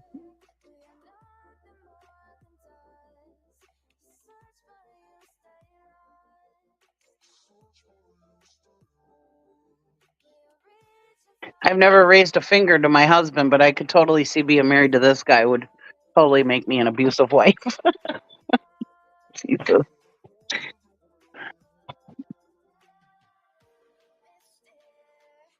Katie Chris went to a better rhymes to further education. Seth Howard chose not to, and now he's jealous of the life. Yeah, probably is a lot jealous. But yeah, I could see the long run with TikTok Tony. But I think TikTok Tony has started to fail, and that's why he's probably getting pissed. A lot of his plans are literally not going as he planned. Mainly because of Seth. I think Seth is a very, very not a good person to work with. Let's just say that much. No, like somebody said in the chat earlier, he's a loose cannon. Yeah. I mean, you hear nothing about his other client. His other client's very quiet. I don't hear any drama from that. But Seth is like. And usually PR people have a little more control over their clients. You know, usually clients listen to their PR person. True. I would say that's true, but getting warm here. It's getting hot in here. Oh man, I just went around and closed the house up because I could feel the day heat coming on, and I'm like, we finally hit. It only got down to 45 last night. Yep, close the house up. It's gonna be a warm one. It's been chilly here, but today it's getting. I had my sweatshirt on from this morning, and now I'm like, I drank some cappuccino. Now I'm warm, and I warmed myself up on the inside, so I'm really getting them. Queen's like cursing us to stare at Tony's face for 20 minutes. We've been staring at Tony's face. Oh, honey, this is how he sat the entire interview, baby. Entire interview. Like can we like not see Tony's face anymore? That's what I say. He just looks in one place and that's it. He doesn't move. That's like Jesus Christ. Brad Santa. He needs a way. Get a whole bunch of library books. Get some books and stack your phone up on it so that at least it's at face level. Right. He needs a wig, Tony. TikTok Tony. Well, the trees kind of work as it.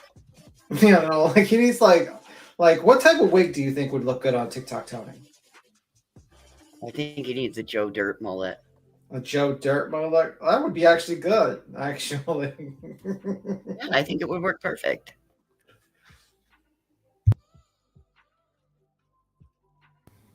Absolutely. I'm thinking like that would be good. Or a mohawk.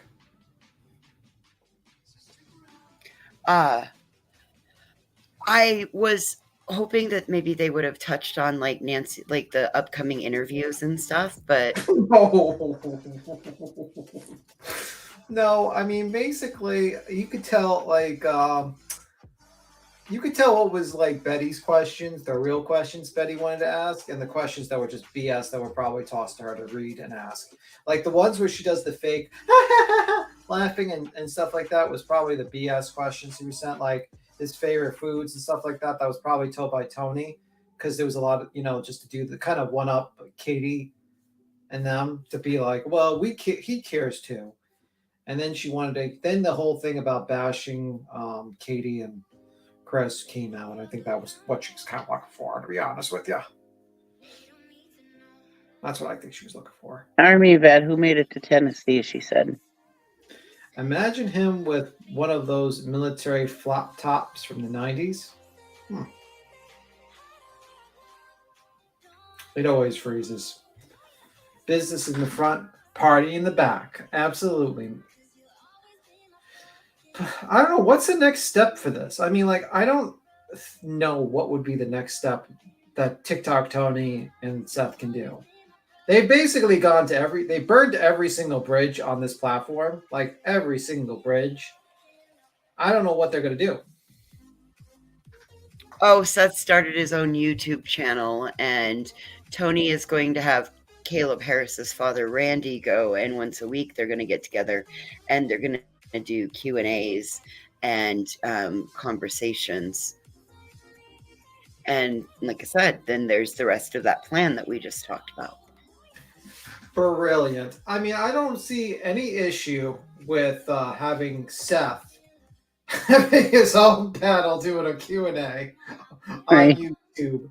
Brilliant. I mean, no way will that backfire and result in a fucking shit fire.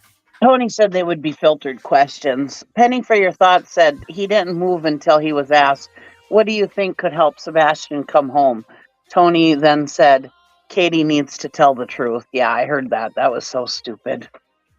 Yeah. Oh, Tony. and that's when they started talking about waterboarding her. Yeah. Brilliant idea, by the way. I mean, if that was me, if I heard that, I'd be like, my head would spin. I'd be like, what? What? What are you saying? I was fuming last night. I was about ready to go live myself, and I just on my channel. I was so mad. If I was on the panel and that was said, I would immediately, you'd hear me like try to interrupt them and be like, I don't agree with that. No. I don't agree with that at all. No. I'm a little behind, but thank you for the explain the 501c3 thing. I've been trying to explain that to people. Yeah, I mean, that's why Tyler Feller, his YouTube channel and all that, his products, his coffee, are all under the 501c3. So basically, super chats, everything gets, he works, he basically is in kind of an employee, the person that runs it. He sets his own salary, he pays himself, he pays whoever. And then he has deductions he writes off. And, I've looked at his deductions, and let's just say he writes off a lot. Let's just say that much. We went through his taxes before. I knew I would get his taxes, and I got his taxes and regret them. Though a lot of people were pissed.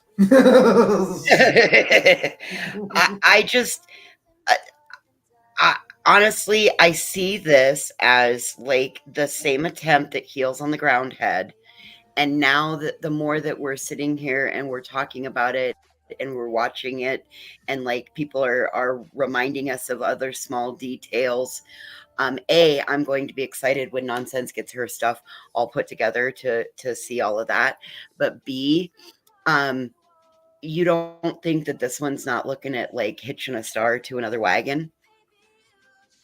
Well, in my opinion, and we have to be super cautious. I just realized, I mean, this all is, listen, if we go off of history repeats itself, this is, it's setting up for a recipe for disaster, in my opinion. What I'm worried about is what was, Seth's intention with getting an unregistered firearm in his name, not in his name. Yeah, nobody asked about that last night. That's kind of an important question to ask a father who believes that another person isn't responsible. That would be like kind of my number one question. Like, first question would be, were you getting a gun? Matter of fact, I probably would, I'd probably ask that behind the scenes, because I wouldn't want him to admit to a crime on a live stream. Right. Oh, hell, she would. She would, because then she'd be able to take it to court. You know what I mean? Because that seems like an attempt to commit a crime. That is a crime. And I would definitely be like asking him, like, what were your intentions? That would be like kind of my off the record question. Because I know I probably would not ask him on the record, because I'd be a little bit worried that he'd be self-snitching and could result in him getting into trouble. And you don't want to end up in some sort of a entanglement charge. Yeah. But like, I'm like wondering, like, you know what I mean? But the problem is like, I'm worried that these people are gassing him up and making him believe that like this undeniable proof that Katie has, has done something to Seth or has Seth. And this guy just does something fucking crazy because everyone's been telling him, oh, you're right. Katie has something to do with it, Oh, shit. B-Tim, Jamal says that he brought it up right before the cook the skin and the snake and all of that. Oh shit. Yeah, that's what I said. That was where I got that, was about T-Rev when she asked him a question and he said about the snakes and that was all about the T-Rev thing, I'm pretty sure. Yeah, so that's not really a denial of that he asked for it. So that's what I said, was I figured I was yesterday I was like, come on, T-Rev, show the receipts. Why aren't you showing receipts about it? So I wasn't Somebody believing in the it. But chat then, saying move on. They need y'all to move on. Something. I don't know what's going on, but they're saying, but can we then just move last on? night, Conversation, whatever conversation it was, I had to step away for a sec. Well, that's because we were just stuck on this clip, and you kind of did this clip here for 20 minutes. So we kind of had to circle back on other things.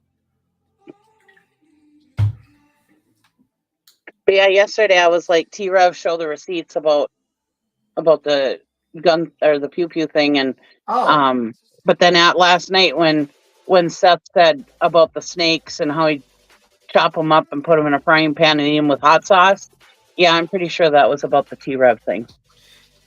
Did you see that? So that answered that question. You see about Rakeda? Did you see that they're trying to get the cam footage from the cops? No, I did not see that. Yeah, Josh Moon is trying to get it. He's going to pay like $3,000 to get it. The video of him go, because it's pretty bad. It's pretty bad. The transcripts were wild to listen to. Yeah. Yeah, it's pretty bad. So the video is not going to be good. And there's been Discord's leaks of him still spiraling. You know. Yeah, I thought it was pretty amusing when he talked to the cops, but his wife kept silent. Yeah, He's the lawyer, and yeah. Yeah. That just shows you. I mean, you know, that just shows his arrogance. Yeah, I would have shut my mouth up, but that's gonna be interesting, and that gets released. Mm-hmm. The Kiwi Farms are definitely going to be getting that video. Oh yeah, absolutely. Absolutely. Are we going to go forward with the interview? Yeah, I don't know what's happening. I don't know, Cloud. Queen's got the control. I don't know. I don't know what's going on. I have no clue. I know that last night Jamal didn't get blocked and he got to ask questions all over the place. So and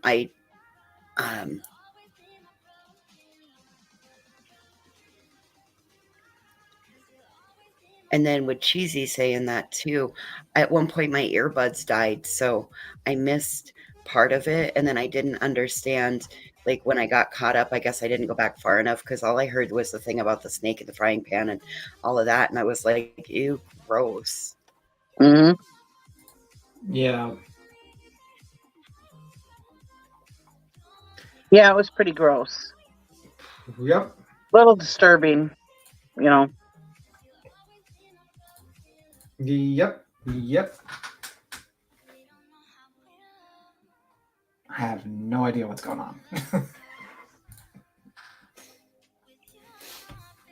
Let me see.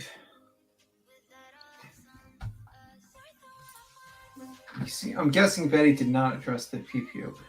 I think she did, and he talked about snakes. Yeah, she didn't. I don't remember exactly what she had said, but I don't think she actually asked about the pew, but she asked about, I can't remember now. I wish we'd play it, but yeah, but that was where I thought, and he's like, yeah, the people on here are snakes and blah, blah, blah, and he started talking about that. So I was just assuming that was about T-Rev.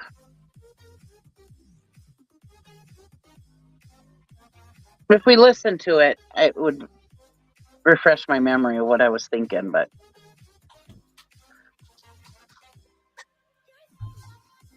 Mm-hmm. Hey, what? Oh, we have somebody stream sniping, so I'm getting ready to go strike. Oh. Yep, because I don't play that bullshit.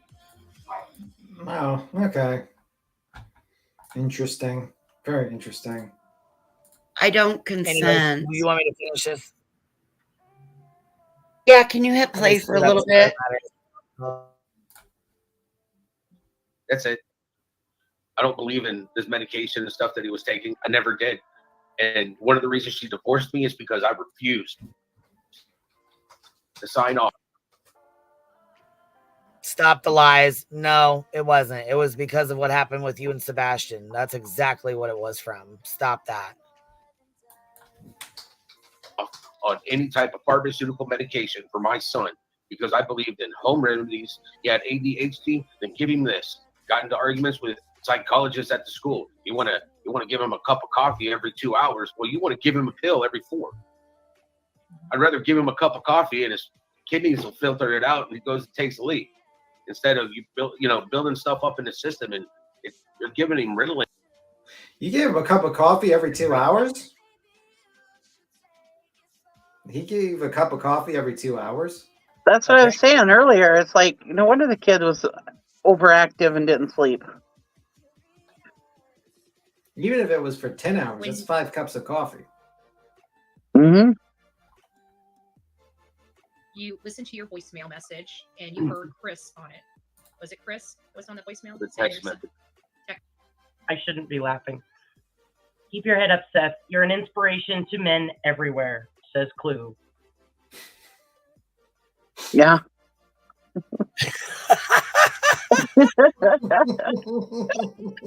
And she had the rolling face, rolling eyes I had emoji a on missed there. call and a text message from Christopher Proudfoot telling me to 911. So I called him. And what was that conversation like? Don't be angry or mad. Sebastian's missing.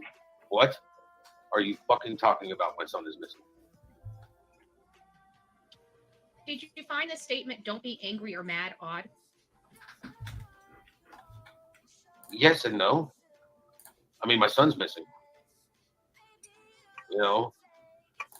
Distraught would have been a better word. Confused on why he's gone. Mad and angry now. With what I know, yeah. Mad and angry fits now. But then again, what I know now is everything that Chris knew beforehand. Did you get immediately concerned when you got that call that there was some? Nope. Still don't know why. I just started looking to see what I could see. Obviously, my son's not there. How long were you there? Turn around and Oh, hold on. No, hold on. I wanted you guys to see this. Check him out here. I can't make it any bigger, I don't think. But watch his arms fling back like that. I thought he had a shoulder problem. Hold on. Check that out. turn around and whoa. Yeah. I was there for a little bit, just enough to talk, to find out what was going on, to find out if they had any evidence or anything, to hear the evidence that was being said. And then I jumped up my truck and started looking for my son. Immediately. Within 30 or 45 minutes. I don't like a lot of people around me to begin with. Mm-hmm. And obviously my son's not there. And I'm under the assumption that he just walked out. So I jumped in my truck and started looking. Driving up and down the roads, screaming for my son. Did you stay with Chris and Katie there? He just said he doesn't like a lot of people anyway. I didn't stay the night, if that's what you're asking. Mm-hmm. Instead of trying to make a plan, he just sets off by himself.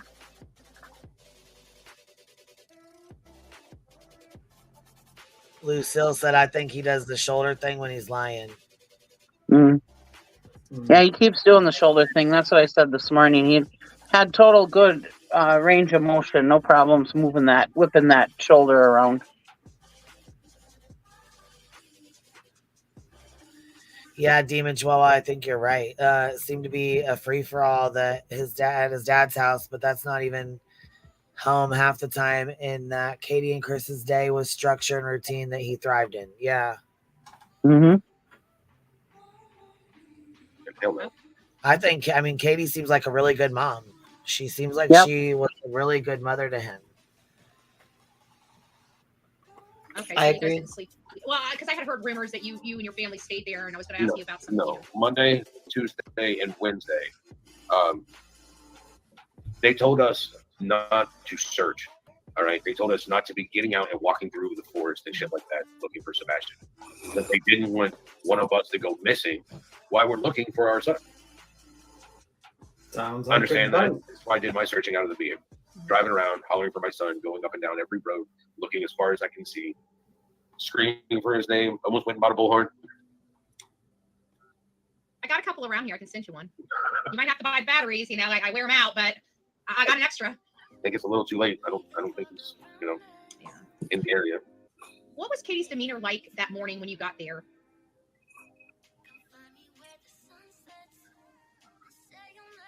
He doesn't think he's still in that area. It's really kind of hard to say. Really, but Was she acting normal? stuck her phone in my face. Had a picture. You caught that too, huh? Oh, baby, there's a ton in here. At one point, he calls Chris and Katie mom and dad's house, mom and dad, stepdad's house. Oh yeah, there's a lot in here.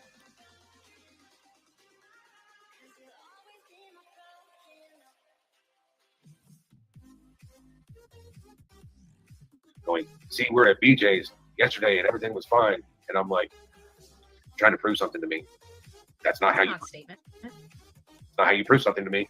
On top of that, that picture was taken BJ's. It was taken at Costco, and it's like you're already throwing false information in my face. Do you think they actually went to BJ's or no? I have no idea. Gotcha. I was just asking. It wasn't on my list, but you were saying that, and that does sound like a really odd statement, convincing language, so to speak. No, it didn't. Yeah. I get plenty of liars at work. You know. I bet you're almost like a human lie detector. Well, I look at him and I call inmates on their bullshit. You know, it's like, don't try to bullshit me. It's not going to get you anywhere. You know, be as honest as you can with me. I'll be as honest as I can with you. You know, it's a respect factor. Mutual respect. Diving in. Do you think she was bullshitting you? Yeah. That morning. What? Oh, here we go with another dog whistle. Here the fuck we go. It didn't seem like an odd. Yeah, she was. Odd statement. Dude, come on, man. Like, come on. Here, y'all want to see his face when he says that shit? Here, come on. All right, here we go. Be as honest as you can with me. I'll be as honest as I can with you. You know, it's a respect factor. Mutual respect. Diving in. Do you think she was bullshitting you? Yeah. That morning. What? Yeah. That's why she doesn't like my opinion. That's why. So there's the dog whistle. Yep. I think she did something. Yep. And that's why she just, you know, why did he lose his job again? I'm probably because he didn't go back to work.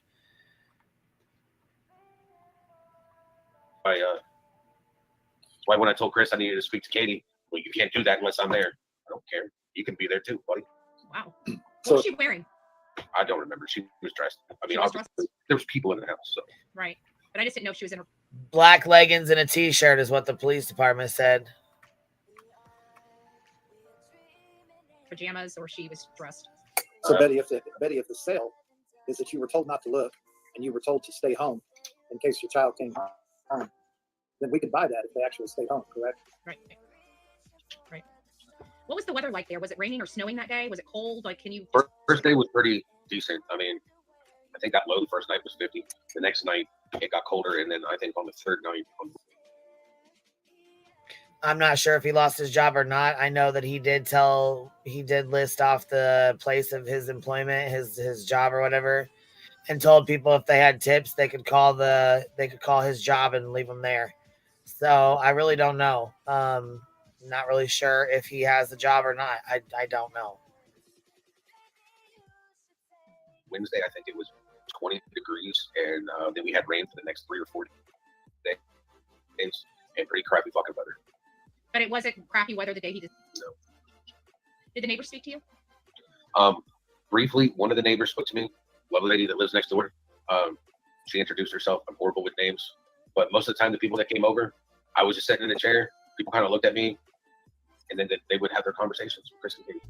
He's horrible with names, but he wants the tips on his tip line. But I'm not one of those people you just introduce. I was watching. Anything odd? Was their behavior odd, or were they just appeared to be concerned? Some of them appeared to be concerned. Some of them brought their video footage over for Chris to look at. So Chris got to see all the video footage. I didn't get to see shit. That's quite. Still in the dark. Maybe if you would have went over and looked at it. Well, I was going to say, why didn't you get the fuck up and go over there and look at it? If he's standing there looking at it, see right here, this victim fucking mentality bullshit. Right. Well, Chris got to look at all of it, but I didn't get to see none of it. Why the fuck didn't you go over there and look at it? If he's my son, then I would have, right. You demand everything else. Why the fuck didn't you demand to see those videos? Are you kidding me? Because he just said that he doesn't like people and people would just kind of look at him and then pass him by and go to Chris and Katie. Well, yeah, Cluminati said when she was weirded out by him. I mean, fuck, I'm sure she's probably not the only one that feels that way, you know?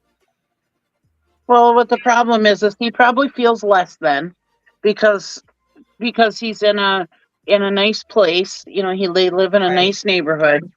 He probably feels less than or whatever, and he made himself the outcast. Right, true. I didn't even think about it like that, but yeah, you're right. He did. I mean, he said he was just sitting in the chair looking at people. I'm sure people were like, what the hell, you know? Right. Right. Like, you know, I'm sure they probably didn't know what the fuck to think, to be honest. Yeah, exactly.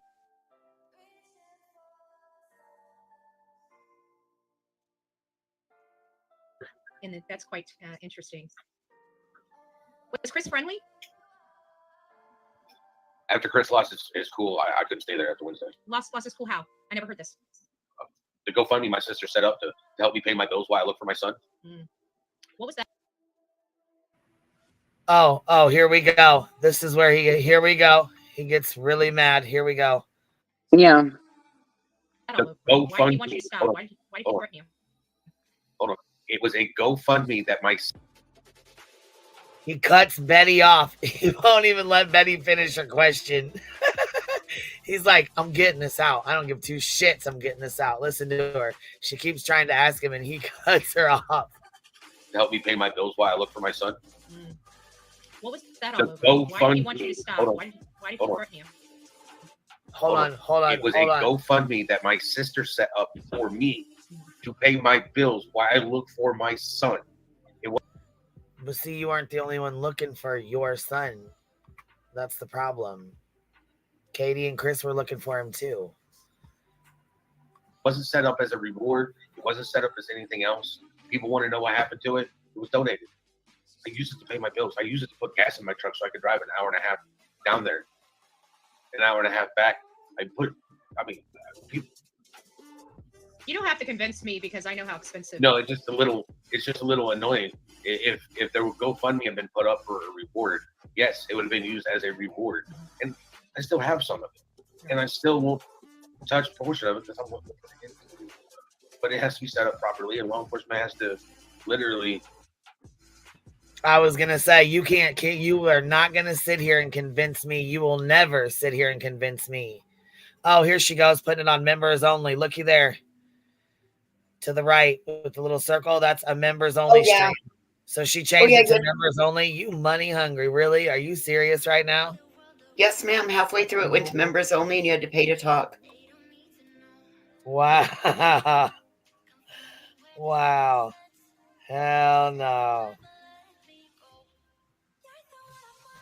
Hell no. What the fuck? Lord. I wonder if she'll blame her mods like Pascal did.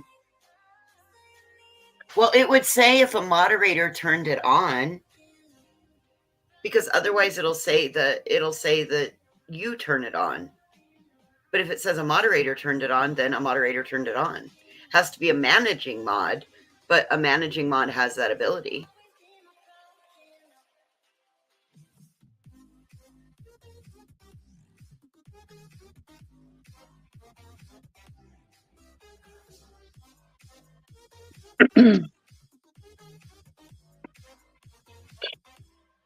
My eyes aren't good today. I can't read with that.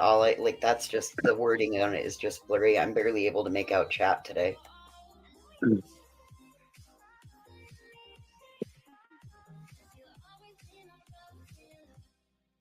you have diabetes?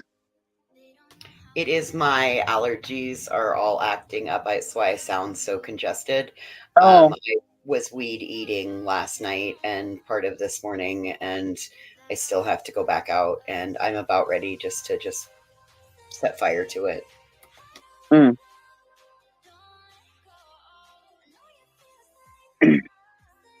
It's like thistle bush. It's the thing. It's the plant that grows goat heads. If you know what those thorny, awful bastards are. Yeah. They didn't get it sprayed in time, so it has to be knocked all the way down for them to spray it, and then the weed barrier and the gravel to come. So.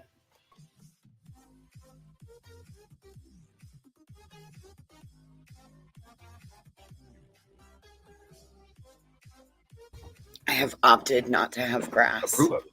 Right. Gotcha. You know, just because people want something done doesn't mean it happens. I'd like my son to be found, and I'm looking for him. When you were there and you saw Chris and Katie, did you see any injuries on their persons? I was not paying attention to them. You say you didn't see any. Well, you know what? I'm glad that you have money. I'm glad that you have money to pay your bills and you have money for your stuff left. You know what I'm saying? I'm glad you do, because they don't. They're still working and they're living in a camper in a campground because of your fucking dog whistles. Okay. Yep. You know, having hobbits fly drones over their head. Right. Well, hobbits fly drones over their house and shit. Mm-hmm. You know, I mean,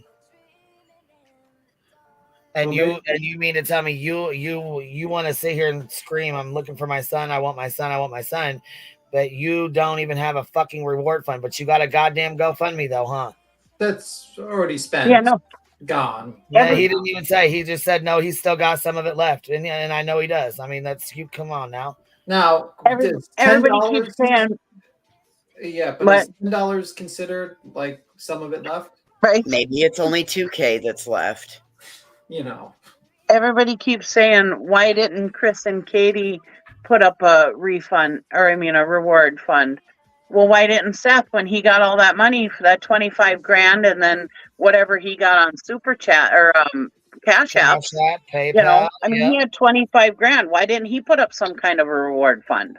He said that was all for finding Sebastian, so why didn't he do it? Why should Chris and Katie have to foot the bill all the time? Because they think they're rich. Well, they're not. They have nice things, but I'm sure with all those nice things, they have nice payments that they have to put out. Right. He also didn't even donate to the YouTube billboards. Thank you. No. Yeah, I was gonna say Duchess is doing the billboards. I mean, she's been doing a really good. She put 2 of them up so far, and I'm sure she's working. Katie did. I was gonna say we direct people over there to her.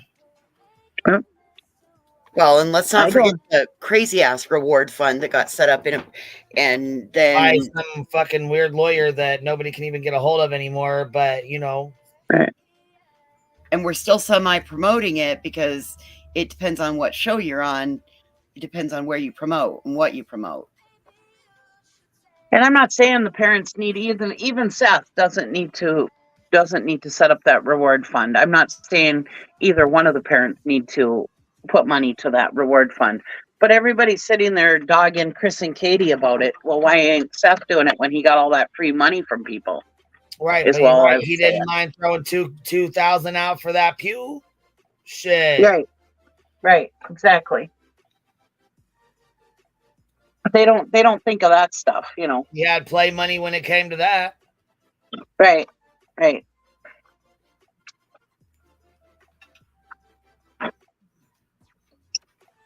I mean, I don't know. I'm over the bullshit. I know that. I know that for sure. Me too. And he wants all the drama to end. Well, he could end all the drama. Afterwards.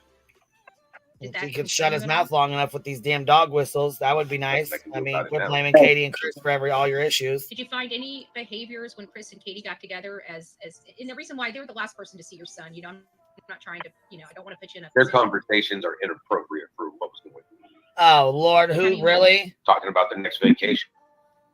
And the jewelry that, I'm going to buy for the thing. That is, Kathy wants jewelry and wants Christopher to buy it for her. I mean, the conversations were enough to make me sick, so I left to go try to find my son. They were having these conversations in the house. Kathy was these people. What was your opinion of Kathy? My opinion of her? Yeah. Really going to piss off Chris if I sit there and tell you my opinion. Have you met her before? Yes, she was actually supposed to be helping me find a place to live. She's a realtor. Has plenty of access to plenty of places. Oh, another dog whistle. Yep, another one, and another one. Another poor me. I can't find a place to live because she won't show me any. And do you know that his Oh, no. Realtor, but I don't have nowhere to live. a friend by the name of He Ginger just insinuated that she would have access to a location to put Sebastian. Plenty of places. Yes. Did you hear that? I heard that. Yep, I heard that.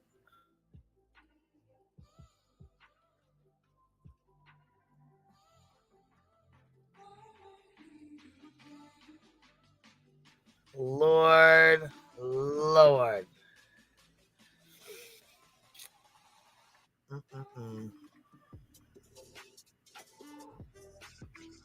Dirty. Yep. There's a lot of these in here. It's the realtor's problem that he didn't find a place to live.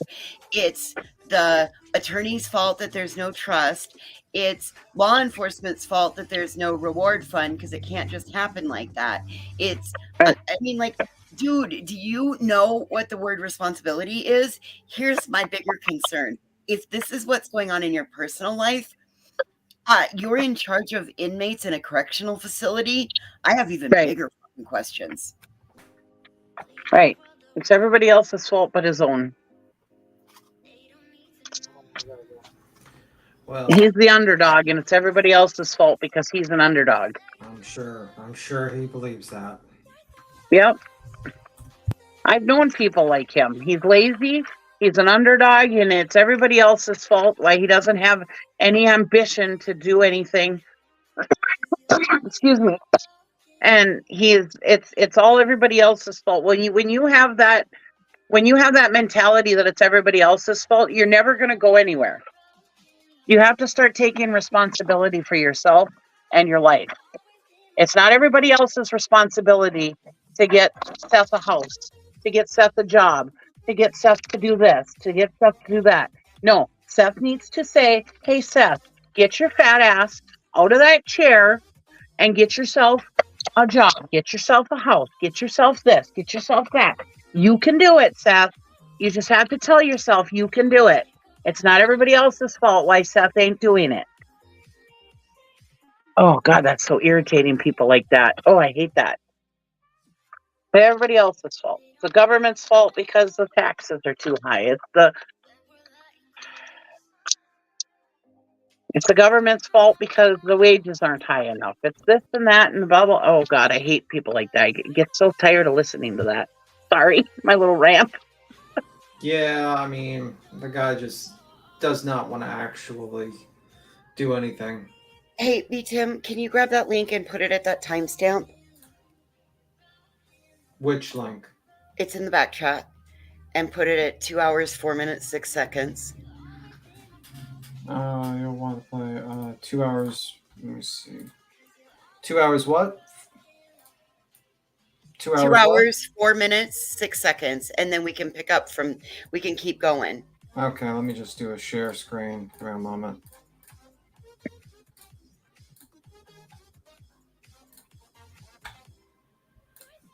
Oh, I just had a little sneeze attack.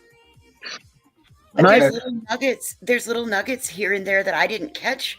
Like, oh, there is. All right, Queen, I got a shared screen in the back if you want. Or you want me to use my phone? What would you want me to do, Queen?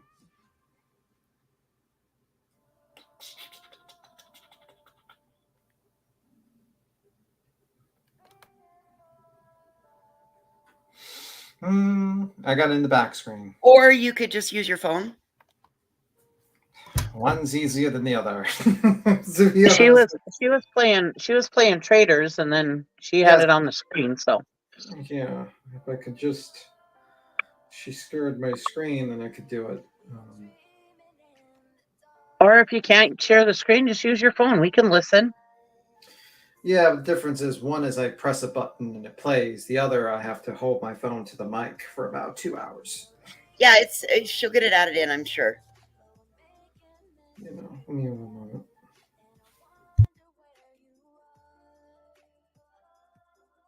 We're not worth you holding your phone for 2 hours? No, I'm just kidding.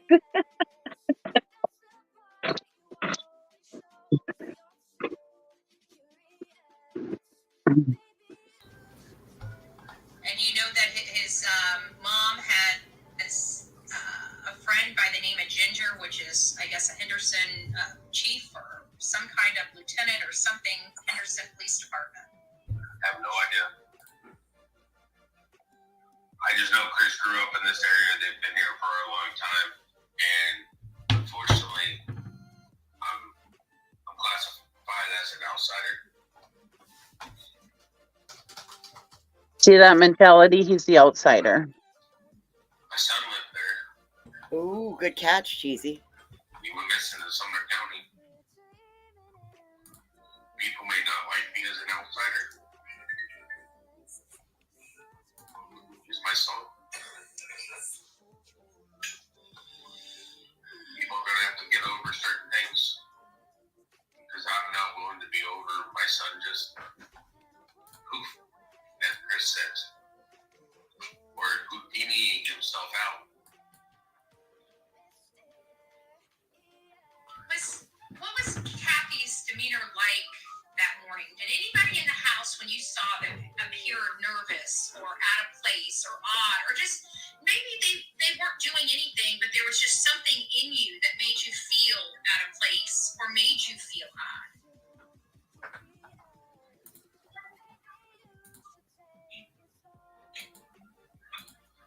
Katie seemed to be the only one that was upset. Grieving. It's on there. You're up.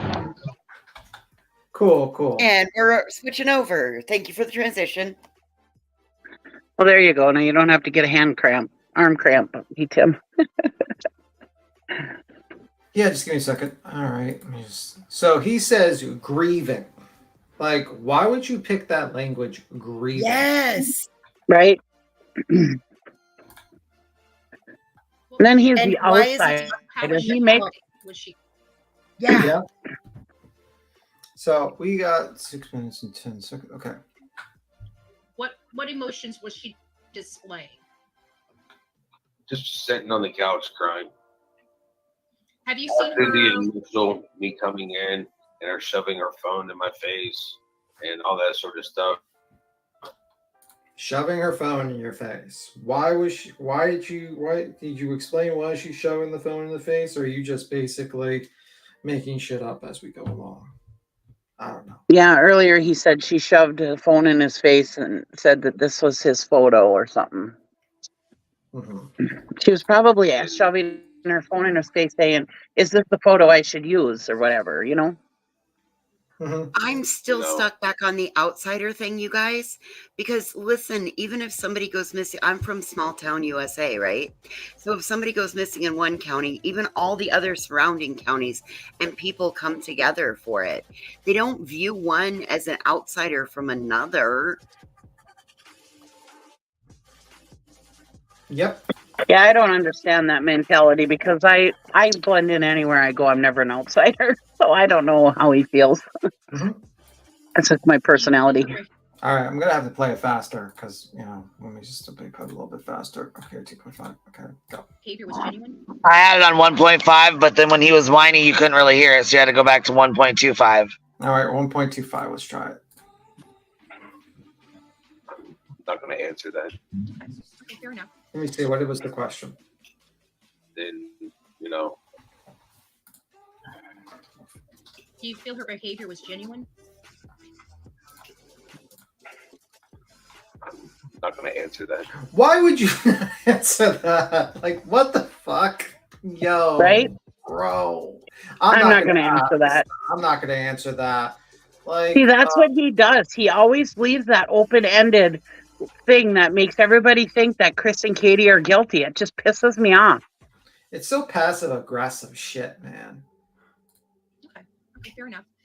Were you there when Chris approached the law enforcement to get the camper, to get permission to go get the camper? I was not. But you heard about it. Oh, I heard about it. What day did he leave the very next day, or was it a day or two after? I do not know. Okay. I mean, it wasn't Monday, Tuesday, or Wednesday while I was there. Gotcha. And what did Ellie say at the time you left the Proud Hut home about the status of the case at that time? When he left? No, when I left. when he probably went to go get the camper and you probably went on your way. Did law enforcement give you an update? That was really early on in the case, obviously much different than where we After are now. Wednesday, my parents showed up from Texas, and they were staying over in Goodlettsville at the RV park. I told them where I was at, and they knew where I was at, and except for me calling them to find out what was going on. You know, I just noticed it's members only mode. No wonder there was only 35 people talking. Oh my god. Why would you make this a members only mode? Like, well, then she'll get more money. A sub mode, I can understand, like subscribe for like 10 minutes or so. I can understand that. You know, even 20 minutes, let's say you really want to fucking make people not go. But like fucking members, jeez Louise. Really didn't have much communication. It's supposed to make more money. I was kicked out of the command center. Okay. What was that about? I shouldn't be here looking at the computers. I was You looking were at crying the too. You know, my son's missing. I want to see where you're searching. Why? So I can go search. I gotta stay in my vehicle. So you were looking over the first responders' shoulder, like these like searchers' shoulders, so that you can get information, so you can go to the locations, so you can search those locations yourself. What if you found, like, for instance, sir, what if you found a body there? What would happen? Would you pick up the body and basically completely contaminate it? That's probably why they didn't want you there. Also, you're a suspect as well. They're not sure if you're 100% cleared yet, so they don't want you to try to remove anything. Also, the fact is that you are hindering their work by being in that position right there. They don't need you there because you're hindering their job. You know, just like you wouldn't want me to stand over your shoulder when you do your job, sir, they probably do not want you to do the same thing. Any comments? Move on. Even if a normal detective, if this was his kid, they wouldn't let him be involved in it. You know? Correct. I can't get out and go running around. But I can sure drive around. I can look. I was told that I'm not supposed to be doing that. But you did it anyways. I've never been one, you know, when it comes down to something important, you're going to do what you're going to do. You're going to do what you got to do. And there's nothing more important to me than my son. So that means he did not take the advice of the actual police officers and continue to do something that was wrong. Okay. Congratulations for doing that. No, because people don't tell Seth what to do. Yeah, that's a problem. You should have probably not done that. If probably would listen to the officers. Nick Barris about some light movements on the outside of the home. Did you? And this was added after the fact because one of my mods wanted to ask this. What did Ellie say about that video? Was the time truly stuck? I guess I've never heard the time being stuck on one specific time. Off, maybe, but stuck. I mean, when I saw the video that they showed me, it stayed there. It was just stationary at 311. Do you believe that video was taken later, or you just don't know? I don't know. Okay. I've got just a few more questions, and then Tony, obviously, I've got some questions. I have a question though. I mean, like sometimes I wonder, like, why would you ask the parent about like some of these questions? Because I don't know. I mean, like it seems like questions you would ask of like a police officer.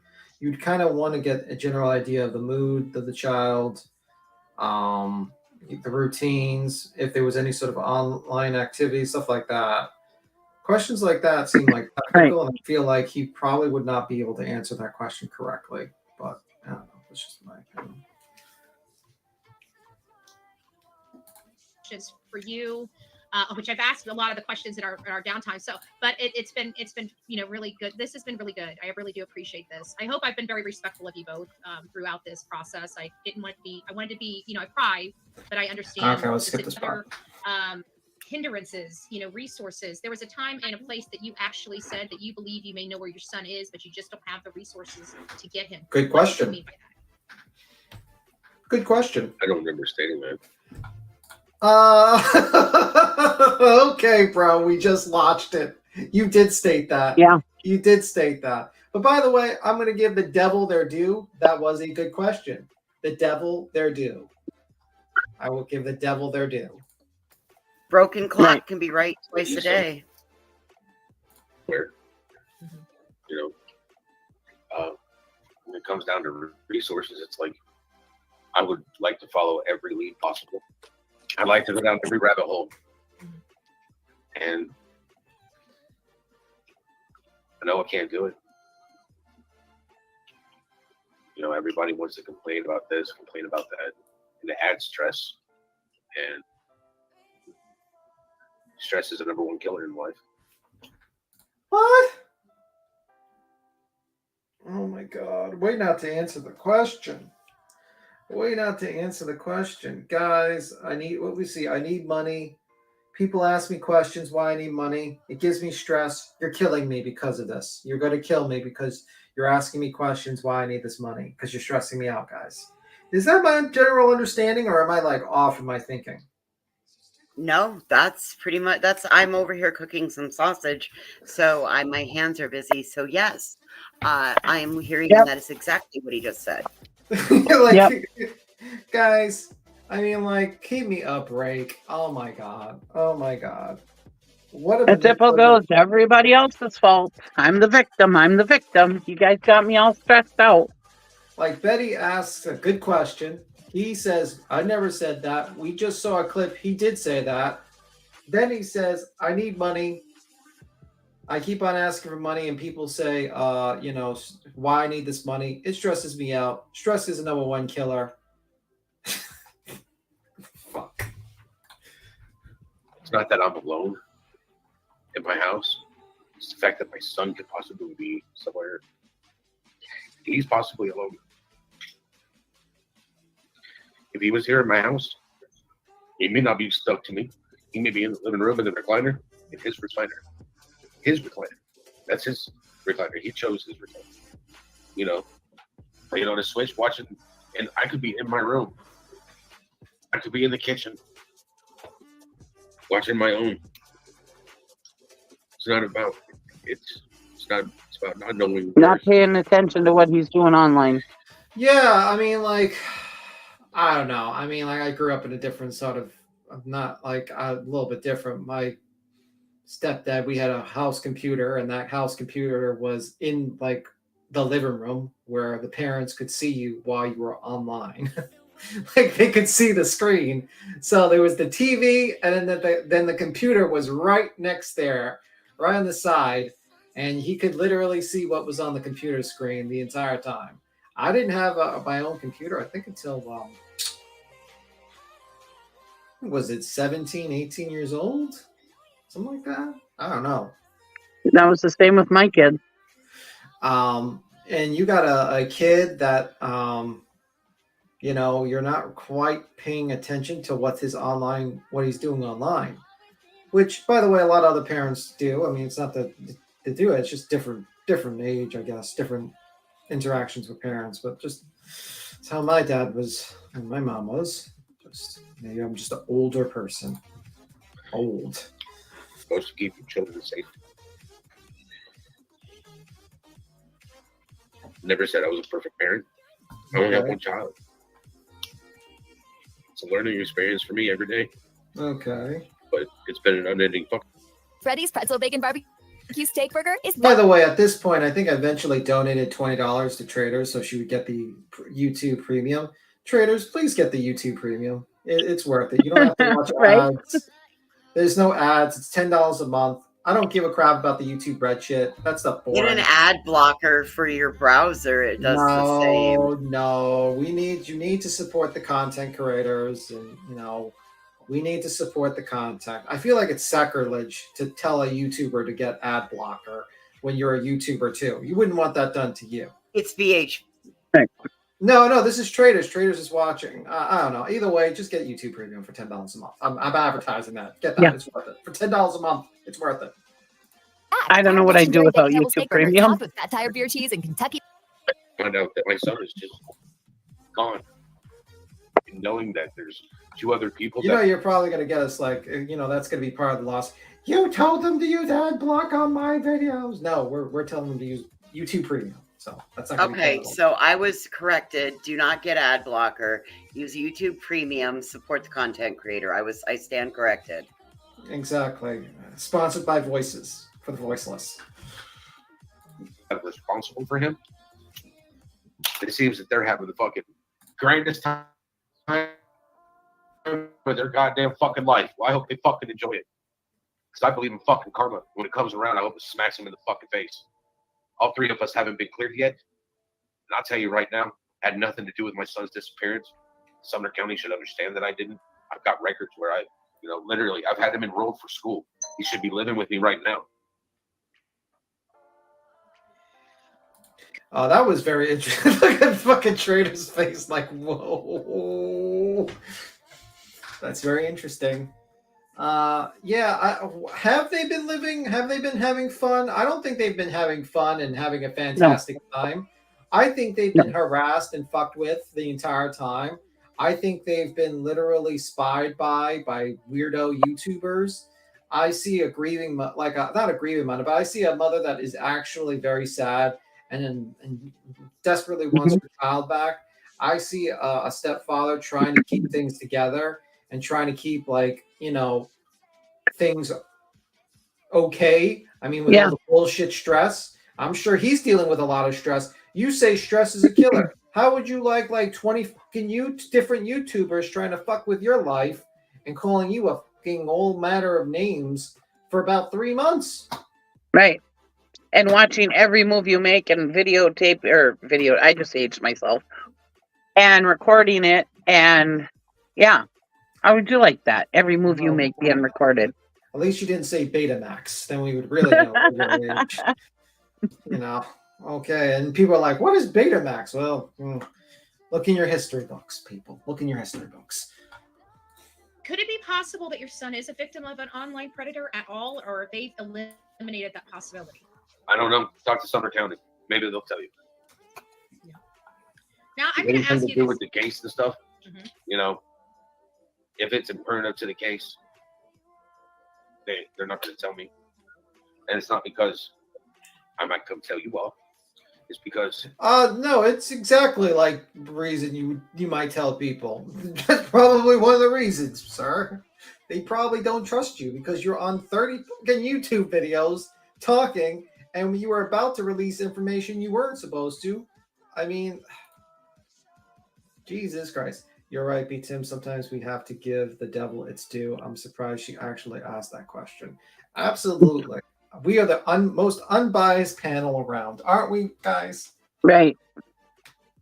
We're and besides the fact that he's hard to work with, and I'm sure he was trying to throw his weight around during the investigation, trying to say, well, I'm Seth. You got to listen to me. Do what I do. This is my show.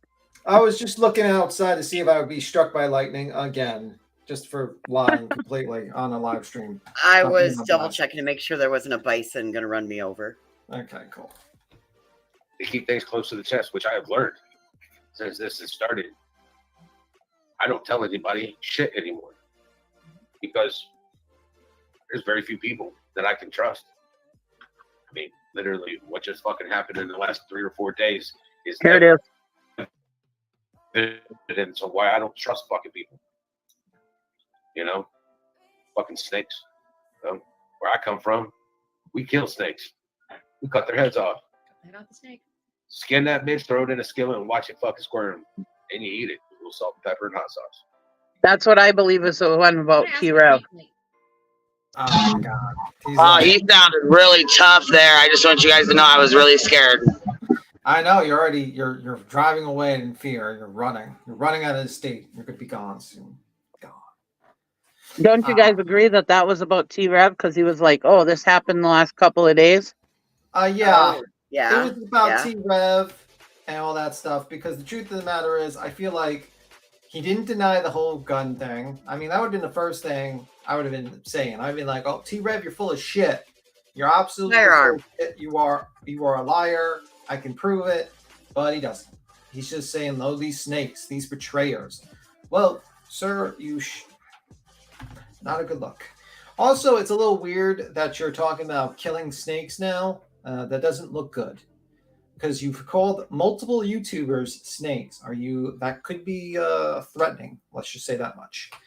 Maybe if TikTok Tony was actually doing his job, he'd probably tell you that.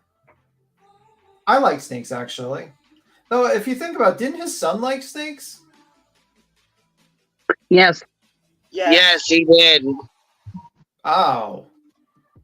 Jeez. Now that I think about it, that's probably not a good term to use if your son likes snakes. Jesus Christ.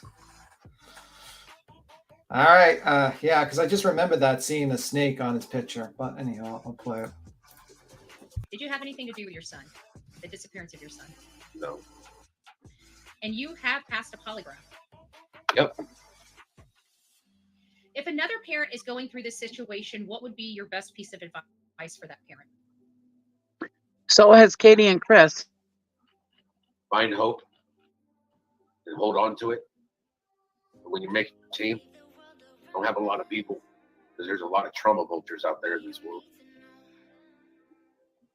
A lot of fucking pieces of shit in this world. And you'll find out who your friends are. There's not a playbook for this shit. And each one is different. Sooner or later, even if you're a good-natured person, you have to kick people to the fucking curb. Don't let them tell you what to fucking do. It's your child. I don't think he's a good-natured person. If you stop, yeah. Are you worthy of being their parent? I won't stop. Well, I just got a few more questions, and it's going to be kind of directed toward Tony. So I've got a few more questions from some subs to you, but I'm just going to let you kind of. Oh, look how happy Tony is. TikTok Tony. You see that smile on his face? Let's rewind. The disclaimer thing is I've got a up. few more questions from subs to you, but I'm just going to let. Look at that smile. He gets to finally get some questions to him. He gets to be the star of the show. We can't see the smile. The fair use disclaimer is up. Oh, sorry. He has a big smile on his face. He's very happy, TikTok Tony. Very happy. Very happy. You kind of take a break and get a cigarette and take a breath, you know? So, Tony, you've been through quite a lot with Seth throughout this process. Self-inflicted wounds, to be honest with you. A lot of self-inflicted wounds by TikTok Tony. And it has very much been challenging.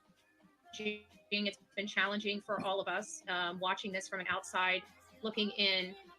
You tell me a little bit about yourself and how you were drawn to this case or Caleb's case. But before you do that, and then after that, give us an update on Caleb, because there were some people in the chat that wanted to know what was going on in that case as well. So. Well, I got involved in Caleb's case because I'm very close to his father, Randy. We work together. We're very close friends. I started out in that case kind of like I did with Seth, kind of helping from behind the scenes, setting up some interviews, doing some things like that. And as he got further into that situation, he started requesting more and more and started hinting that it would be good if he had somebody by his side in Corpus Christi.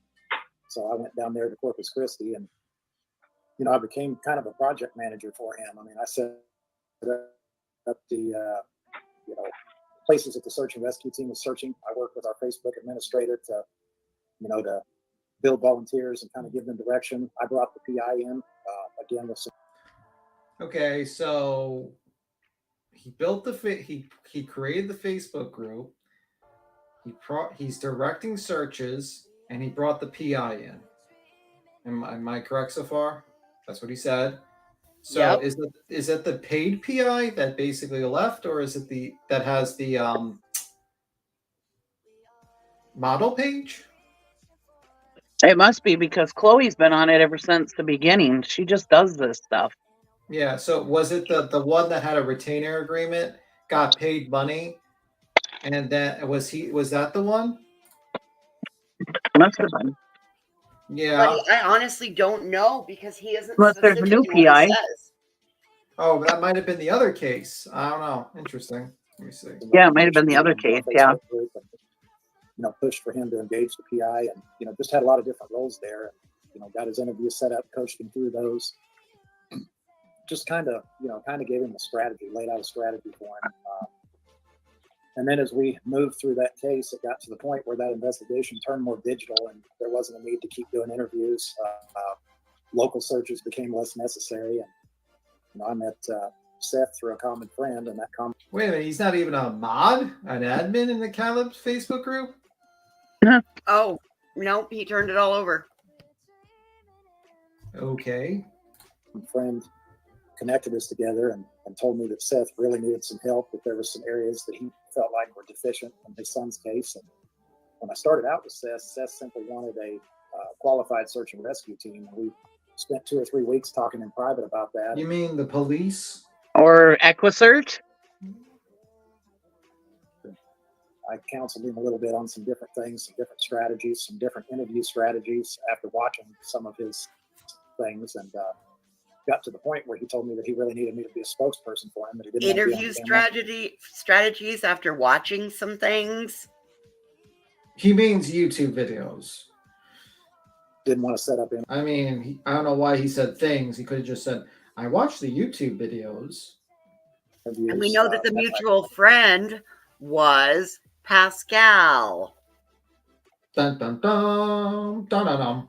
For me to be a spokesperson for him, that he didn't want to be on camera, didn't want to set up interviews, that type of thing. Wait a minute. Yeah, when doesn't he want to be on camera? Wait a minute. He's been on like 100 YouTube channels, and he doesn't want to be on camera. Yeah, okay. We need to reverse this bus. Wait a minute. Are we talking? Is he talking about? He might be talking about Randy Harris. No, I Caleb's think he's father. talking about Seth for a moment. Let me see. Okay. When I started out with Seth simply wanted a qualified search and rescue team. We spent 2 or 3 weeks Never talking mind. in private about that, and I counseled him a little bit on some different things, some different strategies, some different interview strategies after watching some of his things, and got to the point where he told me that he really needed me to be a spokesperson for him, that he didn't want to be on camera, didn't want to set up interviews, that type of thing. He didn't want to be on camera. He didn't want to set up interviews, that kind of thing. That Seth did not want that. Where he's on camera. This is bad. This is some diabetes, in my opinion. Okay. Okay. Yep. Obviously, our plan initially was to try to just take one spokesperson and have them represent all three. And we waited for a week and a half, 2 weeks for that to happen. And it got to the point where Seth was just saying, I can't wait any longer. I need you to come help me. Wait. Why do you need Why do you need 2 to 3 weeks to fucking get someone on the camera? Or aren't you the spokesperson? Couldn't you have gone on there while he just told you the answers? I don't know. Seth was going here, there, and everywhere. He didn't need anybody speaking for him. He was speaking for him and everybody else. Yeah. Friday, actually 4 weeks ago tomorrow, and I was out fishing, and I got a text from him that said, I really need your help. Are you going to help me or not? And I just agreed to come on board and help him. So, and it's been nothing but smooth sailing since then.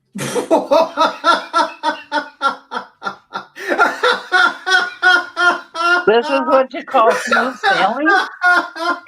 Wow. I need to see what they think is rough waters. That's what I was just going to say. Oh my God, what is rough water? Oh my God, that's just hilarious. Okay, that was a good laugh. That was a good joke. That was a good joke. You made me laugh. That was a good joke, I have to admit. Oh my God, you gotta be shitting me. He said it with a straight face. That wasn't even a joke. That wasn't a joke, was it? Smooth sailing. Are you robbing Seth blind? Oh, I'm Betty with the next question. Okay, we gotta give Betty another devil to do. She asked another good question. And it's been nothing but smooth sailing since then. Are you robbing Seth blind? Even she knew it was bullshit. Yeah. She just moves on to the next question. She doesn't follow up because she knows that's bullshit. She knew that was bullshit. She was like, okay, let's go to the next question. Are you robbing Seth blind? I got to tell you, I've been very, very blessed in life, and I'd give Seth the shirt off my back. I have not. The answer would be no. You should just say. Wait, what did she ask him? Are you what? Robbing Seth blind. No, but Queen, listen to this part. I want you to listen to this part. She said to Tony, she asked Tony if he was robbing Seth blind. Yeah, but I want you to listen to this part and try not to laugh. Yes. Queen. Try to With or listen to without this. the other side. And, it was a Friday, actually 4 weeks ago tomorrow. Listen to this, Queen. I was out fishing and I got a text from him that said, I really need your help. Are you going to help me or not? And I just agreed to come on board and help him. So, and it's been nothing but smooth sailing since then. It's nothing but smooth sailing. Queen, that's the most hilarious thing I've ever heard from TikTok. It's been nothing but shit starting and fucking clowning the whole time. Well, they say I'd hate to see if he said it was rough waters. Jesus, if he thought it was rough waters, if this is smooth sailing, holy crap. This is the worst. Oh my god. There's people saying this is worse than Southern Wells. And that's a shit show. And you're saying this is smooth sailing. Yeah. Oh my god. This is smooth sailing. I'm staying home. Yeah, we're not taking any boats out. Are you robbing Seth blind? Oh my god, we need that shit clipped. Nothing but smooth sailing. I just laughed for a good 2 minutes, Queen, when he said that. Are you robbing Seth blind? Are you robbing Seth blind? And he just smiled. Yeah, we need that clip, man. I miss fucking heels, goddamn it, man. Fuck, we would have woke up to some goddamn good videos today. Life, and I'd give Seth the shirt off my back. I have not taken even a nickel from Seth or Randy Harris. Quite frankly, I set up a GoFundMe for Randy through our employees at work, our co-workers. Even that account, I never even had access to the funds. As you know, they're kept in a cloud. And then when Randy was ready for him, I sent him an email and he captured those funds. But I've never even had access to any of these guys' funds. Matter of fact, when I'm with them, I pay for everything for them out of my wife and I's pocket. Yeah, him and Randy work together. That's how he got in with Randy. Mm-hmm. I think a lot of it has to do with Seth was on a lot of these hate channels, and he was out there doing everything he could do to get his son's name out there. And he was in bed with the devil, dude. I'm sorry, sir. What hate channel did he go on? Because he just called Pascal T-Rev. I mean, come on, all his buddies, he just called them hate channels? What the fuck? Yeah. He calls old Smiley, Web Sleuth. I mean, Justin. The lab, all these channels, and these are all like friends of Betty's. So, and she's just like, You let one of those stay in your home. Oh my god! Oh my god! This guy's funny. Tony's funny. I started watching where he had been, started researching these people and looking at their history. I told him, I said, there's a lot of these people that that don't have your best interest at heart. So we're not going to do interviews with these people. No shit, Sherlock. You think the lab has his best interest? Oh my god. Do you think the person's channel that you're on has your best interest? Oh my god. Oh. And the deer in the headlights look from Betty is just amazing. It's like she doesn't challenge it and say, no, I disagree. Some of the channels that Seth has been on, it was very informative, like Pascal or like Web Sleuth or like My Friend the Lab or Trevor Lee or Smiley or any of these channels. No, she's just going to sit there and deer in the No, she denounced them the last time when he was on Smelly's channel. Oh, okay. She denounced them the next day because they went against Seth, because he went against Trevor Lee. All right. Well, I guess I'm She wrong. denounced all them. She said they're no longer my friends. They're no longer your friends for this week. We know how the YouTube game is played. This week Until the next case. Next case, and they're bestest friends. So they're best friends. And I think a lot of it has to do with when I took that access away to him. And a lot of the content creators that never had access to him, they still liked him getting on camera and losing his cool and whatever, because it was clicks and views. And I couldn't stand it. It made me sick. yeah, it made me sick too. And I just tried to give him a plan, and people love to see Seth Rogers in the Raw, and he can be in the Raw like he was tonight. He can be himself, but he can still be in an environment. All right, so threatening war crimes on people, telling people to chop, like how he chops off heads of snakes, him completely embarrassing his son with details he should not have released, and talking about the divorce for about a good half hour, 40 minutes. And this is him not losing his cool and being calm. He really did a great job. TikTok, Tony. People and platforms care about him. And there's a difference between being in the Raw where people are laughing at him behind his back and being in the Raw on a show where somebody has compassion, such as yourself. And I wanted to control his environment. Not what he says, but I wanted to control the environment. Yeah. I think what you guys are doing, putting him on his own platform, I think that's going to be a benefit for you guys in the long road. And you don't have to depend on people like me, He can go pop up there if he's got a message or information. You guys can because at the end of the day, I did watch everything unfold. I do have, intimate knowledge of all the people involved and how everything transpired. Well, we're not going to get into that here. No, you don't. You're not a police officer, nor are you a psychic. You do not know the intimate details of how everything went on. We don't know what's going on. None of us know what's going on. That's just how it is. It was wrong. It was wrong. It was just... Yeah. And so, I just really am very thankful that you guys took the time to come here. And I would like, when Seth is, ready, I would like to open it up just for a few questions. I'm going to go through my starred accounts here real quick. I've got a few questions in here if he's up for it. I'm just going to read through them before, if you don't mind, just give me a few minutes to read through and make sure nothing's too crazy here. And so if you want to get a drink or something, you go ahead and take a break, whatever you need to do, and just give me about two or three minutes. I have a few of these questions, guys, so don't get upset if I can't grab all of them. He's already been here for 2 hours.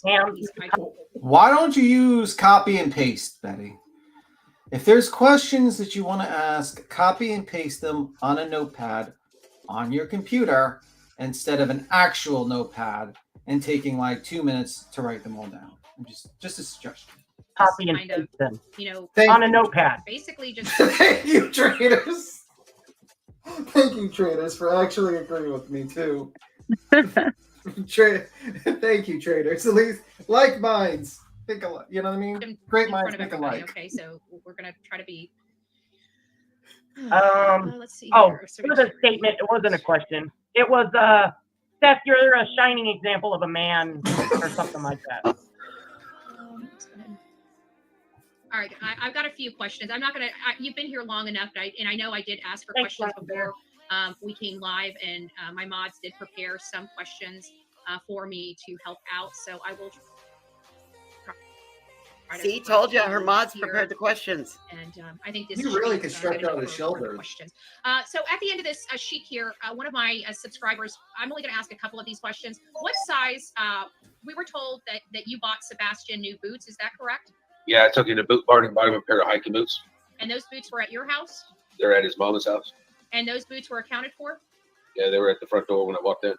Okay, and what size is his shoe? 10.5. Mm-hmm.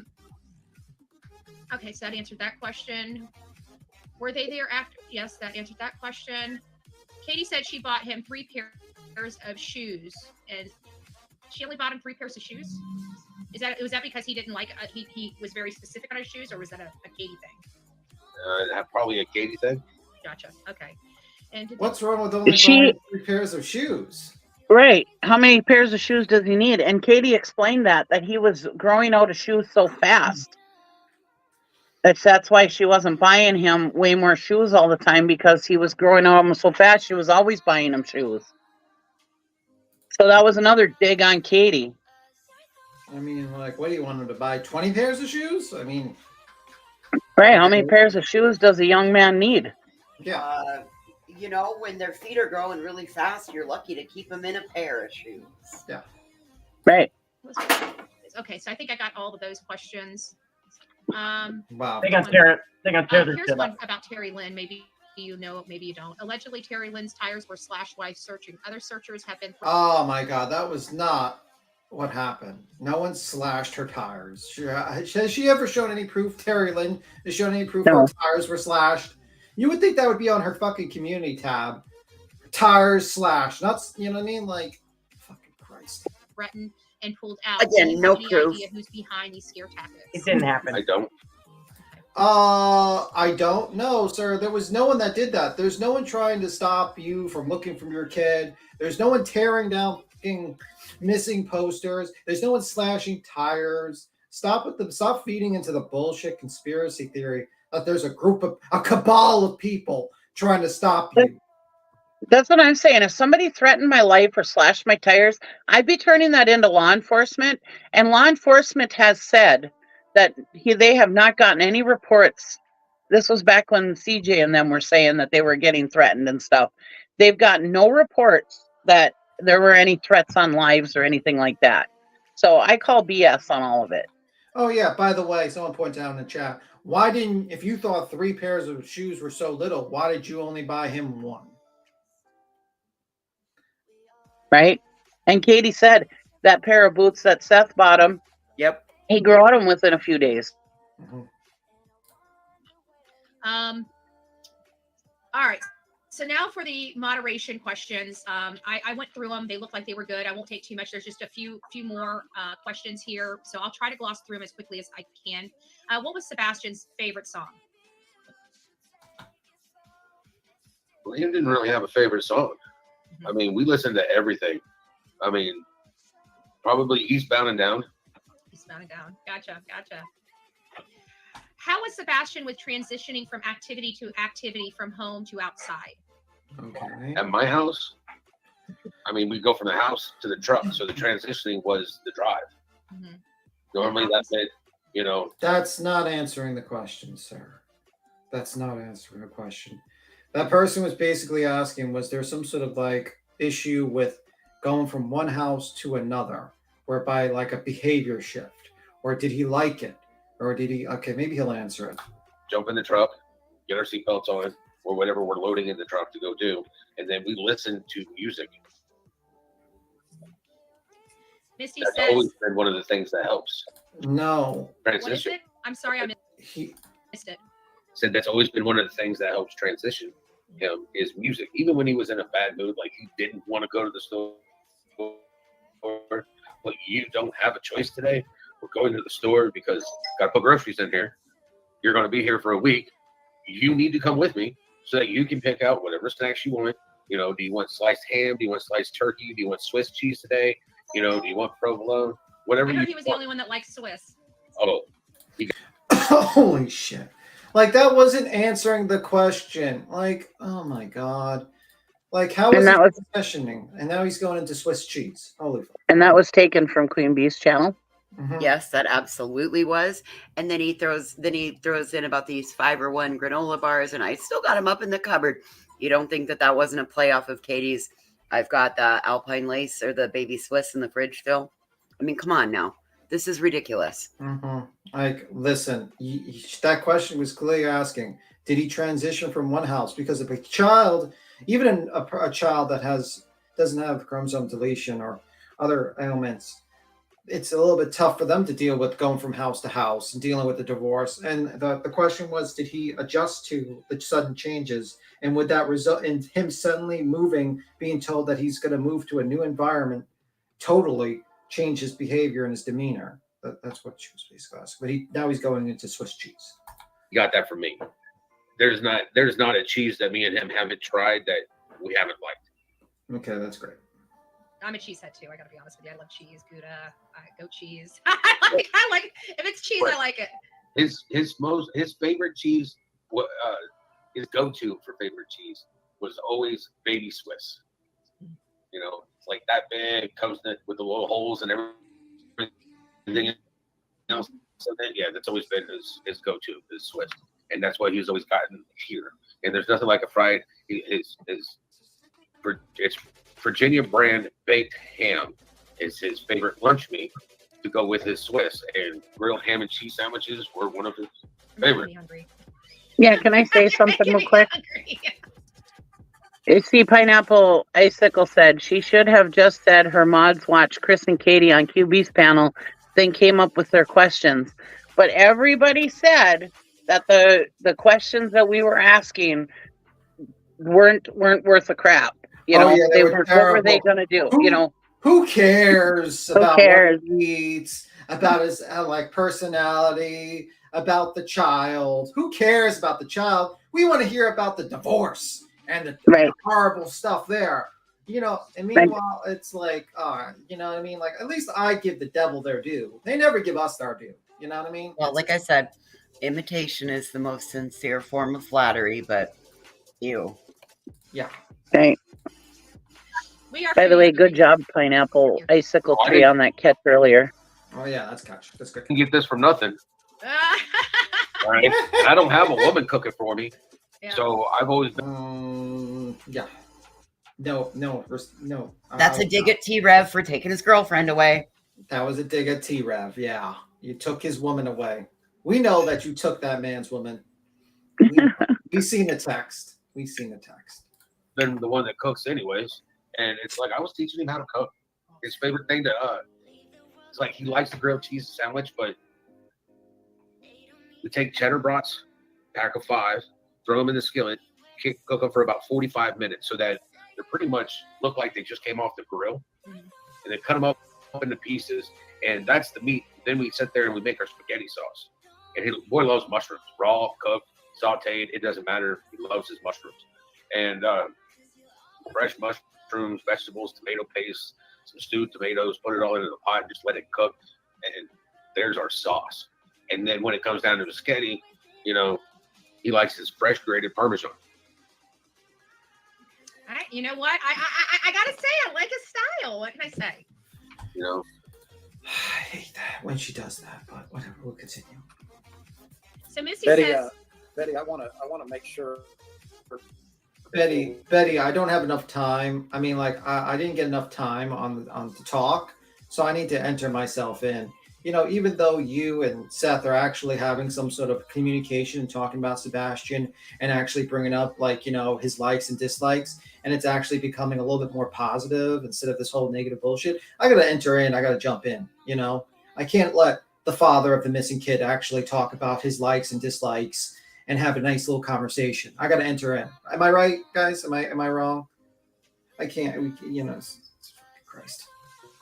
We get out of here that I make it very clear that we are having good communication with law enforcement now. Good. You know, I think it's important that we point out that Seth is in a good place with them. We support them and what they're doing. But I also would like Seth to tell you, because I listened to your show earlier and I listened to some That's of not what these he said theories, the day before. and some of these ladies that you hooked horns with a little bit regarding their theories. For the longest time, really the only thing that Seth got from law enforcement was one thing. And what was that one thing, Seth? What was it they told you that is the only communication you got for such a long time?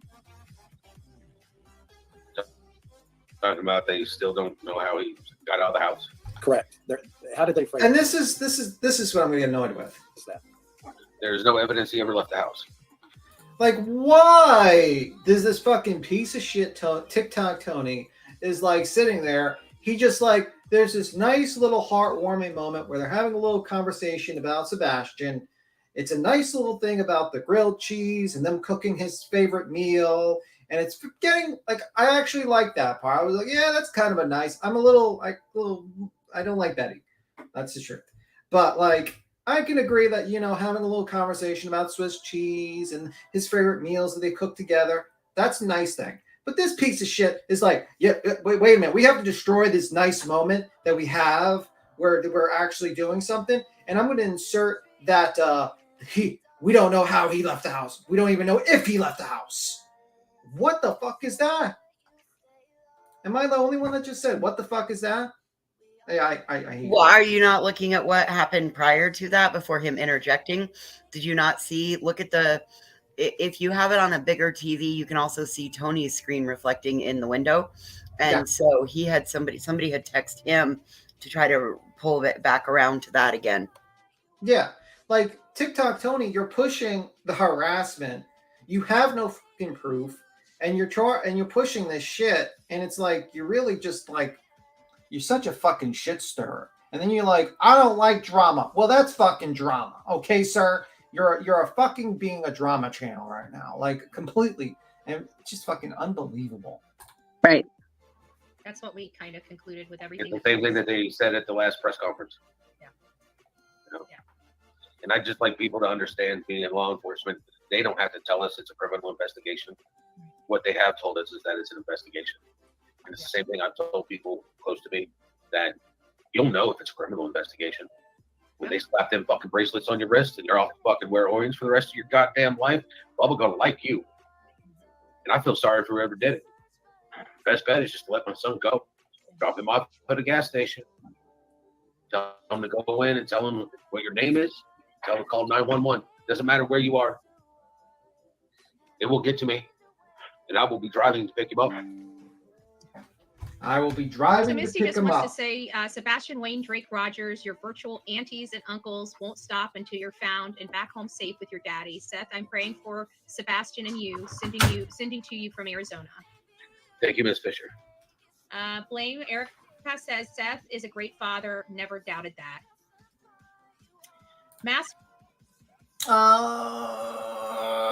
Were they listening to the same interview we were listening to? Okay. Maybe that was like a super chat early on. Listen, I'm gonna cut that one some slack. Yeah. Okay. Flyers can be distributed through U.S. Post Fast. We deliver 1,000 or 10,000 flyers in 1 week for $1,000. They should do it for free. You can do batches too. It's legit community help and effort. MK, send me that. Is he saying he has to pay $1,000 for flyers? Yeah. He's full of shit. Yeah. That's through a PostNet thing. Yeah, it's not. Also, apparently Betty doesn't have any flyers. Apparently, she has to ask them to send her that. Thank you for all you're doing, Team Sebastian. It's the only team there should be. Absolutely. You don't want to see me come unglued over that. I already did. If you need to go back, you can go back and look. I actually have a Not video. team me. It's not team them. It's team find Sebastian. It's Sebastian's army. It's Sebastian. His army needs Sebastian, and Sebastian needs the army to find him. Sir, you just spent 90% of this interview bashing Chris and Katie for the mob to hate them, with no evidence that they have anything to do with the disappearance of your son. And then you sit here, there's no sides to pick. It's Sebastian's army. It's like, sir, you want them to pick your side and to go after them. That's what's happening. Like, go buy a laser printer for $100. It shouldn't cost $1,000 for flyers. Oh my God. Yeah, it shouldn't, and it shouldn't. But whatever. Even on my inkjet printer, it wouldn't cost me $1,000 to print out flyers.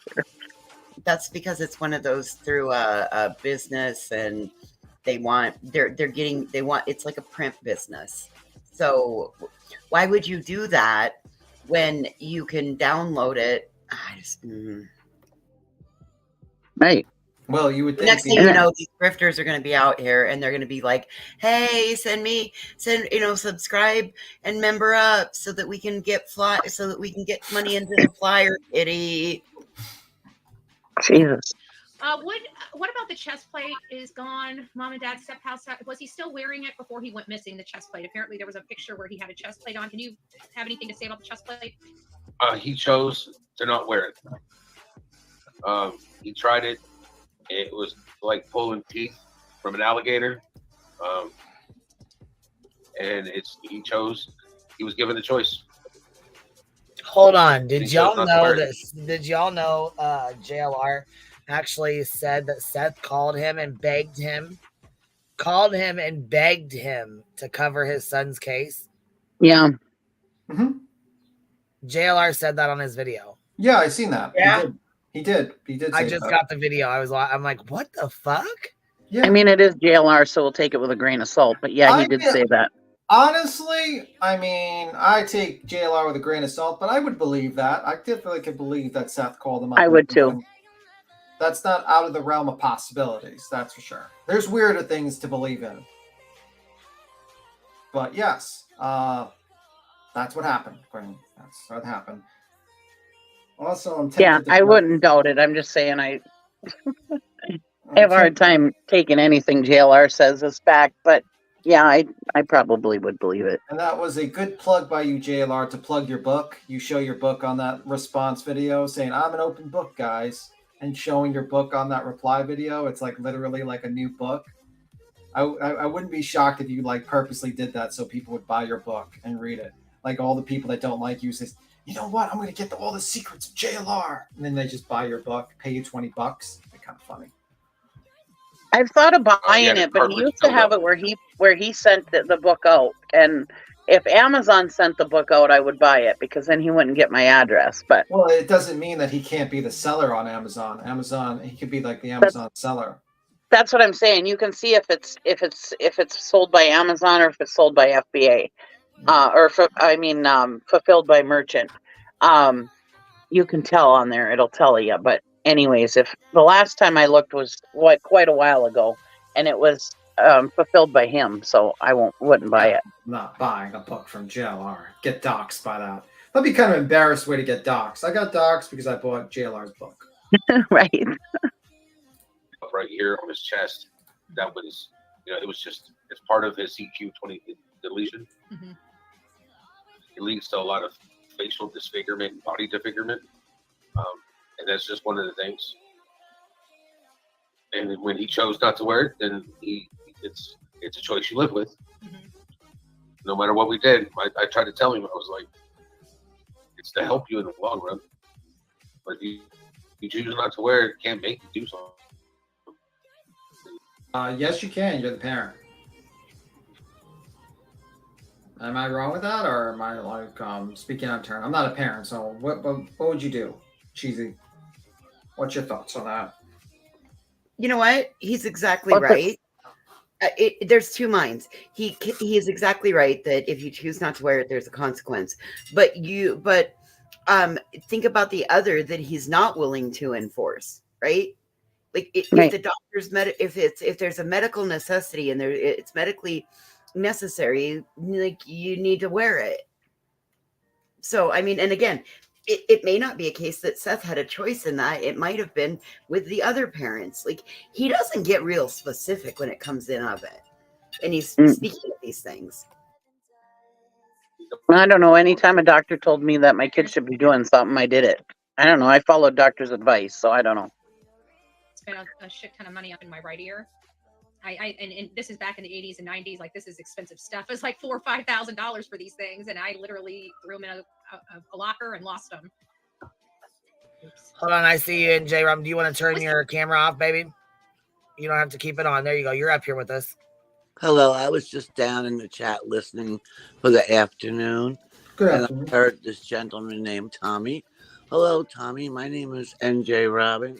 Oh, Tommy's no longer up here, love. That was earlier. Oh, I'm way behind. You are way behind. You're like 3 hours behind. All right. It's okay. What's up with you? You wanna add to it? Go ahead. You can add to it. You can make it. I wanted to add to his whole crazy. I mean, well, it wasn't crazy. What his theory was, but yes, you're absolutely right. The other gentleman that came up with him, the police will probably, if you remember Harmony Montgomery, all the stuff the police did. They track all the GPS. They have all the data off the phones. They have all the information from the cars where they went. And the gentleman was absolutely correct. When the cadaver doors come into the house, they will check on any scent. And if they pick up anything, now they might not, bring the parents into custody, but they are going to be more of a suspect. And they will up the ante. They will check where the father was. They will check cameras. They will check everything, whether he was working or not, with his bosses. They'll check where Seth was working. Was he working? The times he went to work. All of this stuff, the TBI was there. The FBI was there. They had Secret Service helping. And Secret Service helps with all the internet and computer electronic information.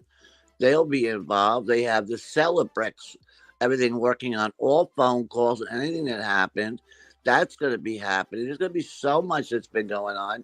And right now, the TBI and all had a news conference about a week and a half ago where they talked about how they've had a major undercover investigation in that area. Since February, they have found 18 children who are part of where they have found them victims of CP stuff on games and things like that. They have found 18 children who have fell victim to that, and they are looking for 22 more victims where they're at. They located 18 where they live and all to make sure they're all right, but Yeah. they're still looking for 22 more. Yeah, I mean, like, but that guy is just, he has his own fan fiction in his head, and that's what he's going to go with. You know, personally, I think people need to work off facts before they make allegations like that. To me, calling someone a child killer, their killer of their own child, to me, I would think you would need more proof than simply they were the last one in the house. Like, these people have gone completely off the deep end with this case, and it's really a shame. I just wanted to come up and say that, and I am way behind. I see that now, but I was just listening to you today. That's all. All right, cool. But thank you very much. I just wanted to put that input in that I am familiar with. Oh, at EquiSearch, they've been there twice, and in 2 days they had searched 43 bodies of water. Yeah. You know. Yeah, the strange thing is that you don't hear too much about that. You don't hear that the TBI, all the work they're trying to do with TBI and EquiSearch. You hear because how that doesn't further the mission. Yeah, that doesn't keep the bullshit going. You know what I mean? Like, there's a lot being done for Sebastian by all these agencies, and mostly he's just kind of shit on them. Really, to be honest with you, a lot of them, which is very disappointing. You're absolutely right, and I think it's very important that people, have this information out, even if it's just to say, hey, other people are talking about other things that are happening besides what other people are putting out that are not facts. Yeah.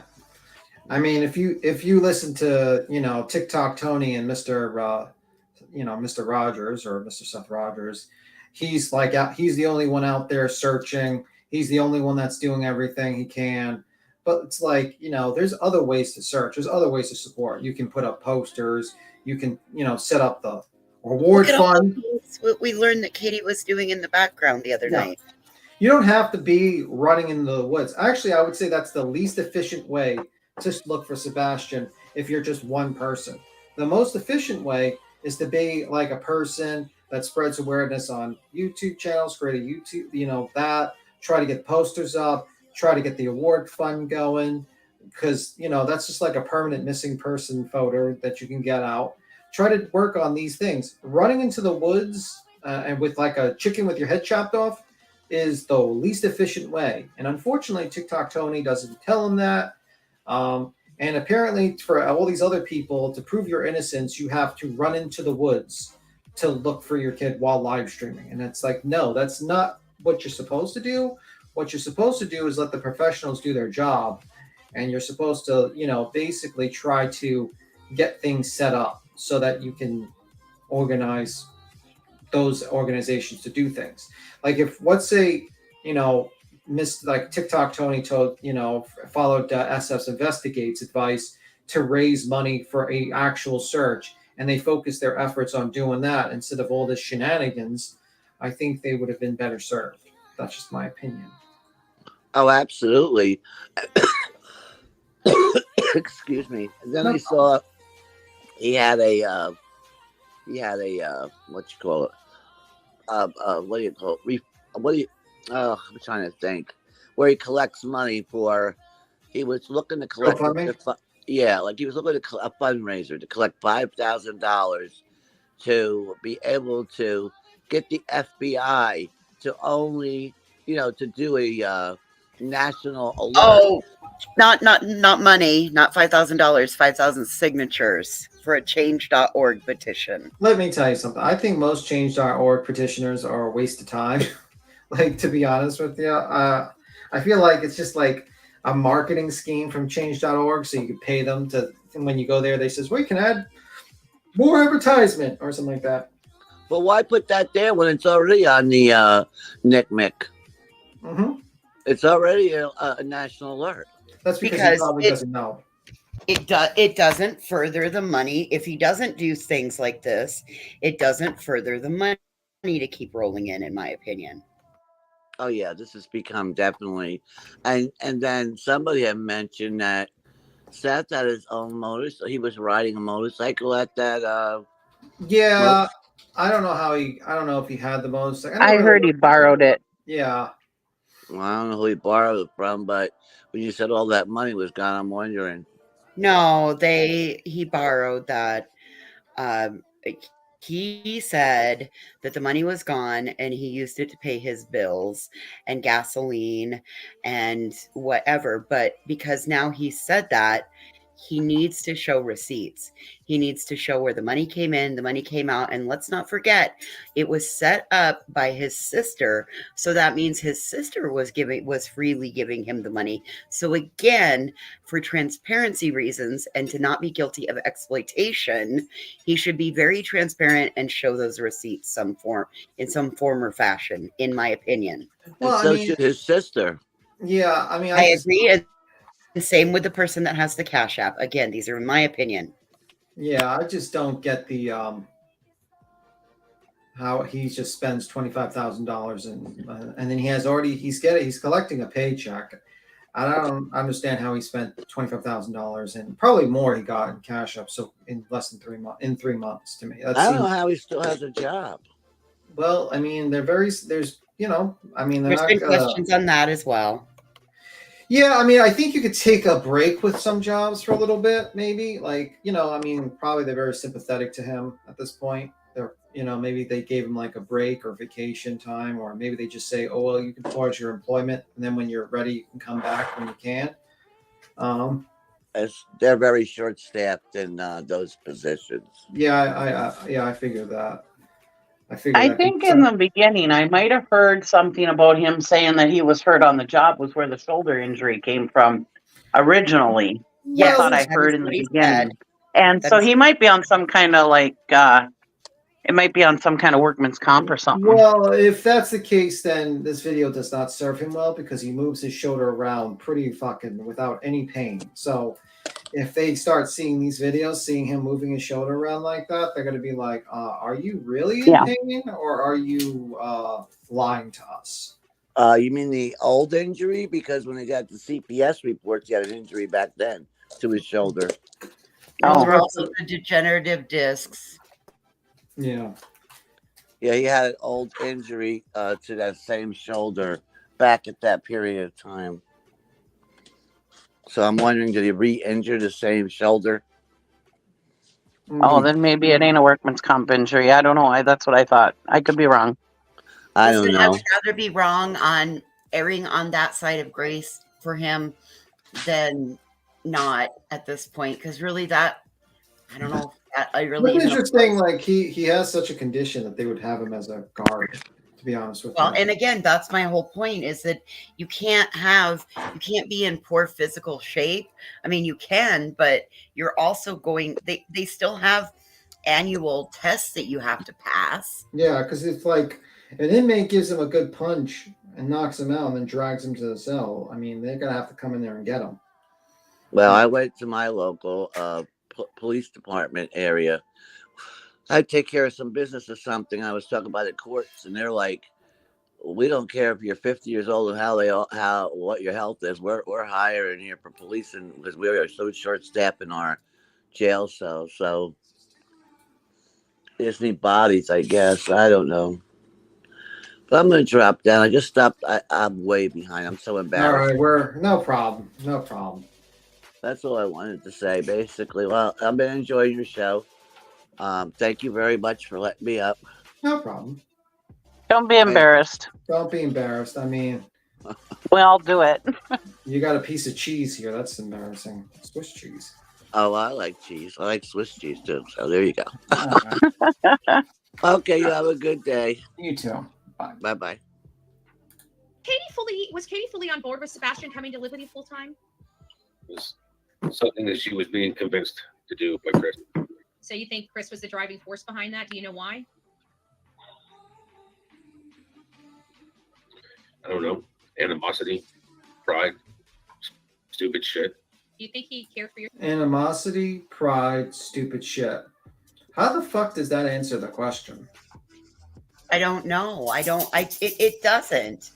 Like, and you know what? Is there any? There's nothing to prove. He doesn't tell. We've caught him not telling the whole truth or lying by omission, comparing him to other things. How do we know that this is really what the truth is? Yeah. And by the way, I mean, like I don't know why they shit on him so much about, like, you do realize that Chris was paying for your kid, you know, his clothes, his outfits, his food, his roof over his head. He was also paying for that. You can give a little fucking respect to that. I mean, I'm just saying a little bit. Like, this man was raising your son a little bit, and you should give a little respect to this guy a little bit. Him, you know what I mean? I'm just saying. I feel like it's such disrespect, because there's a lot of stepfathers that go out there, adopt, like, take care of kids that are not their own, and you know, just to me, it's like very disrespectful. I don't know. I don't like it. You see, Seth is full of shit. He doesn't even remember half the shit. Yeah. Your son, or do you not? Well, I probably should answer that. Maybe if you want to answer it, answer. No, it. I'm not. Okay. Julia said she is not communicating with the family. That she's just going to concentrate on searches. I believe she said she got sent from stuff from LE is what's being said. Well, I wasn't informed of that. So why the fuck do you need to be informed of that? If she wants That's to pick the up canine handler. Yeah. Yeah. So look at this. But he's the parent. He's the parent. He should be informed on it. Yeah, but like, listen to this. From stuff from LE is what's being said. Well, I wasn't informed of that. So tell her if she wants to pick up communication with me again.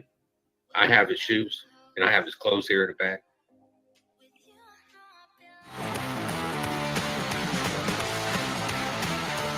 I will say I'm very proud of Julia as of late.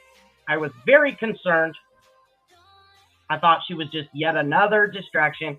But her last live, she announced she is not communicating with the parents. She's going through law enforcement and trying to assist them, and they're providing her with the scent material.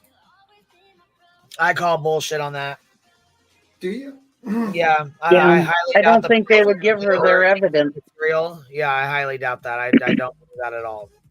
All right. It's their evidence. Why would they give it to somebody? I don't think they would. Yeah. I don't know. That's a good point. I didn't think about that. You're right. I could be wrong, but I don't think so. Yeah, I'm not buying it. But we've been on here a long ass time, and I got stuff I got to get done. It's Friday night. It's Friday. I'm gonna try to get on here. I'm gonna try to get on the Hive later. You know what I mean? We'll try to get on there later and chit chat and hang out or whatever, just to shoot the shit. All right. I don't know if I'll be able to, but I'm gonna try to. You know. All right. I'll see you guys. All right. But I appreciate Thanks for having me. All right. We'll catch y'all on the flip side. Happy Friday. I hope everybody has a good weekend. I hope y'all are having a good Friday anyways, but I hope y'all have a good weekend, and I will catch y'all on the flip side. Here Trevor Lee says, hold on, let's see. The words uttered by Seth Rogers just sent shivers down my spine. That man does not deserve a child. Sebastian, I'm so sorry. So he said CPS was called on him when Sebastian was younger because Sebastian told the teacher Seth beat him. Well, then after CPS call, Seth turned on Mortal Kombat, turned on the blood setting, and showed Sebastian what a real beatdown was at the age of 5 to 7. Yep, he heard it. I'm telling you, there's a lot of people that that interview yesterday is going to be Seth's downfall, in my opinion. Anyways, you guys have a good Friday. I will catch y'all on the flip side. I'll try to be on here later. If not, we'll see y'all in Discord, or I will see you guys tomorrow morning. Have a good night, y'all. Stay blessed.